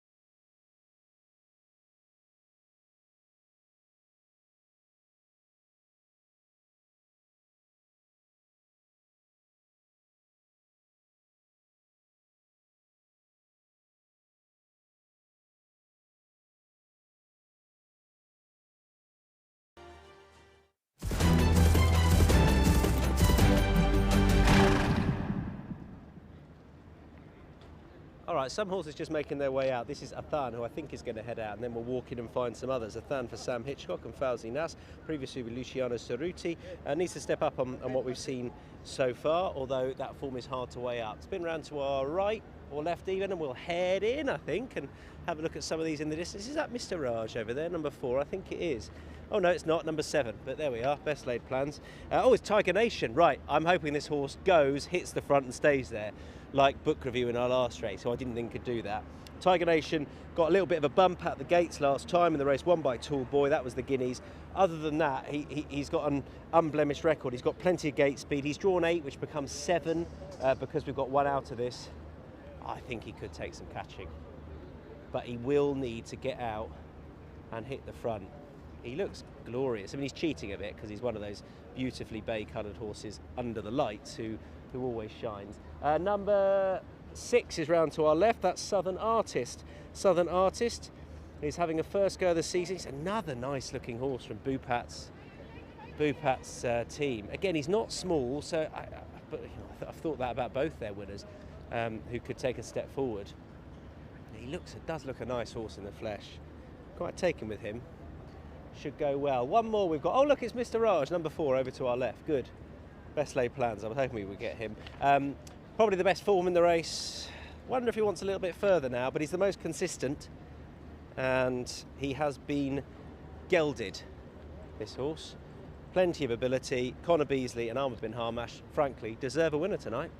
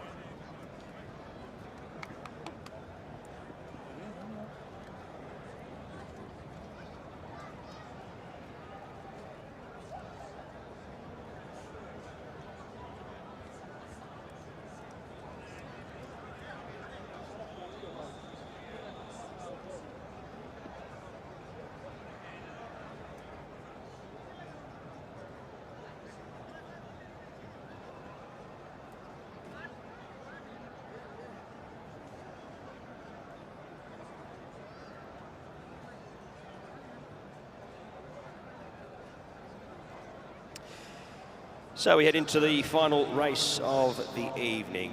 We head to the parade ring for our first horse, and that is Gazwan, the son of Saxon Warrior here for James Doyle, and Bupat Seema, owned by Mr. Muhammad Khalil Ahmed. He's had the 1 start, and that was a win back at the end of last season at Jebel Ali, going on to score there in Meydan company. He steps up here into a conditions race, hoping to make an impression and kick off his 2023-24 season in style. Number 2, La Reche for Bernardo Pinheiro, 58 kilograms here. Another race with Mr. Nasser Asker with 2 runners in the race across 2 separate stables. This one for Mustafa Almiri, and Bernardo Pinheiro rides from the A Straw. Hasn't been seen since a Group 2 over the 1900 metres in March of this year, so the back end of the season. He was beaten 20.5 lengths there, running 8th on that occasion. This looks a lot easier. Number 3 is Morning, the 3-year-old gelding by Munnings, out of a Birdstone mare in view for Bupat Seema. Richard Mullen does the riding here with the 58 kilos. Another one first up for the season.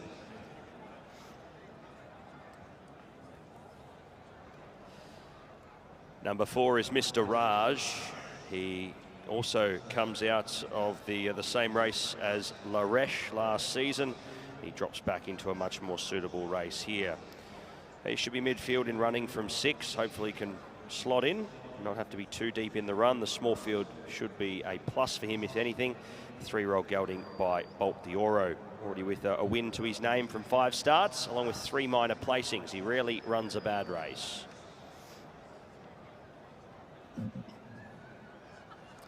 Number 5 is a scratching, Sayuf. It comes out. We go to the 6 Southern Artist, who should be on speed or up on speed with the 7 in Tiger Nation, who we'll see shortly. Another 3-year-old gelding by Munnings, the Bupat Seema and Mrs. Fitriani Hay. Tygo Shea will do the riding here. And as I mentioned before, we'll find this a little easier. Contesting Listed Company last time out to the races at the back end of last season. Well, here's Tiger Nation. He looks our likely leader here. Mikhail Barcelona rides for Salam bin Gadaya, already with 2 winners tonight. Sheikh Hamdan looking for a treble on the card if he was able to get Tiger Nation home here. We know where he'll be, up on speed. It's the way that he likes to race. And again, he's first up for the campaign. He will have to use a fair bit of speed to get across here. He has drawn 7 of 7. And finally, Athan is the last one for Falzi Nas. Sam Hitchcock does the riding here. He's having his Dubai debut, the son of Orpin, out of an American mare, a mare out of Pure Prize called Thania for the Golf Racing Club LLC. So best of luck to all the connections here of their runners in the last. We are 8 runners down to 7 with the scratching of Sayuf here. And hopefully a great race over the mile here to cap up what has been a wonderful night of racing here from Meydan. We head back to the distance where the Dubai Creek Mile was held, to the 1600 here for the last race.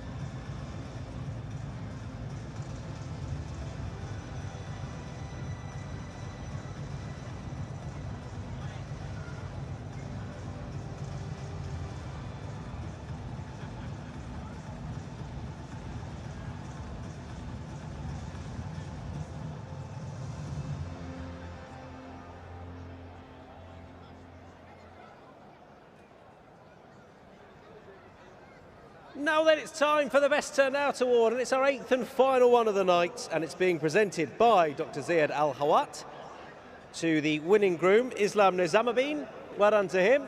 Islam alongside the horse there, number 4, who is the Best Turned Out winner. That is Mr. Raj, and it's Mr. Islam Nizamuddin who takes the award of 650 dirham Our thanks to both Mr. Iftikhar Hussain and Dr. Ziad Al-Hawat, who presented all the awards tonight, and our thanks as ever to Zabil Feed.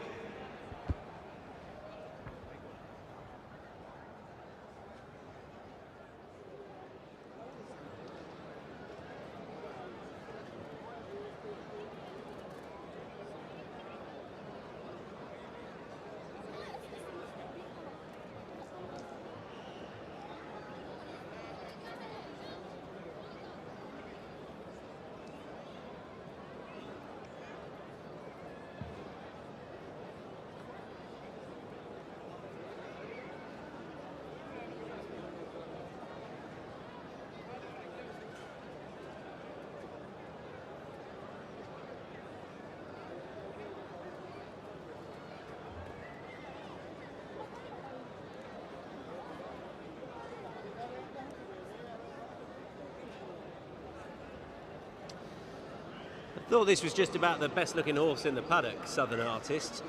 Beautiful looking son of Munnins. And Munnings no stranger to a winner out here on this surface. Tiger O'Shea rides for Bhupat Seema in the Fitri Hay colours. Come out of stall number 2, was last seen over 1900. That was in behind Go Soldier Go, I think that was the Albastikaya. Running well, prior to that had won on debut at Jebel Ali. Lightly raced last year, just that frame suggests that he was going to improve with a bit of time. And the yard have had 2 winners tonight. So lots to like about Southern Artist, particularly in the flesh. Only thing I'd say is he's not small, he's probably not the easiest to get absolutely ripe and ready. And just the fact they run him over the 1900, I wonder if, for all he won over 1400 up the hill at Jebel Ali on debut, I wonder if they'll be targeting him over further in time. A really nice looking horse. Gazwan is a Saxon warrior. James Doyle rides for Bhupat Seema. Gazwan, you can get a good look at him. Yeah, he's got a good bit about him in the flesh. He's not small, is he? Quite a lengthy horse. He started his career over 1600 up the hill at Jebel Ali when beating Margam a neck, sorry. And again, I think just looking at him, he'll appreciate a little further in time. Come out of stall number 4. James Doyle had success with a horse in these colours in the form of Bendoug last season and the season before. Laresh lines up for Musabar Al-Meri in the colours of Nasser Asker. 1 or 2 in the race for Nasser. Bernardo Pinheiro rides this horse, rated 98. So not a huge amount of fire with Mr. Raj. To put that into context, Gazwan off the back of that win last year is rated 84, so does have to step up, but lightly raised. This horse, trained by Musabar, who's in form, had a double 2 weeks ago at Meydan. I think this is the horse's trip. He won the conditions race here from Go Soldier Go and then just came out second best a couple of times, or worse, 6th best and 8th best. And of course ran in the UAE Derby when last seen. Mr. Raj also ran in that race. He finished a couple of positions better than Laresh. He ran well, running on from a little bit further back. I just think, I know he's won over 1400 and that was on his second start of the season. He's been gelded. I do think this is sharp enough for him at 1600 metres. Just wonder if he might want a little further.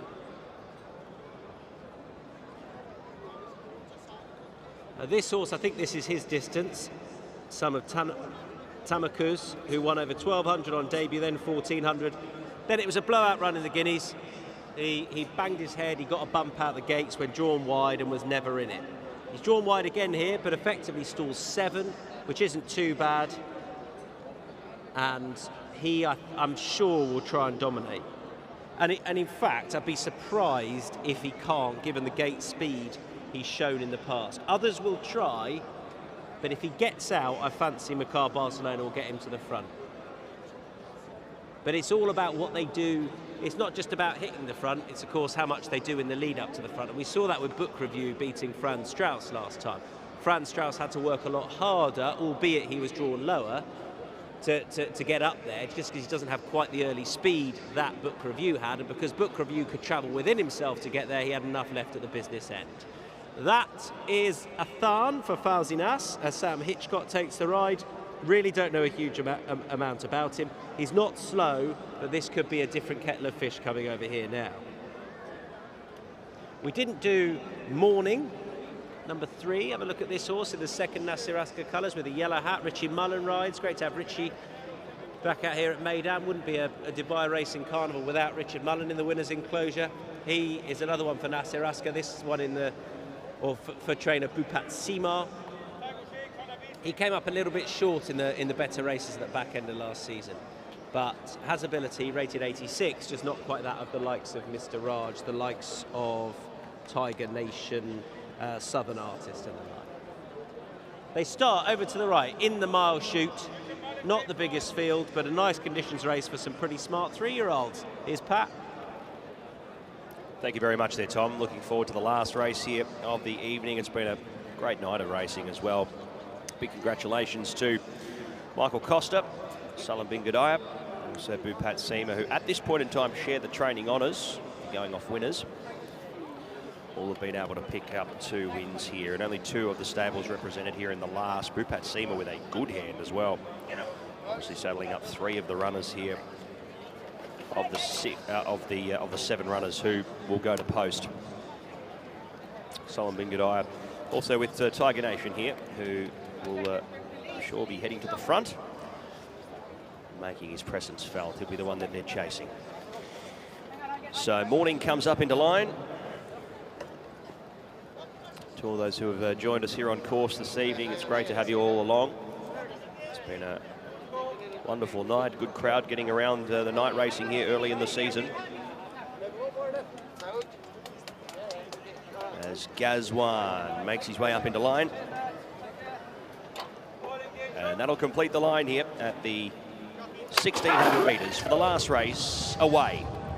So Morning threw the head up here as well. He's going back to the end. Didn't want to really get down and gallop in the early stages. It is up on front Tiger Nation, who's deep at the moment. They're making him work for the lead here. Gazwan, Southern Artist, and also La Resh really vying for positions in the early stages. Mr. Raj is 5th, followed next in turn by Morning. And the last one there is Athan. He'll take the rear position at the end of the field as they approach the 1,000-metre mark here of the race. And it is eventually Tiger Nation who's going to get over to the fence here and take up the leading role. From Southern Artist in 2nd, Gazwan 3rd, Mr. Raj 4th. He's got cover at this point in time in the running line. La Resh 3 back the inside, followed by Morning, and now 4 or 5 lengths detached is Athan. He's the last one and can't go with the gallop. It is up in front though, up in front Tiger Nation. He's basically coming back to them here now. These outside horses have really made him work early. Southern Artist now starts to make his run here and get scrubbed along here in these late stages now by Tiger O'Shea. Mr. Raj working through.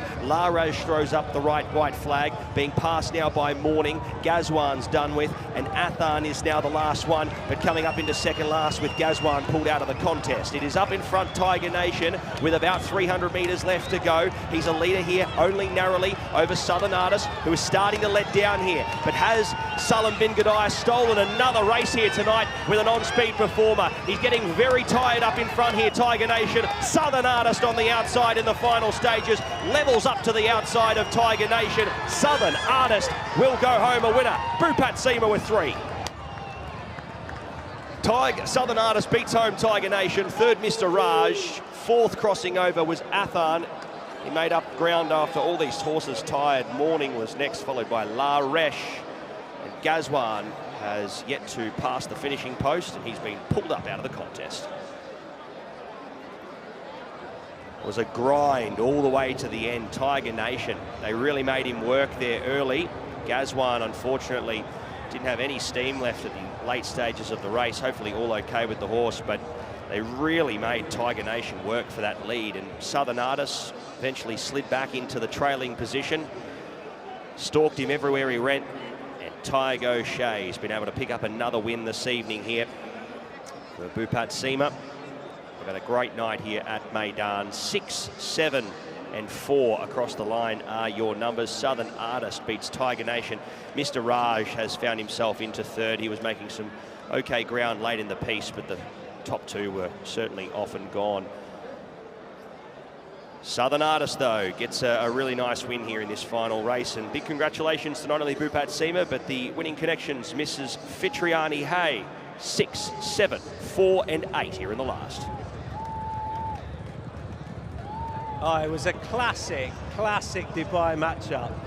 Barcelona in the lead for Salim Bingadaya, and Tiger O'Shea stalking for Bhupat Seema. We've seen it so often, and he's just run out of puff, Tiger Nation, because he had to work harder than ideal to get to the front. Barcelona did everything right, but he was drawn widest of all, and those on his inside showed early gate speed, and it meant that Ty could hold his position and then let Barza come across, and then Tiger immediately switched outside. So he had him exactly where he wanted him, on a horse that stays better. I think we can definitely say that. I think if the draw was the other way around, then Tiger Nation hits the front and possibly stays there. But I do think the better horse going forward has won. Just look at him physically. He's a tank of a horse. And I think over further, this could be a really nice horse going forward. He'll get 2,000 metres. And he's, it's a conditions race. He's won it off 99, and with the early hundreds off the back of that. I think he's quite nice, though. At this stage, Makar Barcelona was going through the gears on his horse. He probably thought he had enough left, but this might be the limit of his distance, and it was just that early juice that he had to use up. It was a brilliant race, and well, frankly, I was on the second, and I'm delighted for Pat Comerford, who's beaten me 2-1 on the night. Absolutely delighted for him, because we love seeing Australians win. We've seen it throughout the week with the World Cup cricket, and I'm sure he'll be buzzing that Southern Artists have got up. It's great for the Carnival as well to have a Jim and Fitri Hay owned winner. Strong supporters of the Carnival. Jim's not here tonight and Fitri not here tonight, but we'll welcome them back as we get into the better races with this horse, Southern Artist, who's won really nicely. Great race to finish off.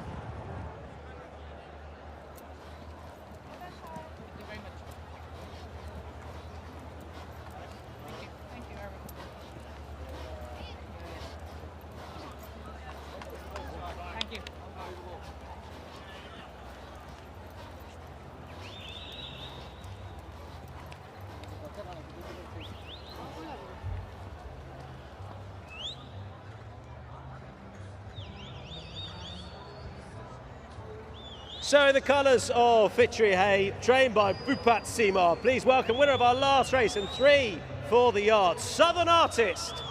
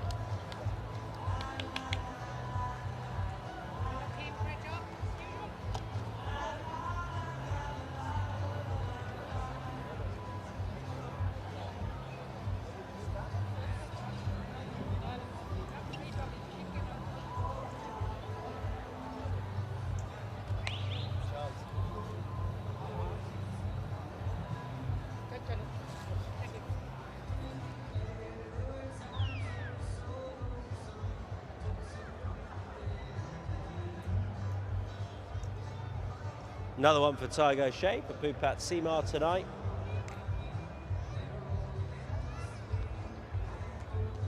And I'm sure he's very happy with his work.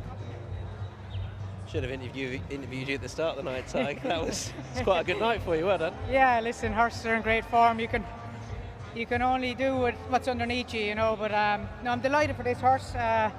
He broke his maiden last year, and just the way the programme was, it was the end of the season, and we had to run him back 6 days in the Albastakia, and it was no mean feat, and he ran 4th. And we were a bit wrong on ratings tonight, but we're just looking at the condition book. I said to Boot, but I says I think he's value for a few more pounds, and thankfully we ran, and I'm delighted for Dr. Hay and Fittree. They're huge supporters of the game. They've had a tremendous European season, and it's great that it's carrying on through the Carnival here. I thought it was a great early battle.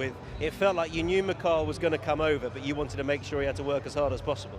Yeah, I was in gate 2, and when you get given a stall around Meydan, it's the mortal sin to give it up. So Mikel was drawn out, and he's a horse that I know that likes to go forward. So look, yeah, it was a proper race, proper gallop, and look, some nice horses there, and the first 2 will be winning plenty of races. What distance is he going to be best over? I wouldn't go any further. I think a mile is probably enough for him at this stage. You know, we ran 9.5 in the Bastakia, and I still felt, you know, at 400 metre, I'd put it up to him, and I think they just outstayed him on the night. But look, he was immature, as you can see. He's a big horse. For the moment, I keep him at a mile. Well done. Thank you.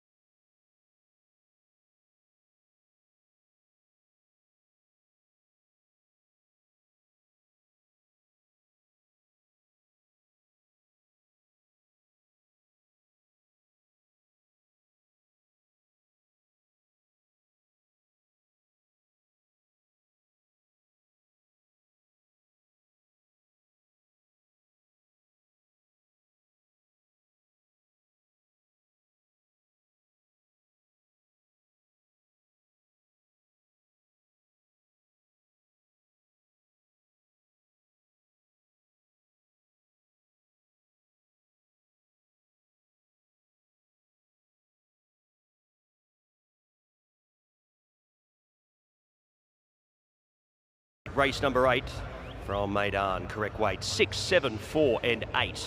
The winning numbers across the line, correct weight, margin for the winner, a half length in the last.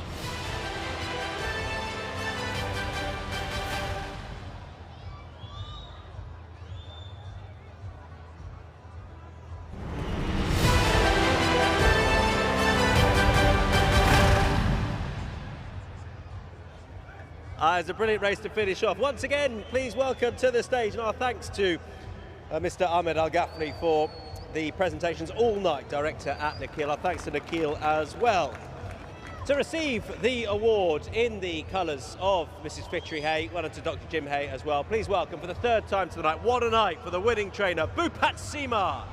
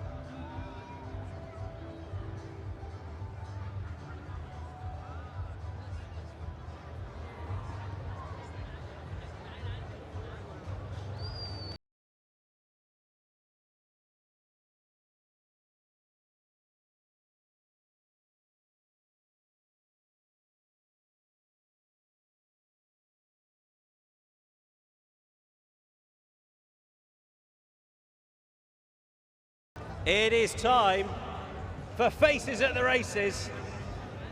This is Pat Comerford's favourite moment of the night. He's nodding. Who's it going to be? You're going to win 500 dirham. And you need to go to the rewards centre, Concourse 3 Level 1, to collect your prize. And you can buy all the Diet Coke in the world. Who's it going to be? Who's tonight's winning face? Our final face. Are you going to smile? It's you! It is you! Yeah, you're on the screen because you won 500 dirham just for being you. Congratulations. Head to the rewards centre, level 3. We'll keep you in vision for a bit longer so your mate can take a photo. Stay there, perfect. Smile. Yay! Well done. You've won 500 dirham.